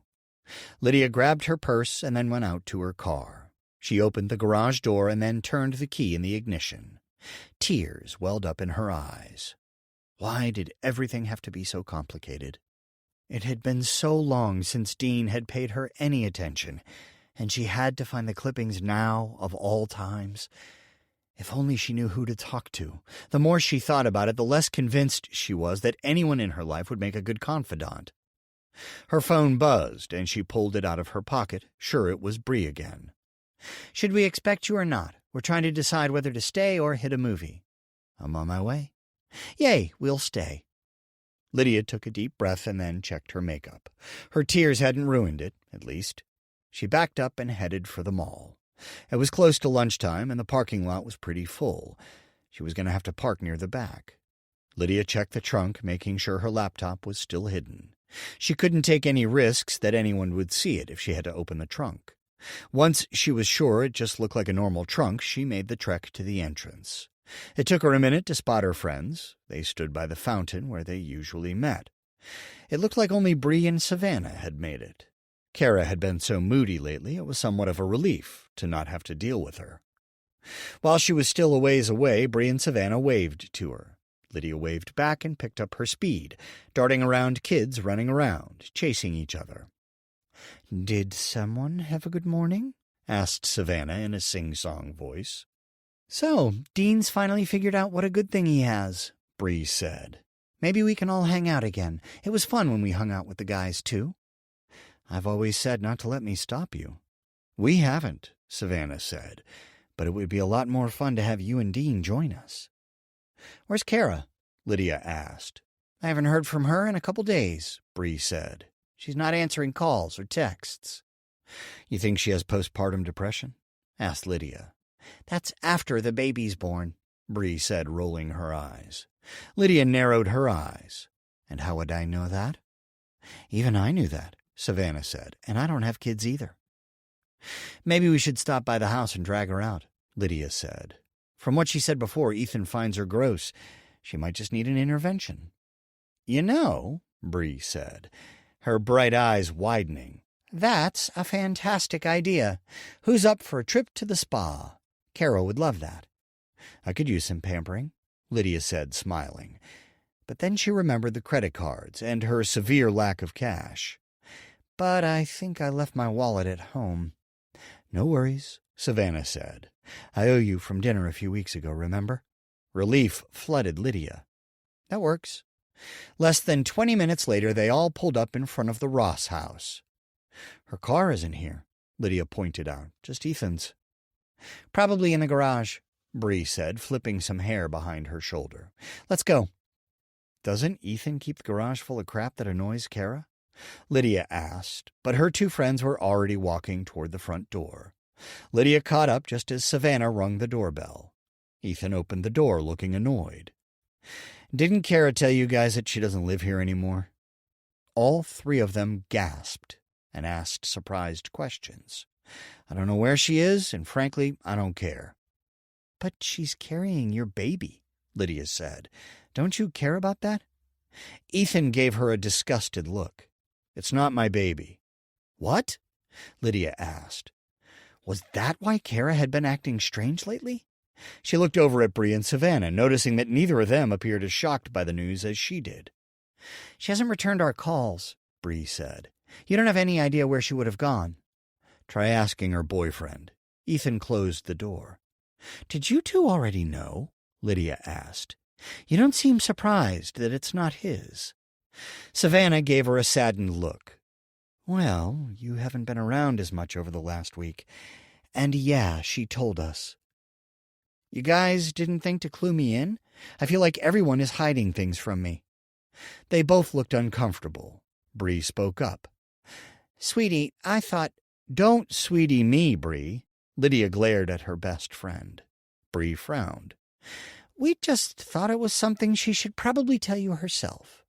Why? Is there more to the story than you're telling me? Savannah and Bree exchanged a look. Anger boiled up in Lydia's chest. Fine, I have other things to do today anyway. If you figure out where Kara is, don't bother telling me. I'll find a way to figure it out myself. Lids, Bree said. Wait, Savannah said, pleading with her eyes. Catch you later. Lydia turned around and stormed to her car. Who could she trust? Not even her best friends. For whatever reason, they didn't think they could trust Lydia with Kara's issues. They were all so close.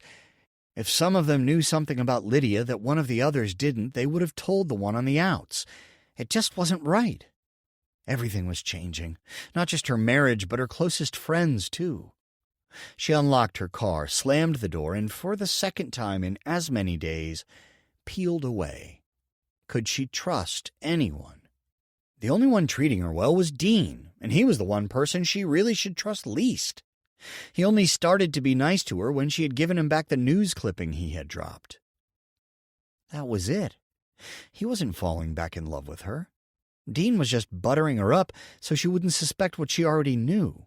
It was all a show to cover his butt. Fury built up. Lydia's entire life was a hoax. Her friends didn't trust her, and her husband only pretended to like her. In his fake shows of affection, he probably watched her like a hawk, looking for any small sign of her distrust. Dean was just waiting for her to figure it out. And she was dumb enough to fall for him each time.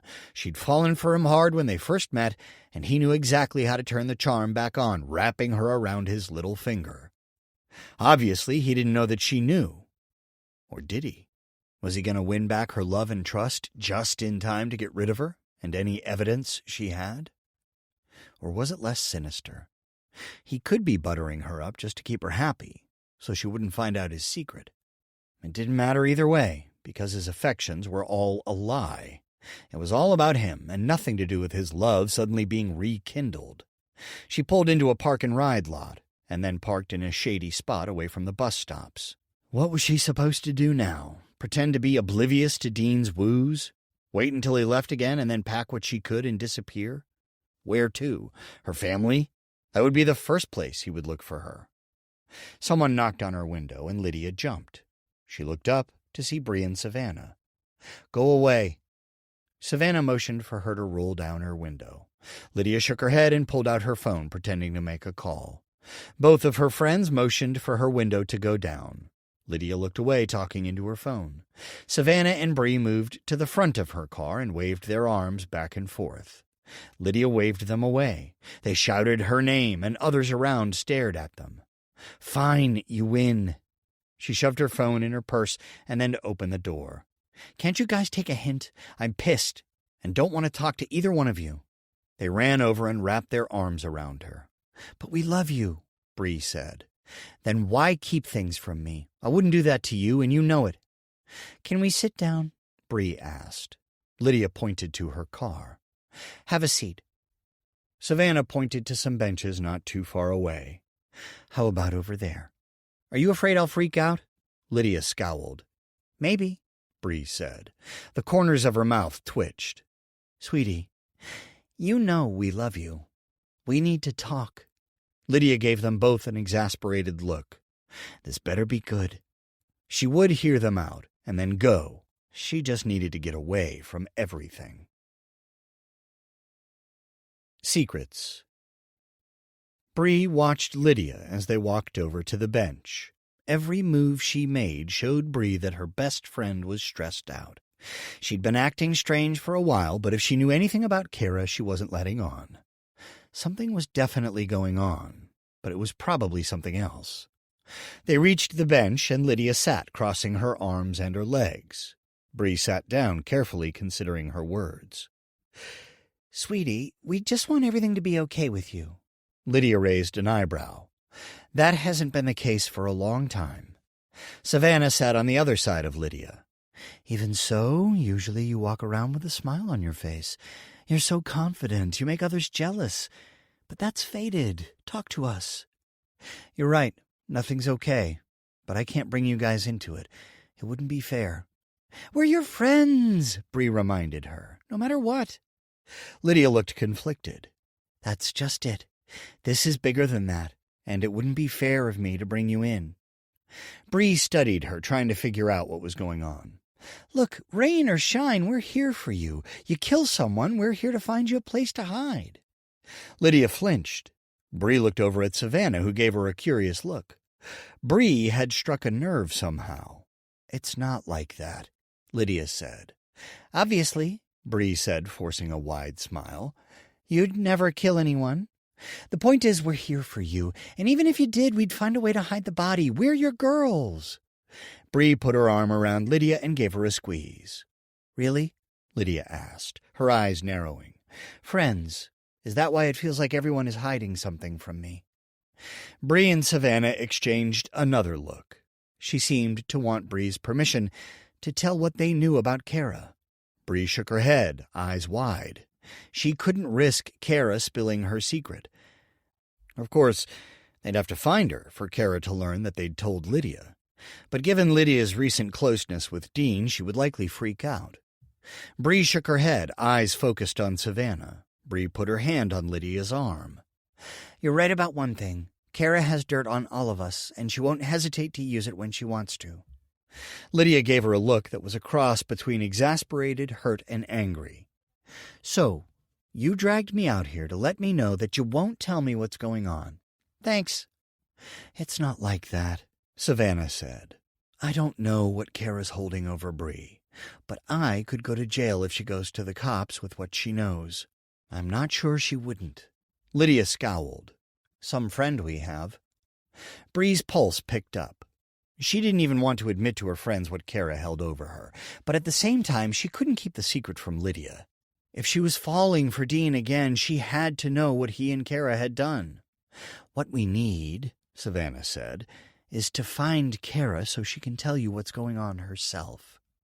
This whole thing is ridiculous. Lydia put her face in her palms and then looked up. We used to be so tight, now we're falling apart. What happened? Savannah frowned. Too much. What did you do? Lydia asked. You know we're not going to go to the cops with anything. I'm sure you won't. Savannah picked at a nail, looking insecure. Bree wasn't sure she'd ever seen Savannah like that. She looked up from the nail and then made eye contact with both Lydia and Bree. You know what? Lydia, you're exactly right. Kara only knows because she saw me, and she made sure to hold it over me until she needed me to stay quiet. Bree's heart pounded so hard it sounded like it was in her ears. Her two friends looked at her expectantly. Bree's stomach lurched. Why had she ever told Kara what she'd done? Corey would never forgive me if he found out. Bree took a deep breath, trying to calm her nerves. I can't risk it, not him. They all sat in silence for a while, the sun beating down. Were her friends plagued with the same guilt that ran through Bree? She hated thinking about what had happened. It was one stupid mistake, made when she was furious and drunk. How long do we have to sit here? Lydia asked. I've got to get out of the sun soon. Let's go over to the bench over there. Savannah pointed over to the left. It's in the shade. They made their way over without a word. Bree's heartbeat had yet to return to normal. She didn't want to admit what had happened with Corey's brother that one awful night. It had been a mistake, a horrible, horrible mistake.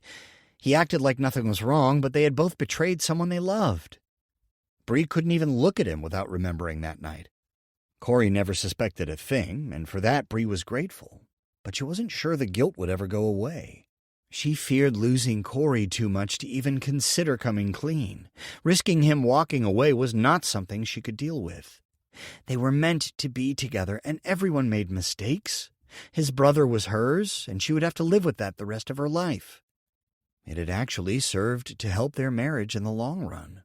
Bree always overcompensated for the guilt by treating Corey like a king, which had eventually led to him treating her like a queen. Before long, they went from a normal bickering marriage to one everyone pined for. She loved being part of the Bree and Corey Stevens duo that everyone adored and envied. Well, Lydia said, starting to stand. If we're not going to talk, I've got things to do. Wait, Savannah said. Sit back down. I'll talk. Bree's eyes widened. If Savannah told Lydia about Kara, then Bree's secret was dangerously close to being used by Kara. For all they knew, she was hiding out, spying on them. Lydia sat, looking at Savannah.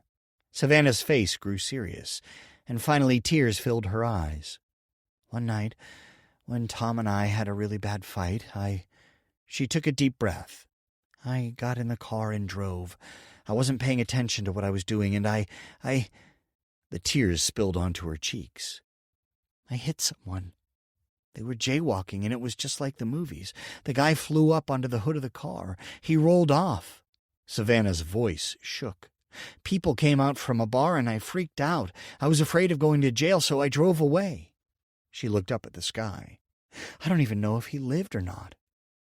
Oh, Savannah. Lydia put her arm around Savannah. You've been carrying that around? I'm scum. No, you're not.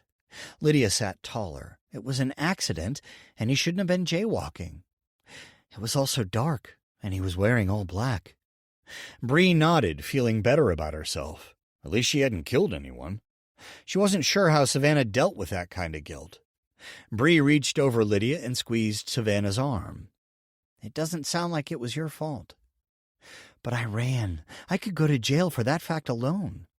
Wait, Lydia said. Was that when you said you hit a deer? Savannah frowned and then nodded. You've been dealing with that since then? Lydia exclaimed. Kara's evil for holding that against you, Bree said. How dare she? What's she got against you? Savannah asked, wiping her eyes. Bree's stomach twisted in knots. She looked away from her friends and stared at a leaf sitting on the bench. Bree picked it up and played with it. One night, just one, when I'd had too much to drink and Corey and I weren't getting along, his brother, Tears filled her eyes.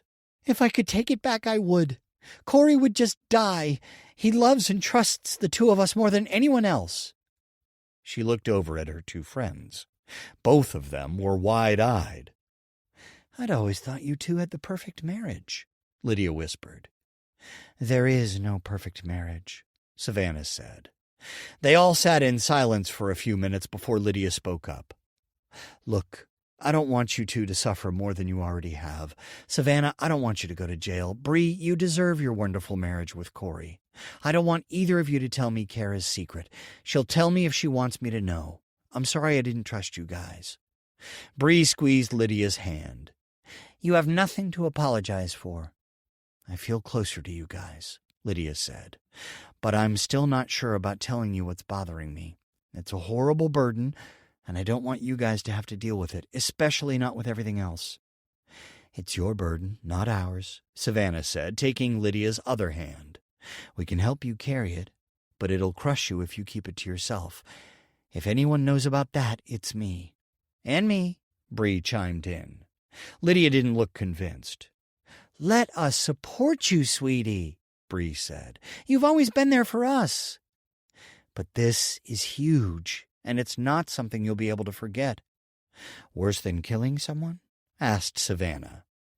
Lydia shook her head. You know what? I remember hearing about a hit-and-run a couple towns over around the time you said you hit a deer. He walked away with a broken arm, and if I remember correctly, the police had been looking for him. You may have even done a good deed since he was arrested that night. Savannah's eyes widened. Really? Lydia nodded, though Bree had her doubts about the validity of Lydia's story. Just tell us, sweetie. Bree smiled, encouraging her to talk. They sat in silence, again, and then Lydia cleared her throat.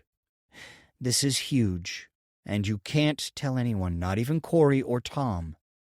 Obviously, I can keep a secret from Corey, Bree frowned. Me too, Savannah said. You know, from Tom. Lydia took a deep breath. I have reason to believe, she shook her head. I can't even say it, it's too crazy. What is it? Bree asked in her most soothing voice. She had perfected it with her daughters.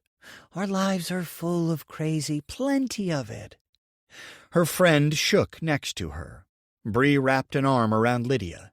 You can tell us anything. Savannah nodded in agreement. I think Dean's been killing people.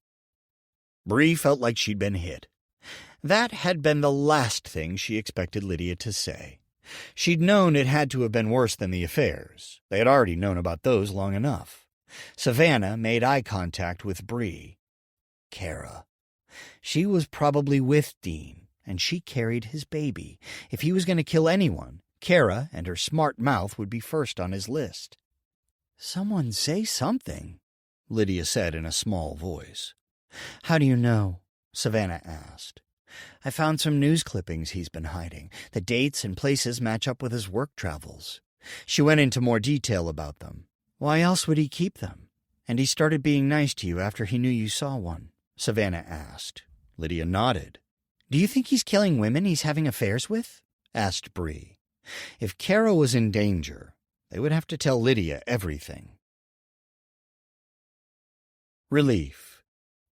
Lydia looked back and forth between her two friends, trying to figure out if they really believed her or not. They both looked horrified, but they didn't seem to doubt what she said. "Lydia?" asked Bree.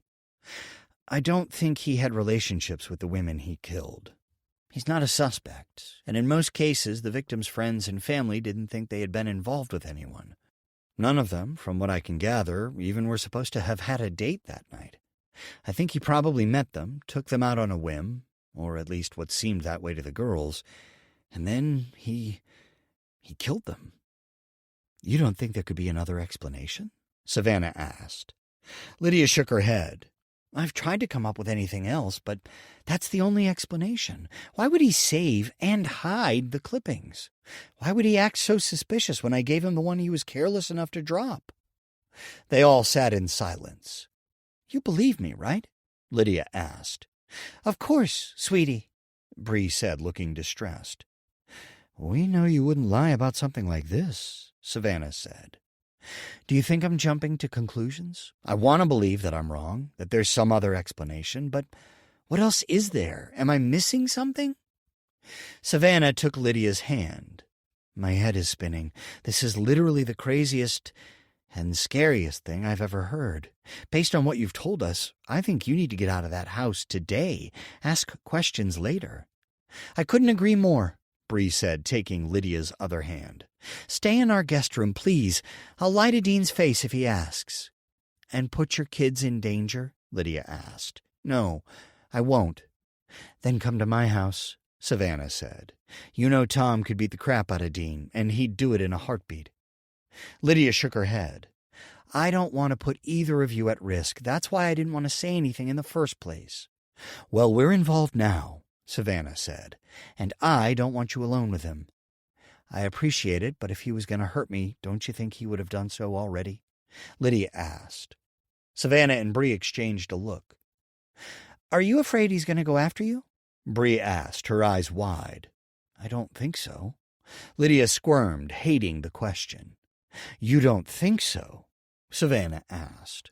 "How can you stay in that house, in the same bed?" "If I act weird, he's going to know that I suspect something. For now, he buys my dumb act. He really thinks I believe he dropped an ad he cut out." Savannah grabbed her arm. "But what if he figures out that you've seen his stash? Then what?" Lydia's heart raced even faster. I don't know. I can't think. It's all too terrifying." Bree grabbed her hand. "You've got to get out of there." "You have to go to the cops," Savannah said. "With what?" Lydia asked. "I don't have any proof. The cops working all those cases don't have anything. If it is him, he hasn't left behind a single strand of DNA or a fingerprint. His trips are circumstantial at best. With nothing else to go on, he'll know I spilled the beans. And then I'll be his next victim." "You can't live in fear like this, Lids," Bree said. "And if he's guilty, he needs to be stopped. He could do it again." "I realize that," she snapped. "But I'm stuck. Don't you get that? I need to find more than just the clippings. I've actually done some digging, but I can't find anything. He's covered his tracks well." "He's good at that," Bree muttered. "Bree," exclaimed Savannah. "What do you mean?" Lydia asked. "His affairs, Lids. Do you even have the slightest inclination as to who even one is?" Bree raised an eyebrow. Lydia frowned. "No." After having Dean back to acting like he loved her, no matter how fake it was, made the thought of his affairs hurt again. I wish you girls would tell me that I'm insane for thinking he's actually killing those women. Me too, sweetie. Bree squeezed her hand. Me too. You really don't think that's enough evidence to take to the police? Savannah asked. I mean, seriously, they have the manpower to look into this. None of us have any detective training. What if they don't believe me? Lydia asked, shaking. If they question him, he'll know I'm the one who turned him in. The only reason he's being nice is because he knows there's a chance I saw that one clipping. I can't even imagine what he would do if he knew I'd seen them all. Tears filled her eyes. Savannah looked into her eyes. You need to make a decision. I think you should go to the cops and then either stay with Tom and me or get out of town. Don't go to your family. That's the next place Dean would look. Lydia shook more. Her body felt cold from head to toe, despite the heat. She looked down, not finding any words. She's right, Bree said. We love you, and we want you safe. I'm really scared for you. Still shaking, Lydia stared at her sandals. I do have a bag in my trunk. Smart girl, Bree said. I think you know what you need to do. If you don't want to go to the cops, give me all the details you have, and I'll call in an anonymous tip. They have to start looking into this before anyone else gets hurt. The last thing I want is to see something happen to one of my friends. Then what? What if they find him guilty? Tears blurred Lydia's vision. Savannah squeezed her hand hard. Then the world is a safer place. And you can go back home, said Bree. I don't know if I can. Lydia felt sick. Where else would you go? Asked Savannah. Lydia shrugged. I doubt I could afford the house without Dean's money. Then sell it and buy a cute condo. Bree gave Lydia a forced smile. You can have fun with that. Right, Lydia said flatly. Oh, I know. You could hang out with that horse guy, Bree said. Remember from the HOA meeting? Some girl's brother. His name was Tony or something.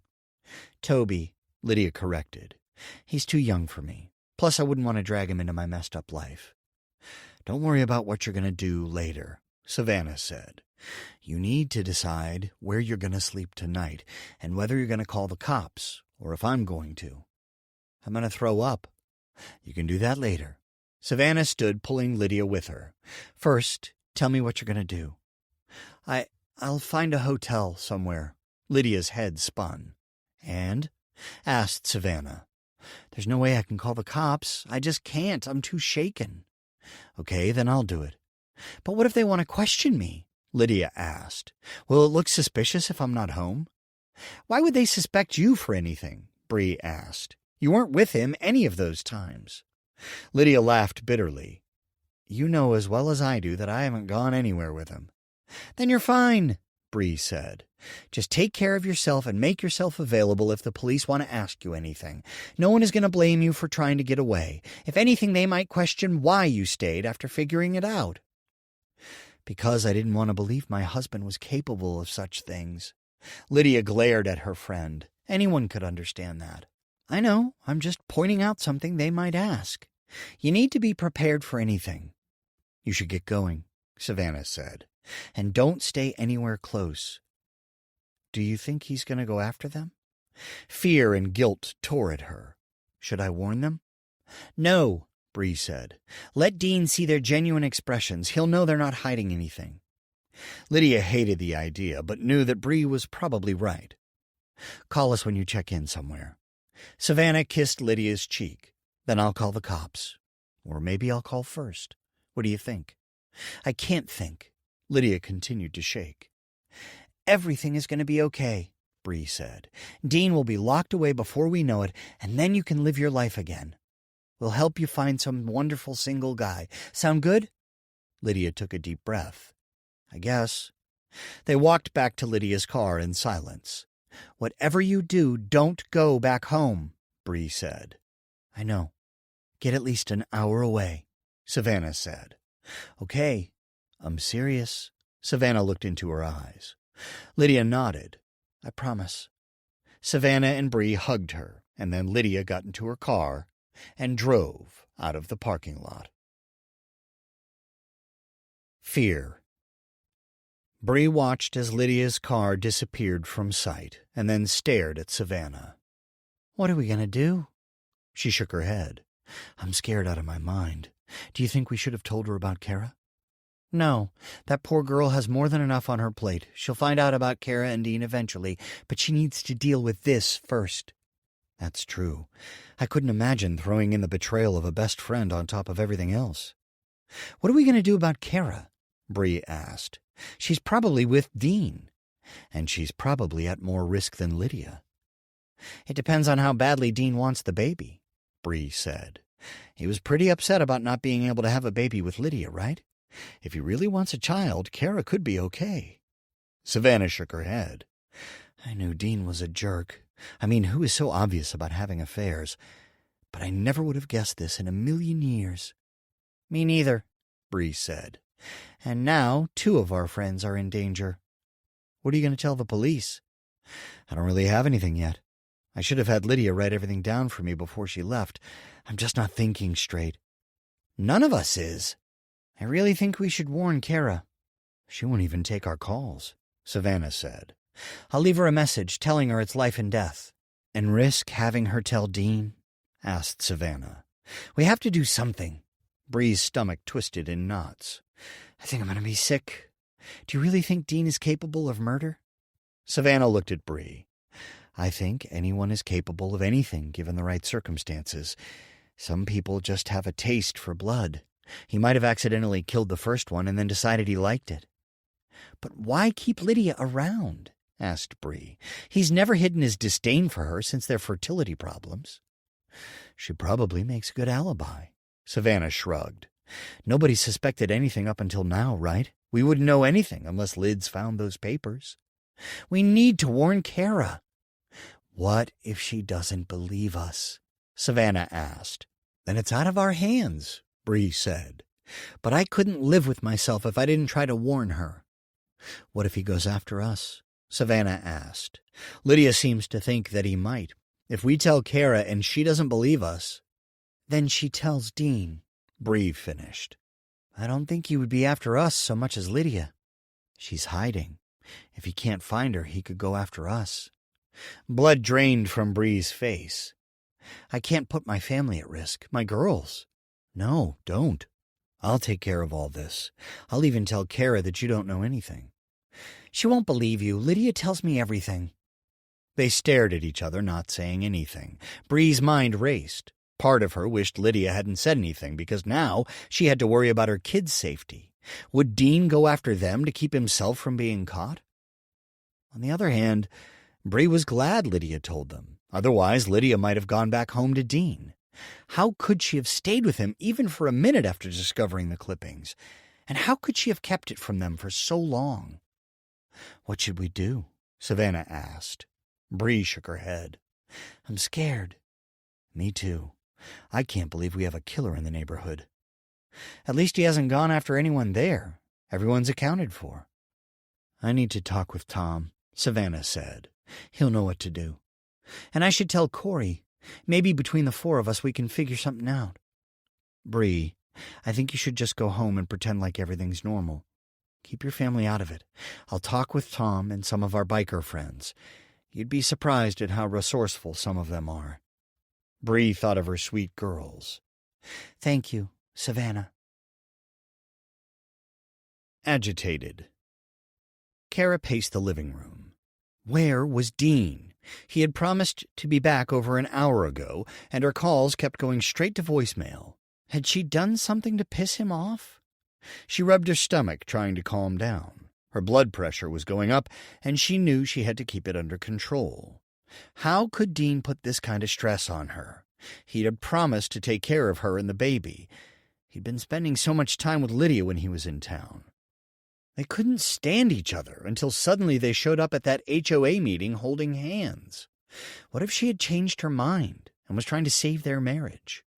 Why would she do that all of a sudden? Because she finally figured out that the guy she'd fallen in love with had moved on for good? Or what if she knew about the baby? Lydia was too smart for her own good. It was only a matter of time before she put 2 and 2 together. She might have already done so. Kara pulled out her phone. If she wasn't so upset, she'd call Savannah or Bree. They'd certainly called enough times. Maybe they'd already knew that Ethan had kicked her out. They weren't ones to leave anything alone, so it was only a matter of time before they went to her house. Ethan was working from home this week, so he would have answered, and probably told them that Kara wasn't his problem anymore. She found Dean's number and called it. Straight to voicemail again. What was he doing that was so important? He had to have known she needed to talk to him. He would probably be pissed at how many times she'd called, but Kara didn't care. She just needed to know what was going on. She was half tempted to call her friends back and have some girl time, but she would be worried about Dean the entire time. Kara called him a couple more times and then texted him to call her. This wasn't going to get her anywhere. Pacing and calling only added to her stress. If she wasn't pregnant, she would grab a glass of wine or maybe the whole bottle to calm her nerves.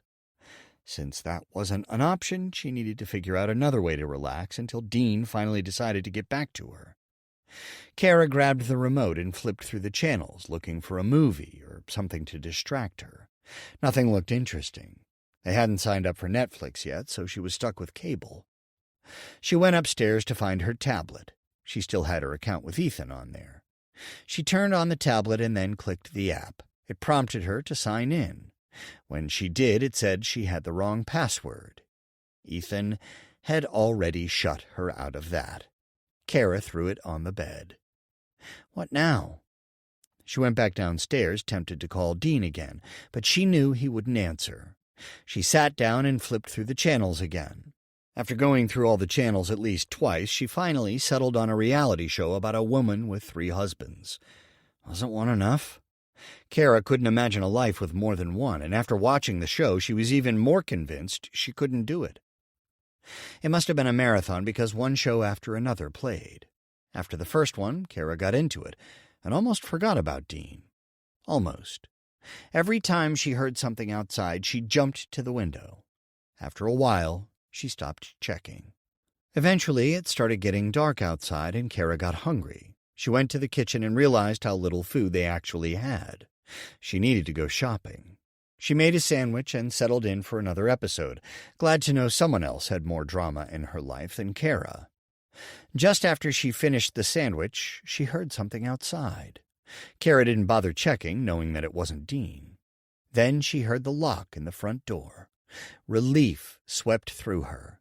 Finally, he was home. The door slammed. "Can't you take a hint?" Kara's heart sank. "What do you mean?" He came into the room, his eyes narrowed. "When I don't answer the phone, it means I can't talk. That's not an invitation to keep calling over and over again." "But one message or text is sufficient. Do you understand?" "Dean, His brows furrowed. "Do you understand?" "Yes." "I'm a busy man. A lot of people need a lot from me, from work and my personal life. I don't need my phone going off every 2 minutes." "I get it. I was just worried." "Were you afraid I was with Lydia?" The look in his eyes scared her. "I just didn't know where you were." "And if I was available to tell you, I would have." She nodded. "I understand." "Do you?" "Yes, I won't do it again." "Good." He stared at the TV. "What are you watching?" "Just a stupid show. I needed something to distract myself with." Dean picked up the remote and turned it off. "What's going on?" she asked. He continued to pace. "I think she knows. It's the only explanation." "What?" "Everything. She knows everything." "Who?" Kara's pulse raced. "Lydia." "What, about us?" "No." Anger covered his face, and he paced back and forth, furrowing his eyebrows. Kara backed up, watching him. She didn't dare ask what Lydia knew about, not when Dean was acting like this. She took a few deep breaths to calm herself. Once she was sure she could speak steadily, she went over to him and put her hand on his shoulder. "Want to talk about it?" she asked in her most soothing tone. "Let me help you." He turned and glared at her. "You can't." She moved closer to him, rubbing his arm. "I can. Let me in, Dean. What's going on?" Turning, he slapped her. Kara backed up, holding the spot on her face. It heated up by the second. What did you do that for?" He smacked her again, this time on the other cheek. "Dean!" He grabbed her shoulders and shook her. "You need to stop, Kara." "No, you do." Dean shoved her against the wall. "You don't understand the pressure I'm under. If Lydia—" He turned around and punched the wall, putting his fist through it. "I thought I had her where I wanted her. Everything was fine, but I don't think it is.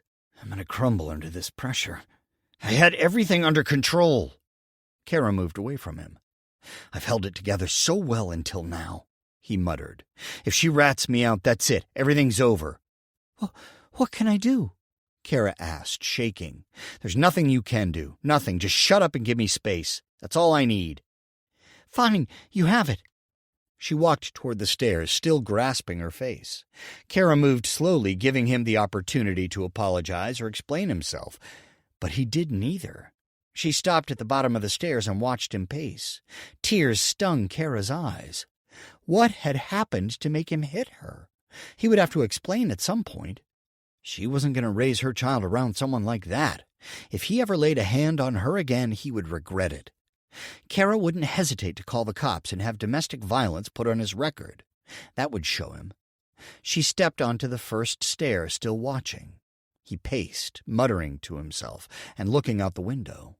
She couldn't make out most of what he said. She caught more of, "She knows," but not much else. What could Lydia know? Maybe Kara shouldn't have ignored all of Bree's and Savannah's phone calls. If Dean wouldn't tell her what he was so upset about, then Kara would return the calls, assuming Dean calmed down. Watching him, he appeared to be growing angrier by the minute. Kara took a deep breath and then walked back over to the couch. "Would you like me to make something to eat?" He turned, stopped, and stared at her. "Do I look like I want to sit down and eat?" He practically shouted, making Kara jump. "Could women be any more stupid?" Kara bit her tongue, her face still stinging. She needed to keep a calm head. "Well, if you decide that you want some company, let me know." She spun around and went up the stairs and into the bedroom, closing the door behind her. She wanted to slam it, show him how angry she was at his behavior, but she didn't want to risk angering him further. Whatever Lydia had done, he couldn't get past it. The last thing she needed was to add to it, or to her stinging face. She walked to the window, hoping the scenery could calm her down. Instead, she was distracted by neighbors chatting and laughing, probably the same ones who had given her such a warm welcome before. Kara turned around and paced. Now they were both pacing. Why wouldn't Dean just tell her what bothered him? He said she was such a good listener, that he'd never felt so understood by anyone before. Or maybe he'd just wanted something else. Who knew? How well did she really know him? The front door slammed, and Kara went back to the window. Dean walked toward his car, ignoring the overly friendly neighbors who were obviously flirting with him. Was he leaving? Kara pressed her face against the glass, trying to see what he was up to in the car. Maybe he was only getting something to bring back into the house. He leaned against his car and lit a cigarette. When had he started smoking? At least he was outside, keeping the fumes away from her baby. She watched with pleasure as he ignored the neighbors flirting. Kara took some deep breaths.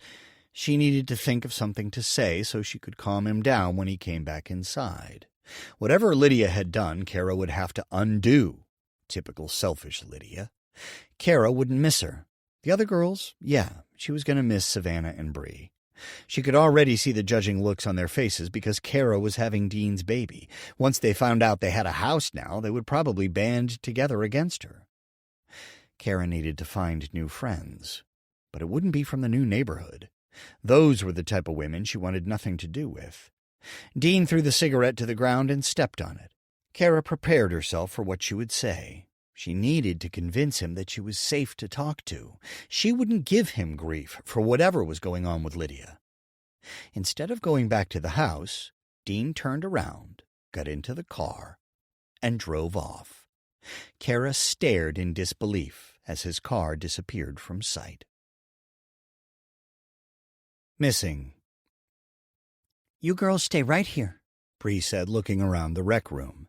There was no reason for her to worry about anyone getting in there. They were on the top level. There was only a small window going outside and no way to get to it from the backyard. "Okay, Mom." "Sure?" They both smiled at her and then turned to the movie Bree had put on. Her heart pounded in her chest. She still hadn't heard back from Lydia, and Kara continued to avoid her calls. There was no way Dean would know Bree had told Lydia to leave. He couldn't know. It just wasn't possible. She walked down to the front door and double-checked the security system. Corey came over and wrapped his arms around her from behind. "It's gonna be okay, honey." Bree turned and looked at his beautiful face. "Not even you can help me relax right now, babe." She ran her palm against his soft, chocolatey skin. "Not this time." He frowned, but then gave her a kiss. "I'll do whatever I can. Just keep the girls safe." Bree, if Dean is dumb enough to come to our house, he won't live to tell about it. He won't even make it inside." She checked her phone again. "I hate not knowing where either one of them is. Now that I know what he's capable of." "Lydia's probably safe. If she's smart, she ditched her phone. He could easily track her, you know." Bree's heart jumped into her throat. "I never thought of that. And what about her car? It has all kinds of wireless capabilities. Could he track that too?" Corey squeezed her. "If he really wanted to." "What are we going to do?" Bree asked. Her stomach. Music is the breath between the words. Take this time to enjoy that breath. This audiobook is free, and your presence means a lot.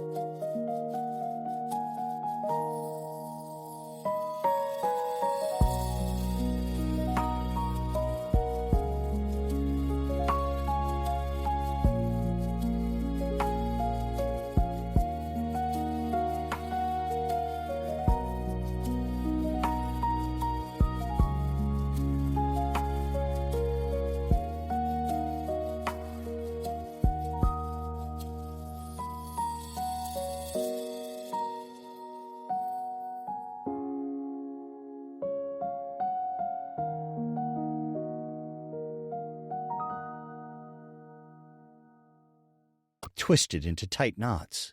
"Stay right here and keep our family safe." "I don't know how long I can do that, Cor." "You have no choice." He pulled her closer into his embrace. "I'm not letting you out of my sight." "If I don't hear from Lids, I'm going after her." Corey kissed her ear. You don't know where she is. Bree pulled away. But I can find her. I know she didn't go near her family. She probably went in the opposite direction. If Dean goes looking, he's probably going straight to her family. Wait for her to call. She's smart enough to pick up a disposable phone. Give her time. I'm going to throw up. Let me make you some tea. Chamomile? Bree shook her head. And women say there is no perfect man. Corey grinned. I try. The doorbell rang. Bree and Corey exchanged a worried look. Bree's stomach twisted tighter, and she was sure she'd lose control of her bladder. Let me. Corey walked past her and looked into the peephole. It's Chad Mercer. He's safe, right? Chad? Bree asked. Things have gone from bad to worse if Chad was at their door. Let him in. Corey opened the door and exchanged greetings with their neighbor. Chad came in, and Corey closed the door behind them. Bree looked Chad over, trying to gauge the seriousness of the situation. What's going on, Chad? Can we sit? Corey pointed toward their front room.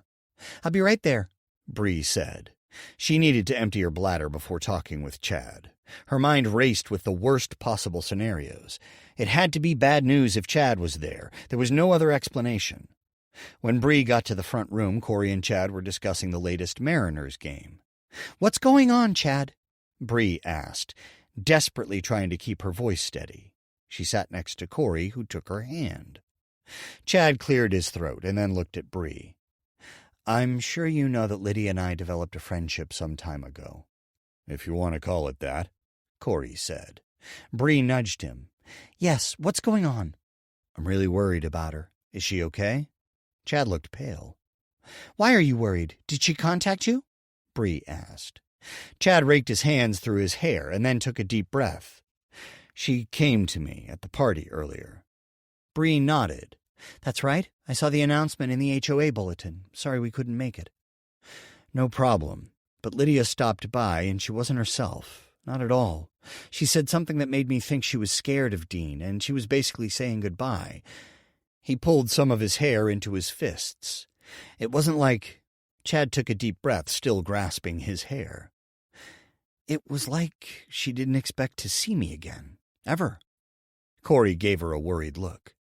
Is she in danger? Chad asked. What exactly did she tell you? Bree asked. Not very much, and I was distracted hosting a party. It wasn't until the party was over that the severity of her reaction hit me. Corey wrapped his arm around Bree and looked at Chad. When she said goodbye, did you think she was moving away or in danger? Did you get the feeling she thought she might never return alive? Chad finally let go of his hair and shook his head. I don't know, but she said something about Dean having a secret, and she had to get away. She was definitely scared, and saying a final goodbye. Do you know why she's scared of him? Bree nodded. I'm the one who told her to leave town. Did he find out about us? Chad asked, looking like he was going to be sick. No, Bree said. You don't have to worry about Alyssa finding out. No one's going to say anything. Would he hurt Lydia? Chad asked. He's never laid a finger on her, Bree said. But that could definitely change. They all sat in silence. Finally, Chad looked back at them. Where did she go? We don't know, Bree said. It's safer that way. Dean can't force it out of anyone. What do you mean?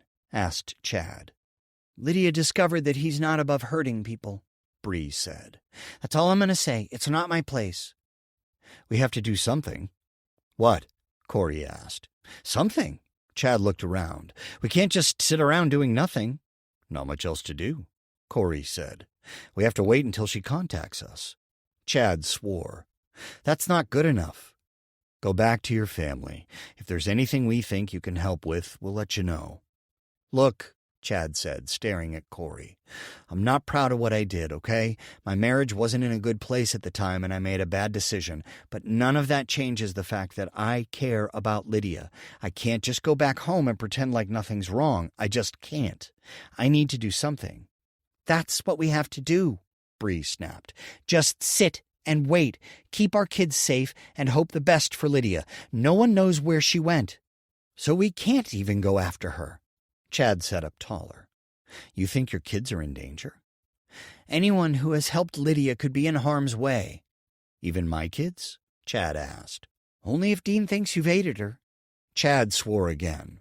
I've got a whole group of teenagers in my house right now. Corey looked directly at him. Then I suggest you get back home and set your alarm. Let me give you my number in case you need anything. Chad stood up. It's in the HOA directory, right? Bree asked. Yeah. We'll call you if anything comes up. I promise. Bree stood. We'll see you to the door. She's going to be all right, isn't she? We can only hope, Corey said. They walked Chad to the door. Once he was outside, he said, Call me if you need anything. We will, Corey said, and then closed and locked the door. He turned to Bree. Can you believe him? He's worried about her. He doesn't have the right to be. I think he can't help it. It's sweet that he still cares about her. Sweet?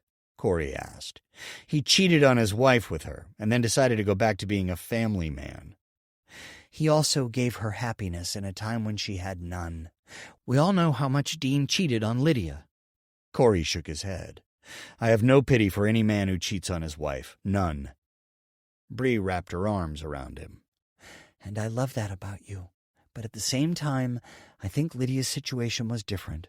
I mean, really, she married a serial killer. Doesn't excuse Chad's behavior. Bree pulled out her phone.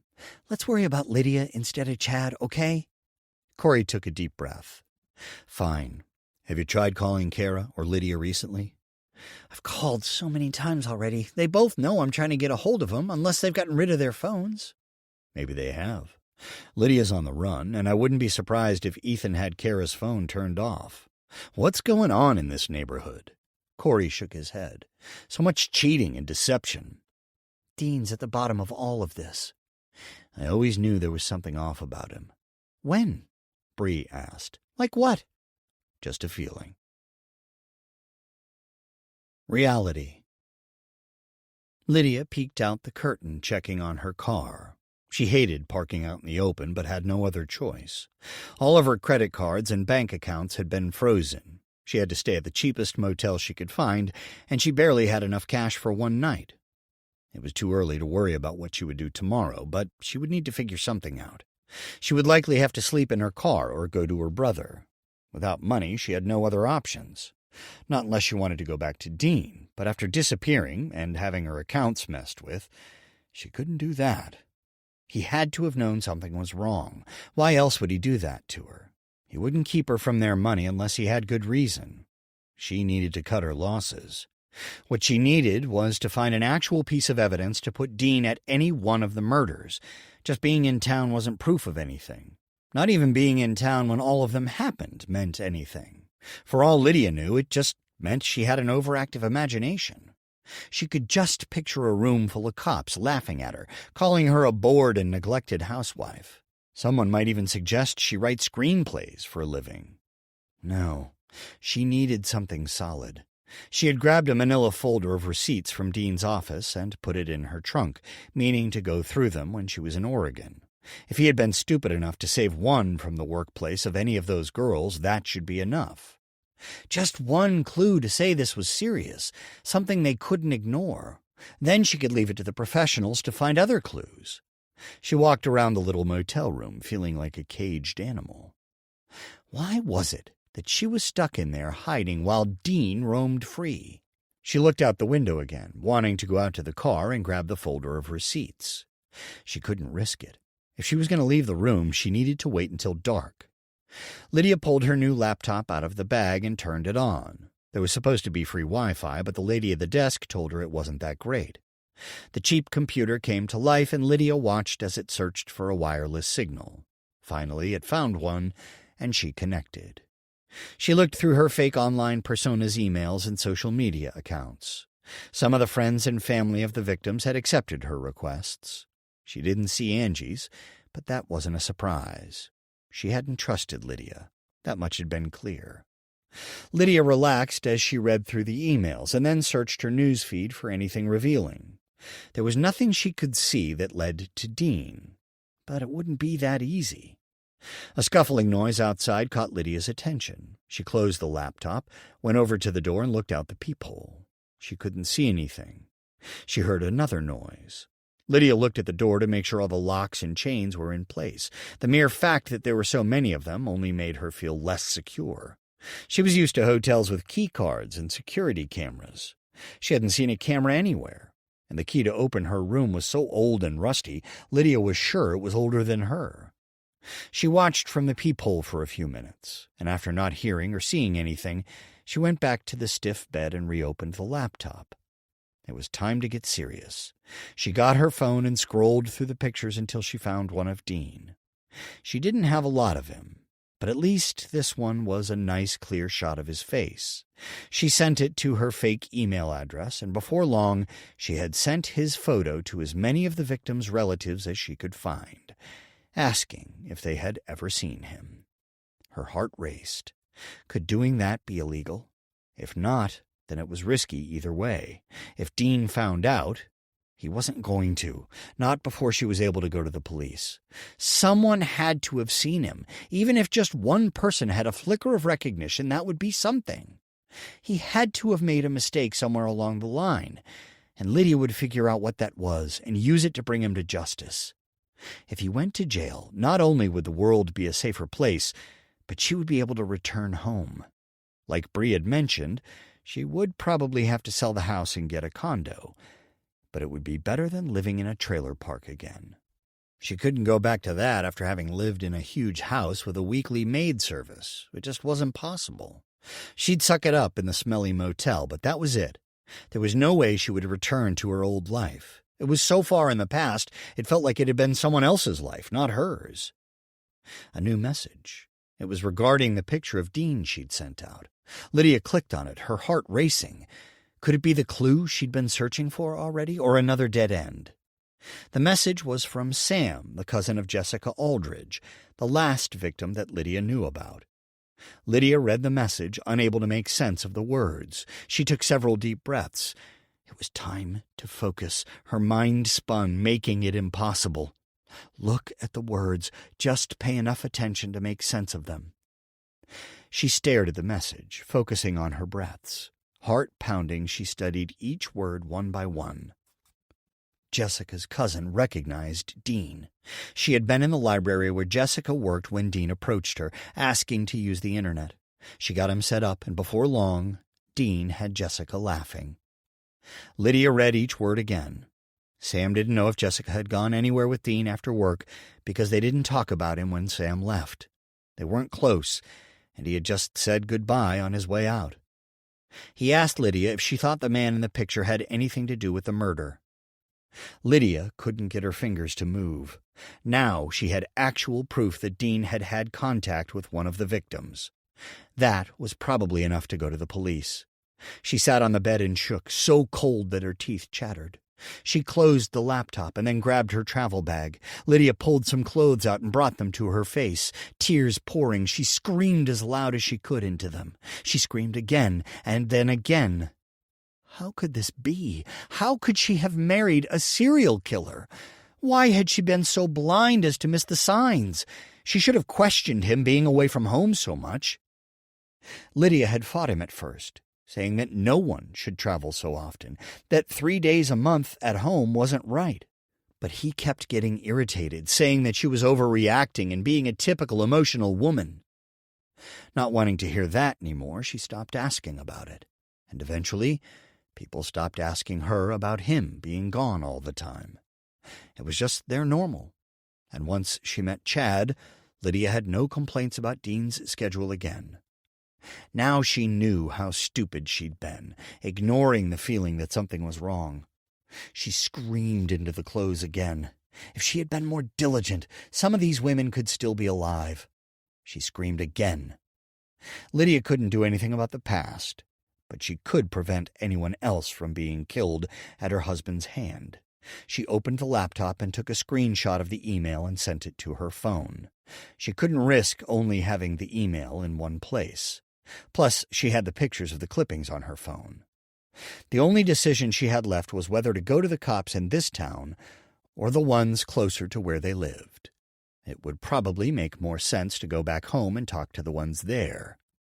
On the other hand, she was already here. If need be, the local cops could take what she had and share with the ones back home. Her stomach turned at the thought of going back and being near Dean. She didn't ever want to see him again.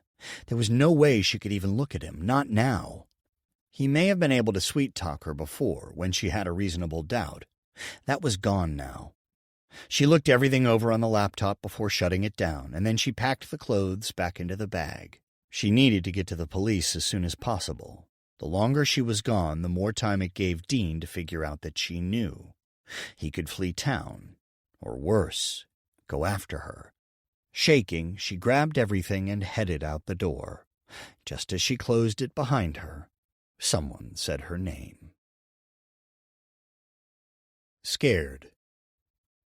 Bree sat with her family watching a movie she couldn't focus on. Every few minutes she got up and looked out a front window, then the sides and back. Everything looked normal each time, but her nerves felt afire. What if Dean figured out that they knew about the killings? He would probably stop at nothing to shut them up, or hurt Lydia. He was a cold-blooded murderer. What did he care about Bree or her family? She made her way back into the rec room and caught Corey's attention. She indicated for him to come out into the hall with her. He kissed the top of both girls' heads and then joined Bree. "What's going on?" "I think we should leave." "And go where, exactly?" he asked. "I don't care anywhere other than here." Bree lowered her voice.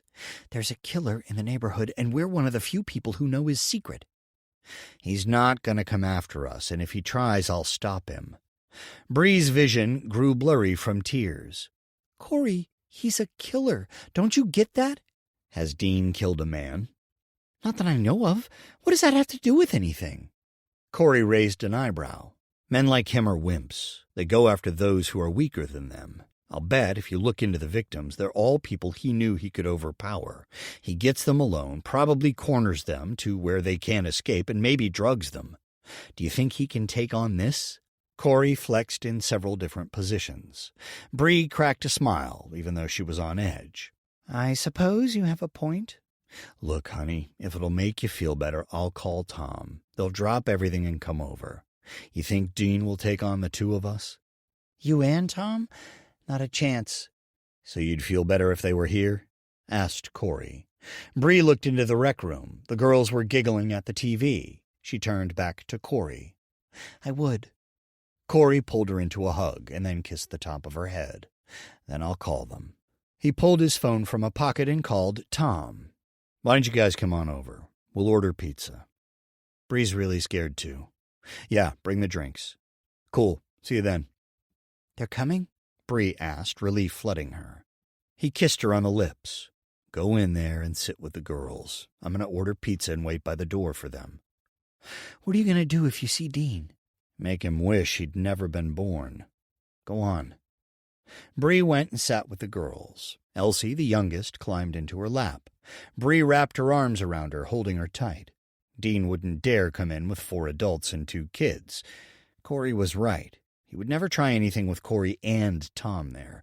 They were intimidating when they had to be, and they were a lot bigger than Dean. 2 Deans probably couldn't fight off one of them. "You okay, Mommy?" Elsie asked. "Yeah, sweetie."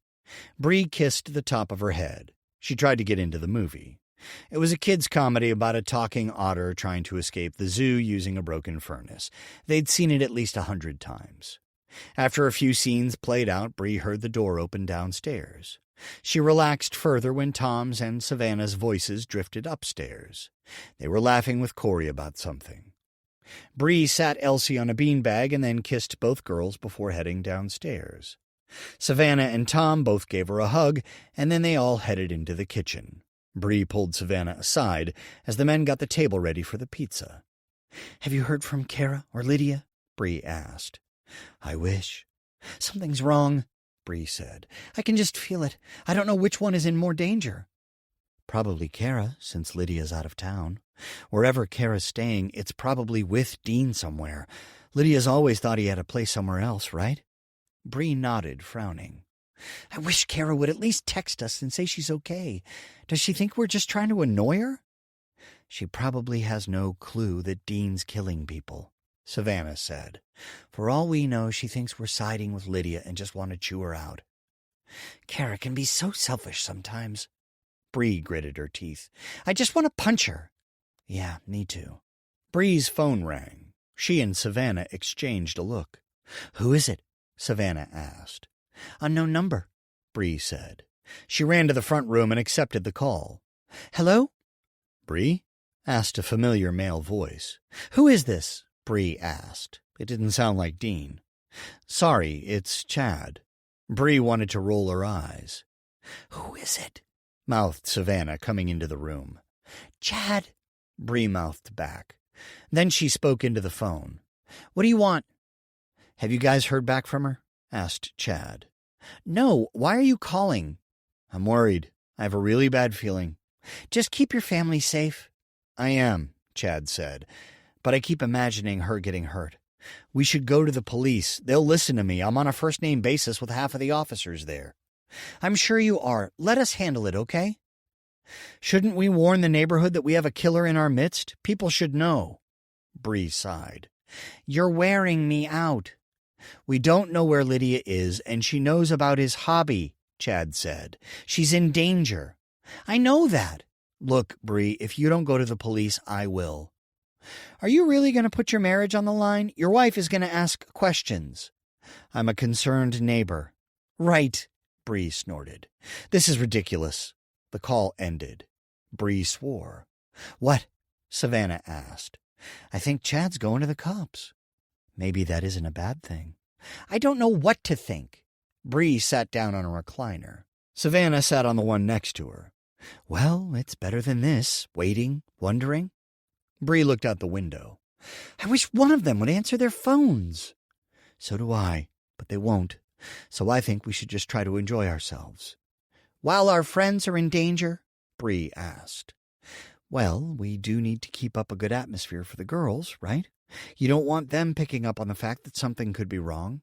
Savannah looked up at the stairs. Bree followed her gaze and saw Elsie and Addison standing at the top. The movie's over, Addison said. Put on a TV show, Bree said. We'll get you when the pizza's here. Pizza! Both girls squealed and ran off. I think they'll provide a good distraction for us. Savannah grinned, but Bree could tell it was forced. That they will. Bree looked at her phone again, knowing there were no missed calls. Maybe we should stick our phones in a corner and forget about them for a while. Savannah calls. What if Lydia or Kara tries to call? There isn't much we'd be able to do for them, even if they did. Which they won't. We might. Bree frowned, staring at the screen. Maybe you should look at it harder, Savannah said. You could will them to call back. Bree grabbed a throw pillow and chucked it at Savannah's head. Savannah laughed. That's more like it. There's the Bree we all know and love. Bree's phone rang. She looked over at Savannah, and they both exchanged a fearful expression. Taken. Lydia froze, but tried to act natural. Dean, what are you doing here? What am I doing here? You're the one staying in a Fleabag motel. Isn't a place like this beneath you? Keeping her eyes on him, she focused on the periphery. She would have to run, but he would likely catch up, given the sandals she had on. Why are you here? She asked. I didn't think you were back in town already. A little birdie told me you were staying here. I didn't believe him, but it looks like I was proven wrong. Still taking in the surroundings, Lydia asked, But why are you looking for me? What are you doing here? He snarled. Research. She continued to look for the best way of escape. For what? Dean sneered. She stared into his eyes. My job. You mean that column you write, Layla? Her eyes widened. Dean knew about that, even her pen name? Dean laughed. I know a lot more about you than you think. Lydia flipped her hair behind her shoulder. Well, I need to get going so I can turn in my article in time. How are they going to pay you with all your accounts on hold? She narrowed her eyes. You did that? You left me with no other choice. Her mind spun. Wait, How did you find me here? Did you follow me? All I had to do was call the cell phone provider and tell him we lost the phone. He shrugged. You're not the only resourceful one. I learned from the best. Lydia stepped back. Dean stepped closer. But you haven't seen all my tricks. Lydia swallowed. I have a good imagination. I know you do, like with that coupon you found. Oh, that? Lydia asked. I thought you were getting back into golf, no? When was the last time I was into golf, Lids? He leaned in closer and she smelled perfume on him. Not since before you started traveling and whatever else you've been doing. Dean laughed and Lydia took advantage of his moment of distraction. She turned around and ran. He didn't miss a beat. She heard his footsteps not a moment later. She dropped her bags and darted down some stairs. She could hear him close behind. Between her sandals and the stairs, she knew he had the advantage, since he was in sneakers. "What are you running from?" Dean called. "Think you have a reason to be scared of me?" His fingers brushed against the back of her bare arm. Lydia ignored him, put her hand over the railing, and started skipping steps. She might fall, but it was worth the risk if she could get enough ahead of him. She looked toward her parked car. That was out of the question because she'd dropped everything. She made it to the last step without losing her balance. "Why not give up now?" Dean asked. "You know I'm going to catch you eventually." Lydia kicked her sandals off, running faster. The hot pavement stung, but it was better than being slowed down by the footwear. "Hey!" She looked back to see Dean stumbling over a sandal. Good. He corrected his footing, and Lydia turned her attention to what was in front of her. She was nearing a wall, so she would either have to go right and stay on the sidewalk or dart underneath some stairs. She couldn't risk being cornered, so she followed the sidewalk. The pavement tore the skin on Lydia's feet, but she ignored the pain. Dean yelled at her to stop, but she kept going. Did he really expect her to surrender that easily? She reached the sidewalk by the main road. With any luck, she would run into another pedestrian and get help. Cars would be of no use. They zoomed by at about 50 miles an hour. The only hope they offered her was that someone might see her running from Dean and later recognize them if Lydia ended up missing. They ran past a strip mall, and then there was a break of trees. It looked like it led to some woods behind the mall, and possibly the motel, too. Lydia regretted kicking off the sandals as she ran over the rocky dirt. Some rocks were sharp and cut into her skin. At least she was able to leave behind DNA evidence, if anyone ever went looking. She tried to go faster, but couldn't because of the painful rocks. Dean was getting closer. She could hear his breathing from behind. "Lydia, stop! We need to talk." "Talk? You just want to talk?" She squeezed between some close trees, hoping he would have a harder time getting through than her. She looked back and saw that he managed without much difficulty. It was only a matter of time before he caught her. Lydia knew she had to come to terms with it and decide what she would do to fight him off or try to get attention from anyone who might be close enough to hear them. Lydia climbed over a mossy log, and the soft carpeting felt good on her pained feet. She wished she could stop, but Dean continued to get closer. "Let's talk about this, Lydia. I don't want to hurt you." "Really? Is that why you're chasing me through the woods? Why I had to drop all my stuff?" "I didn't tell you to run." She shook her head and continued going. She felt his fingers brush against the back of her shoulder. Lydia tried to go faster, but stepped really hard on a sharp rock and tumbled to the ground. Dean reached for her, and she screamed as loud as she could. Her throat was going to hurt in the morning, if she made it that long. "Stop! Shut up, Lydia. Just let me help you up." "Why, so you can do to me what you did to the others?" He grabbed her wrist and yanked her up. "So you know about them? How many?" "Enough!" She spit in his face. "How could you?" Dean wiped his face. "I didn't mean to. Not the first time, anyway." "What, you got a taste for it?" "Something like that. It started out as just another one-night stand." He laughed. "You'd be surprised how many women are more than happy to do what you weren't." "What does that have to do with killing them?" His eyes lit up. "I don't kill most of them. Like I said, the first one was an accident. She started arguing with me, and I shoved her. We were at the top of the stairs. I probably don't have to fill in the details. It was a rush to realize how much power I had. I have. I couldn't stop thinking about it. And eventually, I couldn't wait to do it again. So I did. You make me sick. Don't you know the normal response to accidentally killing someone is guilt, remorse? He squeezed her arm. I was afraid, but then I realized what a rush it is. Life was so stressful back home, but that was a thrill. So now you're trying to blame me? Blame? No. If you hadn't turned into the Ice Queen, I never would have discovered what I was really meant for. Are you for real? Lydia asked. Come on, I'll tell you about it, in the car. She pulled away. I'm not going anywhere with you. You have to, Lids. Now that you know my secret, it's your only choice. Why don't you just stop? You have to know it's wrong. That's why you hide it. He grabbed her arm again, this time squeezing so tight it cut off the circulation. That's where you're wrong. I keep it secret because no one understands. They've made something so beautiful, illegal. Beautiful? You're so full of... You'd have to experience it to understand. That's the problem. Not enough people have gotten the joy.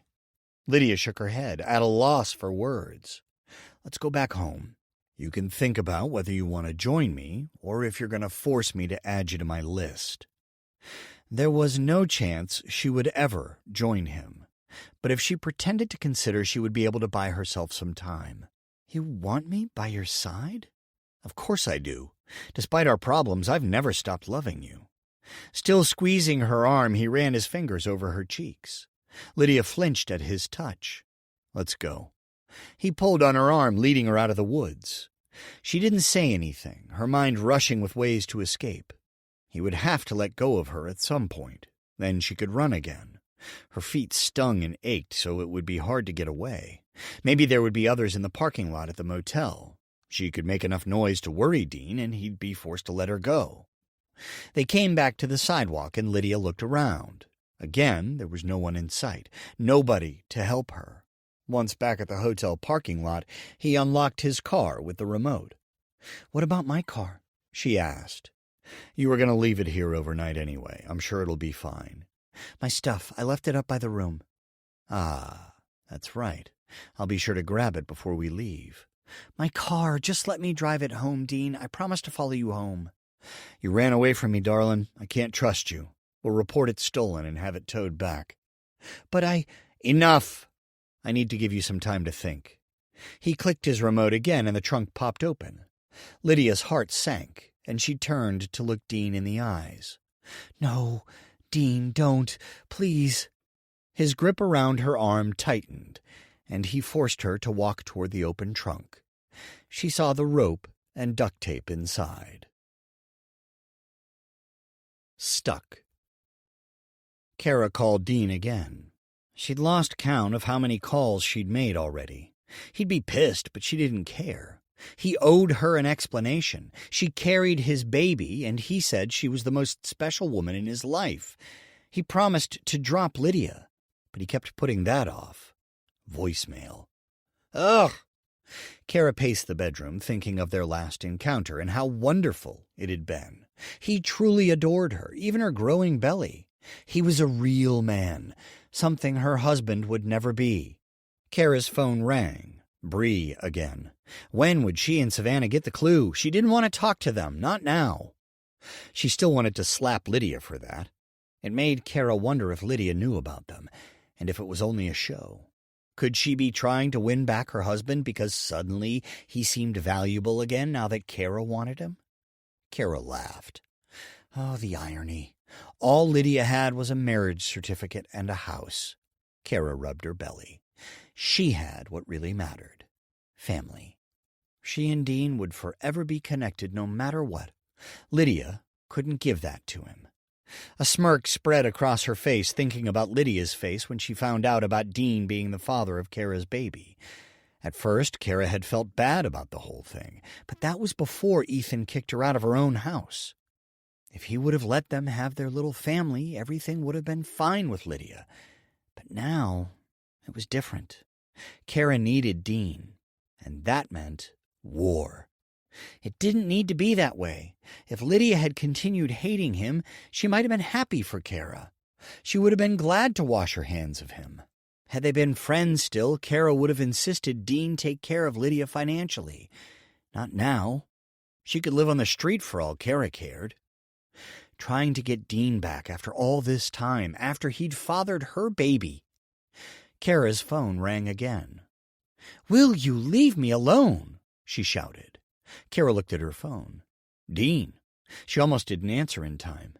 "Dean, what's going on, honey?" she asked as sweetly as possible. "Why do you keep calling, Kara?" "You wouldn't answer." "I left my phone in the car and come back to more than a dozen missed calls, all from you. Couldn't you see how upset I was before I left the house?" "Yes," Kara said. "That's why I had to find out if you were okay." "I'm fine. When I'm busy, just leave me alone. Got it? How much more clear do I need to make myself to you?" "I was just worried about you." "Kara, I can take care of myself. I've been doing that for years." "Okay. When are you coming home?" "When I get there." His voice was sharp.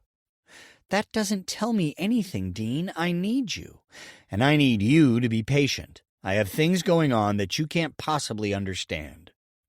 Kara felt like she'd been slapped. "You'd be surprised how much I understand. I'm not like Lydia." "Shut up. I don't want you talking about her." "I can see you're upset." Kara took a deep breath. "When you're ready to come home, I'll be waiting. I might be asleep, but just wake me, okay?" "Great. And Kara?" "Yes?" "Stop calling me." The call ended. Kara's blood boiled. How dare he? Did he think she was disposable? When he got back, they needed to have a serious conversation. Talking to her like that was going to end. She wasn't putting up with it for another minute. He could have his cake this time, but then it was over. Her phone rang again. This time it was Savannah. Kara answered this time. She needed to take her foul mood out on someone. "What?" Kara demanded. "Where are you?" Savannah asked. "Bree and I have been trying to reach you all day." "I've been busy. What's it to you?" "We're concerned, Kara. Are you okay?" "Couldn't be better." "You don't sound good." "I just had an argument with someone." "Dean, is he with you?" "I don't want to talk about him right now, Savannah." "We went to your house today, talked to Ethan. So you know I was kicked out of my own house. Honey, we want to help you." "Don't need it. Dean's taking wonderful care of me." "Where?" "We have a house." "Why am I not surprised?" Savannah asked. There were muffled noises over the phone. "Kara," asked Bree, "what's going on? Is Dean with you?" "Not at the moment. He's due back soon, though." "You got to get out of there." "Why?" Kara demanded. "Because it's hurting Lydia's feelings. She needs to grow up. If she hadn't ignored him all those years, he wouldn't have been so eager to bring me into their bed." Bree sighed. "Kara, there's a lot about Dean you don't know. And there's a lot Lydia doesn't know. Why don't you put her on the phone and I can tell her?" "We can't. She's not with us, but you're in danger." "Me?" Kara asked. "Is she going to come after me?" "No, Dean's dangerous." "He wouldn't hurt a fly." Kara rubbed the spot where he had slapped her earlier. "Actually, he would," Bree said, "and has. He's been killing women for some time." "What?" "Shut up, liar." "Seriously, Kara, we have proof." "Do you realize the gravity of that accusation?" Kara asked. "Of course I do. You need to get out of that house before he comes back and decides you're next." "He loves me." "Dean only loves himself." More muffling sounds. "Kara, this is Savannah again. You've got to listen to us. We don't want to see you killed." "Let's say I was going to listen to you guys, that I believe Dean would hurt me. Where would I go? Back to Ethan?" "Stay at my house. We have plenty of room." Kara was quiet. Could they be right? Sure, Dean had a temper, but that didn't make him a killer. "Think about it, Kara. It explains his traveling. No one is away for work that much. No one." "You say you have proof?" Kara's hand found its way back to the spot where she'd been slapped. "Yes, but you have to leave first." "He's really dangerous?" Kara asked, her voice cracking. "Worse than that." The fear and worry elevated in Savannah's voice. "My baby's daddy is a killer?" Kara whispered. "Yes." "What have I done?" "Just get out of there now. We're at Bree's house." Kara stood frozen in place. It actually did make sense. His erratic behavior, the long business trips, and the secrecy. "Kara?" asked Savannah. I'm here. I just need to pack a few things. Hurry.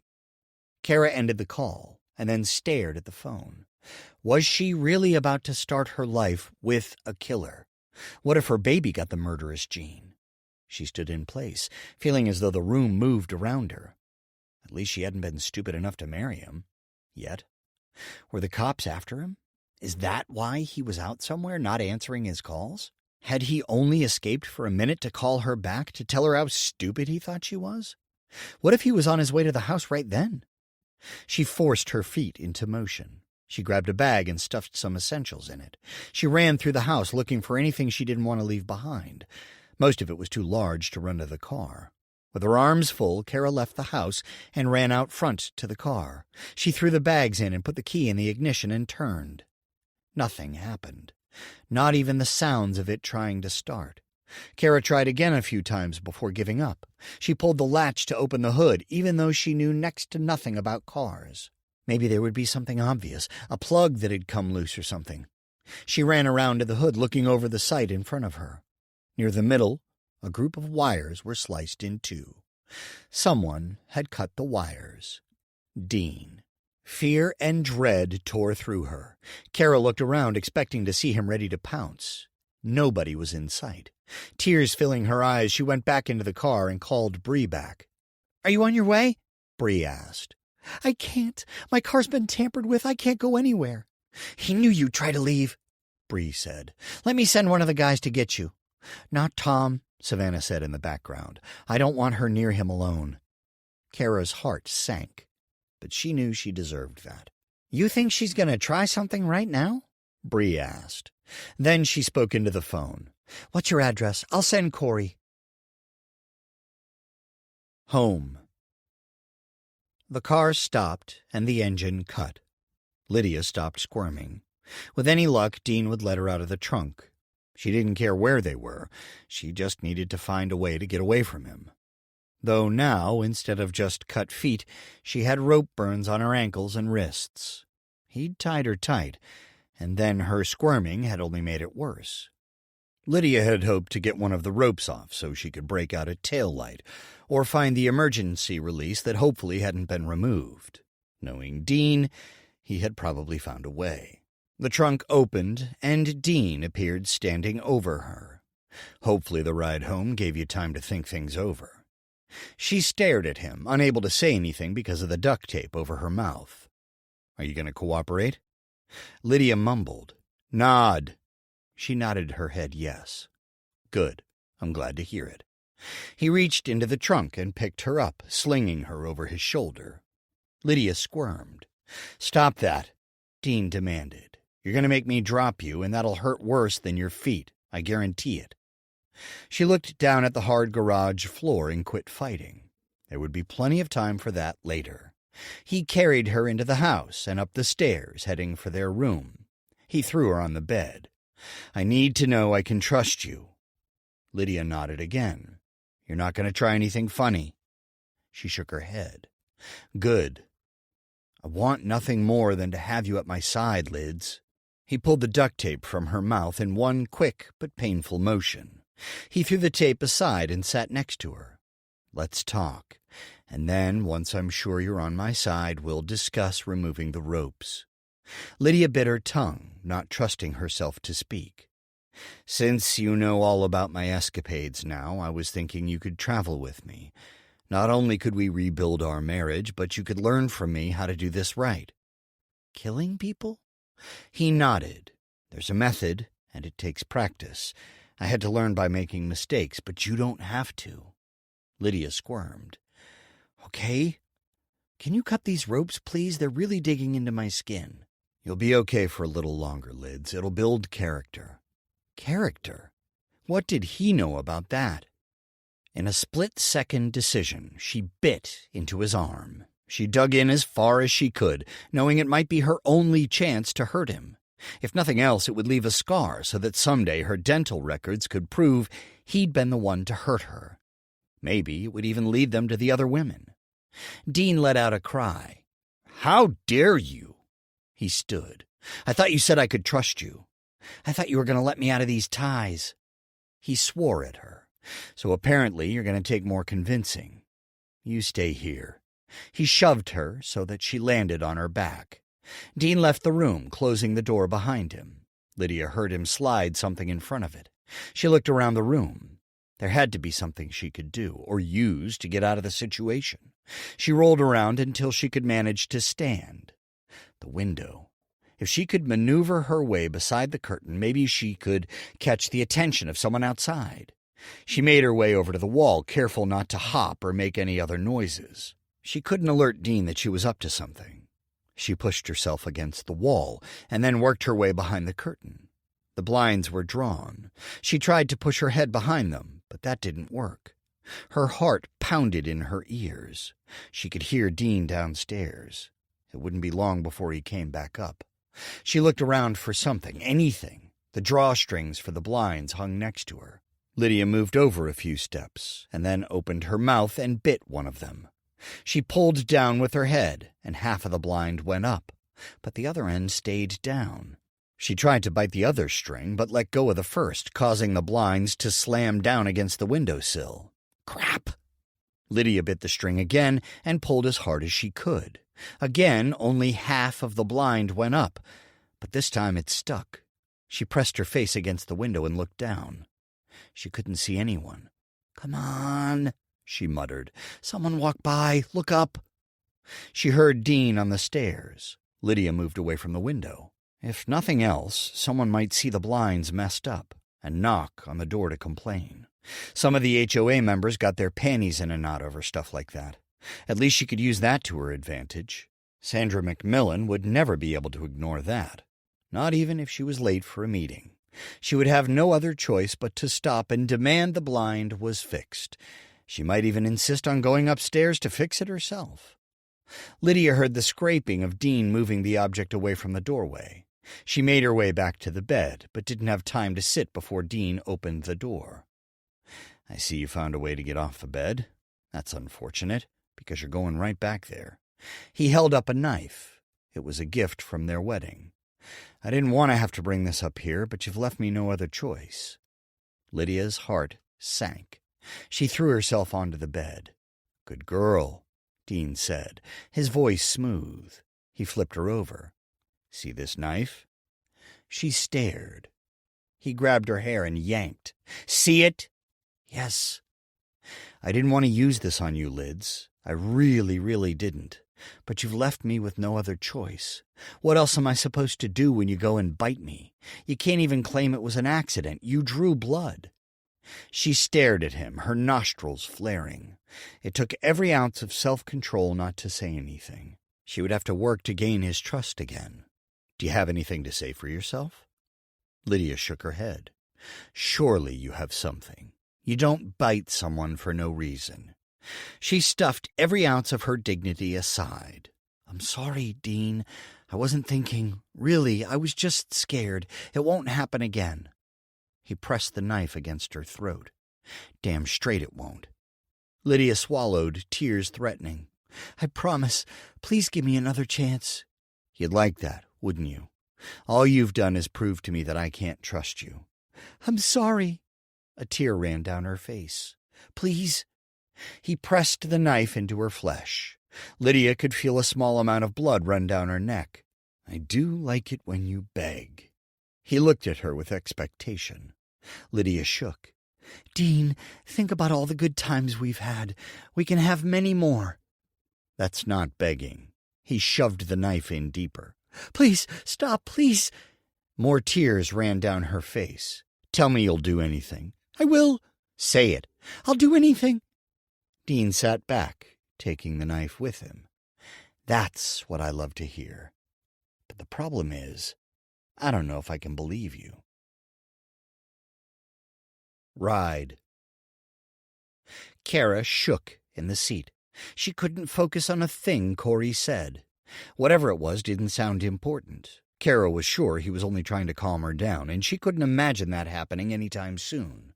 They drove into their neighborhood, and Corey took the long way, driving by the Harris house. Kara looked over and noticed a blind halfway up. "Wait." Corey stopped the car. "What? Do you see Dean?" "No, but look." "What?" he asked. Men. Kara could never believe how dense they were. Look up at the window over there. She pointed toward the blind.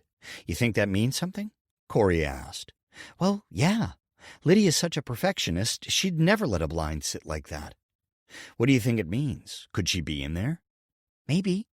He swore and then pulled out his phone. Kara could hear it ringing, and then she heard Bree's voice. Corey cut her off. Do you think Lydia could be in her house with Dean? I know what you told me. He went on to explain the blind. Kara heard Bree yelling through the phone. She also knew Lydia wouldn't leave the blinds like that, not unless something was wrong. Corey put the phone away and then turned to Kara. I'm going to look around the house. You stay here and lock the doors until I get back. Shouldn't someone call the cops? Bree's on it. Just stay here. Corey got out of the car and then motioned for Kara to lock it. She pushed the button, locking the doors. Kara watched as Corey hurried to the house, looking inside the windows. He walked around until she couldn't see him anymore. Kara's pulse picked up. The last thing she needed was to run into Dean in her condition. She clutched the armrest, digging her fingers into it. Sweat broke out on her forehead. The baby moved erratically in her stomach. She rubbed her belly, realizing how important it was that she calm down. She took deep breaths and focused on the baby. Dean wasn't after her. She was safe in the car. Finally, her heartbeat returned to normal, and she looked back toward the house. Corey should be back by now. It shouldn't have taken him that long to walk around the house, even if he'd had to climb over the fence. She couldn't recall if there were locks on their gates or not. Calm down, she ordered herself. Maybe Corey had just found a way in. She looked back up toward the window. The blind was still messed up. Her phone rang, startling her. It was Bree, probably wanting to know where Corey was. Hi, Bree. What's going on? Why isn't Corey answering his phone? He's looking around the house. Is he okay? I'm sure he is. He's smart. Yeah, but if Dean has a gun, that doesn't matter. Bree's voice cracked. Corey's smart. He's not going to walk into a situation and do something stupid. He knows you and the girls are his first priority. Right. You're exactly right. They were quiet for a minute. Kara watched the house, waiting for Corey to show. Do you see him yet? No, I'm sure he's fine. Sirens sounded in the distance. You called the police, right? Kara asked. Yeah, they should be on their way over there now. I think I hear them. Oh, thank God. Bree let out a long breath. Do you see them? Kara turned the rear-view mirror so she could see behind her. I see the lights flashing. Ambush. Lydia's heart nearly exploded out of her chest, staring at Dean as he played with the knife that now had a little of her blood on it. You can trust me, Dean, I swear. After the stunt you just pulled? He stuck the sharp end of the knife underneath his nail, flicking out dirt. That's from you making me chase you in those woods. Her mind raced. She had to prove trustworthy before she became his next victim. Think of everything I've done for you, sweetie. Decorated this room just the way you like, remember? You didn't want to go shopping, so I did it all, getting your opinion every step of the way. You just bit me, Lydia. He set the knife aside. I can't help it. You tied me up. So you can't control yourself? He asked, digging dirt out of another nail. That doesn't instill confidence in me. No, I mean, don't get me wrong. I have full self-control. How would she talk her way out of it and keep his trust? She took a deep breath. Dean, I love you. I regret biting you. It was wrong of me to do that. How could I risk injuring those perfect arms? You know how I've always loved your muscles. He looked up, raising an eyebrow. I wish I could feel them right now, baby. You do? He set the knife down. Lydia forced her most sultry expression. Let me run my hands up and down them, Dean. Feel how strong and powerful you are. He sat up taller. Then what? I'd have to loosen the ropes. I won't try to hurt you again. I learned my lesson. The only thing I want is to stand at your side. Take me traveling with you, like you said. We haven't acted like a married couple in so long. It'll be like a second honeymoon. That does sound nice. But I need to know I can trust you. I'm just not convinced yet. He rubbed the bite. Lydia scooted closer. What can I do to prove my loyalty? He looked deep in thought. I'll just have to give you the benefit of the doubt. Just know that I won't hesitate to cut you again, only worse next time. Lydia jumped, her pulse racing. I've loved you since the moment I laid eyes on you, Lydia. You're really the only one for me, but I won't hesitate to add you to my list. Do you understand? She swallowed. Yes. I don't want to hurt you, but if you make me, I will. He narrowed his eyes. Have I made myself clear? Crystal. Let me see those ropes. Lydia turned her back to him. She heard him slicing through the knots. Oops, he said, and then Lydia felt a cut on her wrist. She gasped. Don't worry, it's not too deep, just like your neck. Think of it as a reminder to behave. Lydia nodded her head. At least she would be free of the ropes. Once she had the freedom to move around, she could figure out how to get out of the house and as far away from Dean as possible. One thing at a time. Ouch! She cried as he nicked her on the other wrist. So sorry. The corners of his mouth twitched. She took a deep breath. I know you didn't mean it, dear. Oh, I meant it. Just need to make sure to keep you in line. You asked how you can show me your loyalty? Trust me enough to let me hurt you. Lydia felt blood drain from her face. Exactly how far did he intend to go? She cleared her throat. Of course, Dean. That's the least I could do to prove my love to you. That's my girl. He pulled the ropes away from her arms. Lydia brought her arms back in front of her. She cried out in pain. Her arms were sore from having been behind her for so long. Are you okay, Lids? Dean asked. He rubbed her shoulders. Does that help? She nodded, tears stinging her eyes. She blinked them away before Dean could see them. Now, for those ropes around your ankles. He looked at her, his eyes lighting up as though excited. Lydia's breath caught. Was he going to cut her ankles, too? She rubbed the cuts on her wrist, getting blood on her fingers. He reached down and pulled her feet up onto the bed, making it hard for her to balance. She had to put her hands on the bedspread to keep from falling over. Blood got on the white fabric, and she quickly covered it with her hand before Dean could see it. Look at your poor feet, he said, rubbing her soles. You shouldn't have run away from me like that barefoot. Lydia grimaced, trying not to react from the pain. He rubbed harder. Does that hurt? It's a little sore. She gritted her teeth. Oh, that's too bad, Dean said, his tone mocking. He pushed harder on her feet. Well, let's get this rope off you, and then we can get you cleaned up. She nodded, biting her tongue. The pain spread from her feet up into her legs. You don't mind me hurting you, do you? He asked, holding the knife near the knot. Go ahead, she whispered. Anything to let you know how much you can trust me. Dean grinned. You don't know how happy this makes me. He cut the rope in short, swift motions. Lydia couldn't help watching. She knew he was going to cut her, but she didn't know when. It was like one of the Jack-in-the-Box toys that had always scared her as a child, always jumping up when she least expected it. He continued to cut at the rope, but not her. She relaxed. Maybe he finally trusted her enough to stop cutting into her skin. How are you doing, Lids?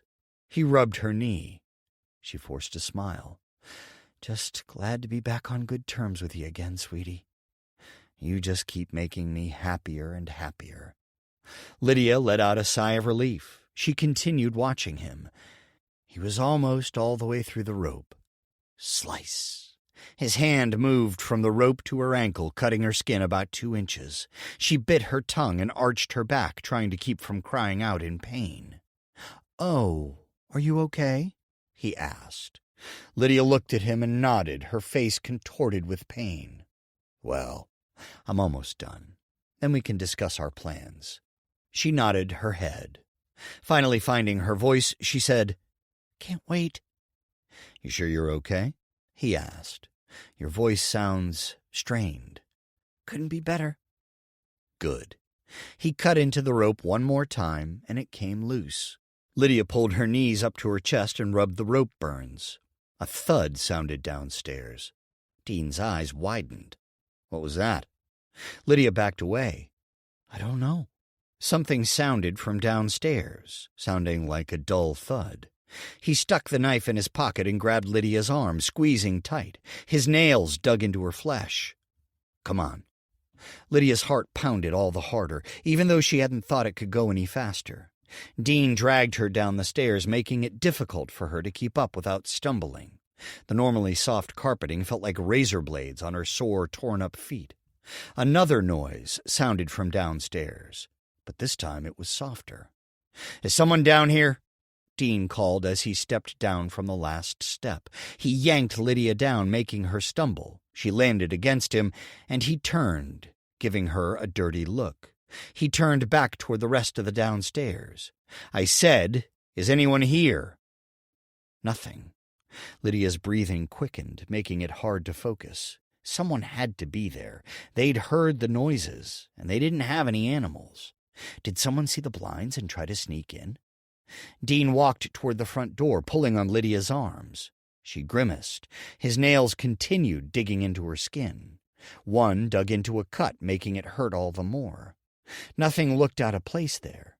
Dean put a finger over his mouth and dragged Lydia around to the other side of the stairs. He swore, then yanked her into his office. The window sat open, and several things from his desk were scattered around the floor, broken. Dean shoved Lydia against the wall and then held up the knife, obviously as a warning not to try anything. He pulled a key out from another pocket and unlocked one of the drawers in his desk. He pulled out a gun and stuffed it into his pants at the waist. He let go, letting his shirt cover the gun. Then he grabbed Lydia and walked out of the office with her in front of him, his human shield. Who's down here? Dean called. Lydia knew whoever it was wouldn't answer, and she prayed that it was someone there to help her. She wasn't the praying type, but if she ever needed it, now was the time. Something caught her eye in the living room. It was Corey. He stood pressed against the wall. Lydia's eyes widened and her mouth gaped open. Corey put a finger to his mouth. He had a baseball bat in the other hand. She pointed in the direction of the other room. I think I see something in there. Where? Asked Dean. Over there. It looks like someone trying to hide. He squeezed her arm tighter, pulling her along. She let out a silent sigh of relief, glad that Dean hadn't seen Corey. Now that Dean had a gun on him, Corey didn't stand a chance against him. I don't see anything. Dean turned around, pulling Lydia with him. Corey stood in the hallway only about a foot from them. He held the bat up. What are you doing here, Corey? Dean demanded. My wife was afraid Lydia was in trouble. I get the impression she was right. You broke into my house based on a stupid woman's fears? Anger covered Corey's face, and he stepped forward. My wife isn't stupid, you piece of... All women are stupid, and so are you if you haven't figured that out. Dean pulled Lydia closer to him. You are something else, Corey said. Why don't you let go of Lydia, and we can talk about whatever you two are disagreeing about. I have a better idea, Dean said. He pulled out his knife and held it to Lydia's throat. She gasped, trying not to move. It wouldn't take much for the knife to dig into her skin from the way it was pressed against her.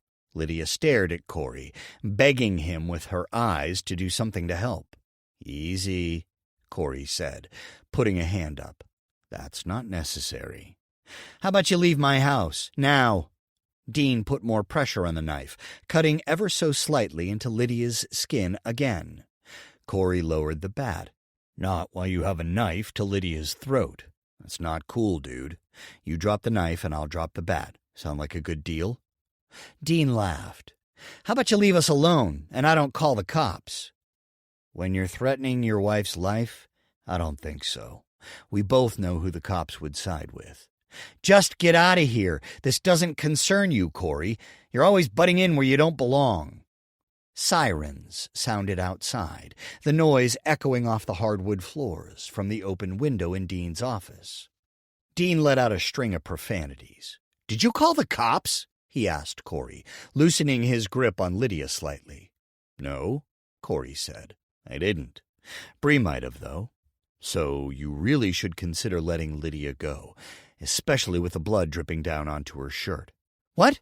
Dean exclaimed. He let go and turned Lydia around. There's no blood dripping. Lydia pulled away and ran for Corey. She stood behind him and put the baseball bat out toward Dean. Don't come near us. Dean slid his hand down toward his gun, keeping his hand there. There was a loud knock on the door. Police! Fear covered Dean's face. He was trapped between a laundry room with no outside doors or windows and Corey and Lydia. Move, Corey! Get out of my way before I have to hurt you. The police pounded on the door again. Open up, or we'll be forced to break the door down. Lydia screamed as loudly as she could. With that, she heard the sounds of the door being broken down. Footsteps thundered. It sounded like an army. She could hear them scouring the front of the house. Over here! Lydia yelled. Dean pulled out his gun and aimed it at Corey and her. Corey turned around and threw himself on top of Lydia, sending them both to the ground. A shot rang out, echoing so loud that it hurt Lydia's ears. Stay down, Corey told her. Not that she could go anywhere with his weight on her. Footsteps approached, and Lydia saw 8 feet around her. Put the gun down. You can't take me, Dean said. Another shot sounded, but Lydia couldn't tell if it came from the officers or Dean. No one fell to the ground, much to her relief, but before she could look around, yet another one rang out, and Dean fell to the ground, swearing. Lydia cried out in surprise and fear. She looked over at him to see that he clutched his leg and blood pooled on the floor. He picked the gun up from where it fell, and he aimed it at the officers, cussing them out. Put the gun down or we shoot you in the heart next time. You won't take me that easily. I'm already down. You won't shoot. Shut up, Lydia whispered. Dean turned the weapon to Lydia. I'll shoot her. Drop the weapon. An officer stepped forward. He aimed his gun at Dean's head. No! A gunshot sounded. It took Lydia a moment to realize it came from the cops. The bullet barely missed Dean. He dropped his gun to the floor. It was over. Boxed. Lydia shoved the last box into the moving truck. Tom stepped beside her and closed the door, locking it. Lydia turned to her friends. Thanks so much for helping. Are you sure you won't come to the hospital with us? Savannah asked. Lydia shook her head. I can't look at Kara, and especially not the baby. Bree bumped Lydia playfully. I hear she looks like an Ewok. Be nice, Corey said, winking at Bree. He turned to Lydia. Kara feels really bad about everything that happened. Yeah, Bree said. But Lydia has every right to hate her. I don't hate her, Lydia said, feeling defensive. I just can't look at her or the baby. Nobody could blame you for that, Savannah said. Tom checked the back door of the truck and then turned to Lydia. Are you sure you don't want Corey and me to follow you? You're going to need help unpacking. Lydia's cheeks warmed. I do have help, but thanks. Bree raised an eyebrow. Why do you look embarrassed, sweetie? I just have help, that's all. Is it Toby? Savannah asked. Wait, Bree said. Is he the new mystery guy? Lydia looked away. Maybe. I didn't want to say anything until I knew it was serious. Savannah took her hand. He's helping you unpack. I'd say it sounds fairly serious. Okay, Lydia admitted. We've been seeing a lot of each other. He doesn't mind our age difference or the fact that my ex is in prison for life for nearly a dozen murders. At least you're not the one in prison, Corey joked. Oh, babe. Bree gave him a shove. Stop. Who would have thought he was using his job as a cover for murdering people? Savannah asked, shaking her head. And we all thought it was just affairs. So he killed more than you first thought? Tom asked Lydia, leaning against the truck. He pulled Savannah close and wrapped his arms around her. Twice as many, Lydia said. At least you get to keep all the stuff, Savannah said. Bree grinned. And our Lydia is going to get a true happily ever after. Savannah pulled away from Tom and hugged Lydia. I'm so happy for you.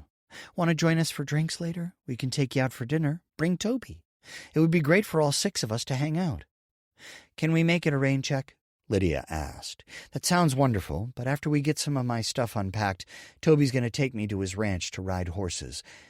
Then we're going to get his prize horse, Flash, ready for another show. Aw, Bree gushed. I'm so happy for you. Me too, Savannah said. You better not forget about us. How could I? Lydia asked. Group hug. They all hugged, and then Bree dragged Lydia to the front of the truck. Better not leave that cute cowboy waiting. This concludes Dean's List by Stacy Claflin, narrated by Jamie Rennell. Copyright 2015 by Stacy Claflin. This unabridged audiobook is published by arrangement with Stacy Claflin and was produced in the year 2026 by Tantor Media Incorporated, a division of Recorded Books, which holds the copyright thereto. Please visit Tantor.com for more information on our growing library of unabridged audiobooks.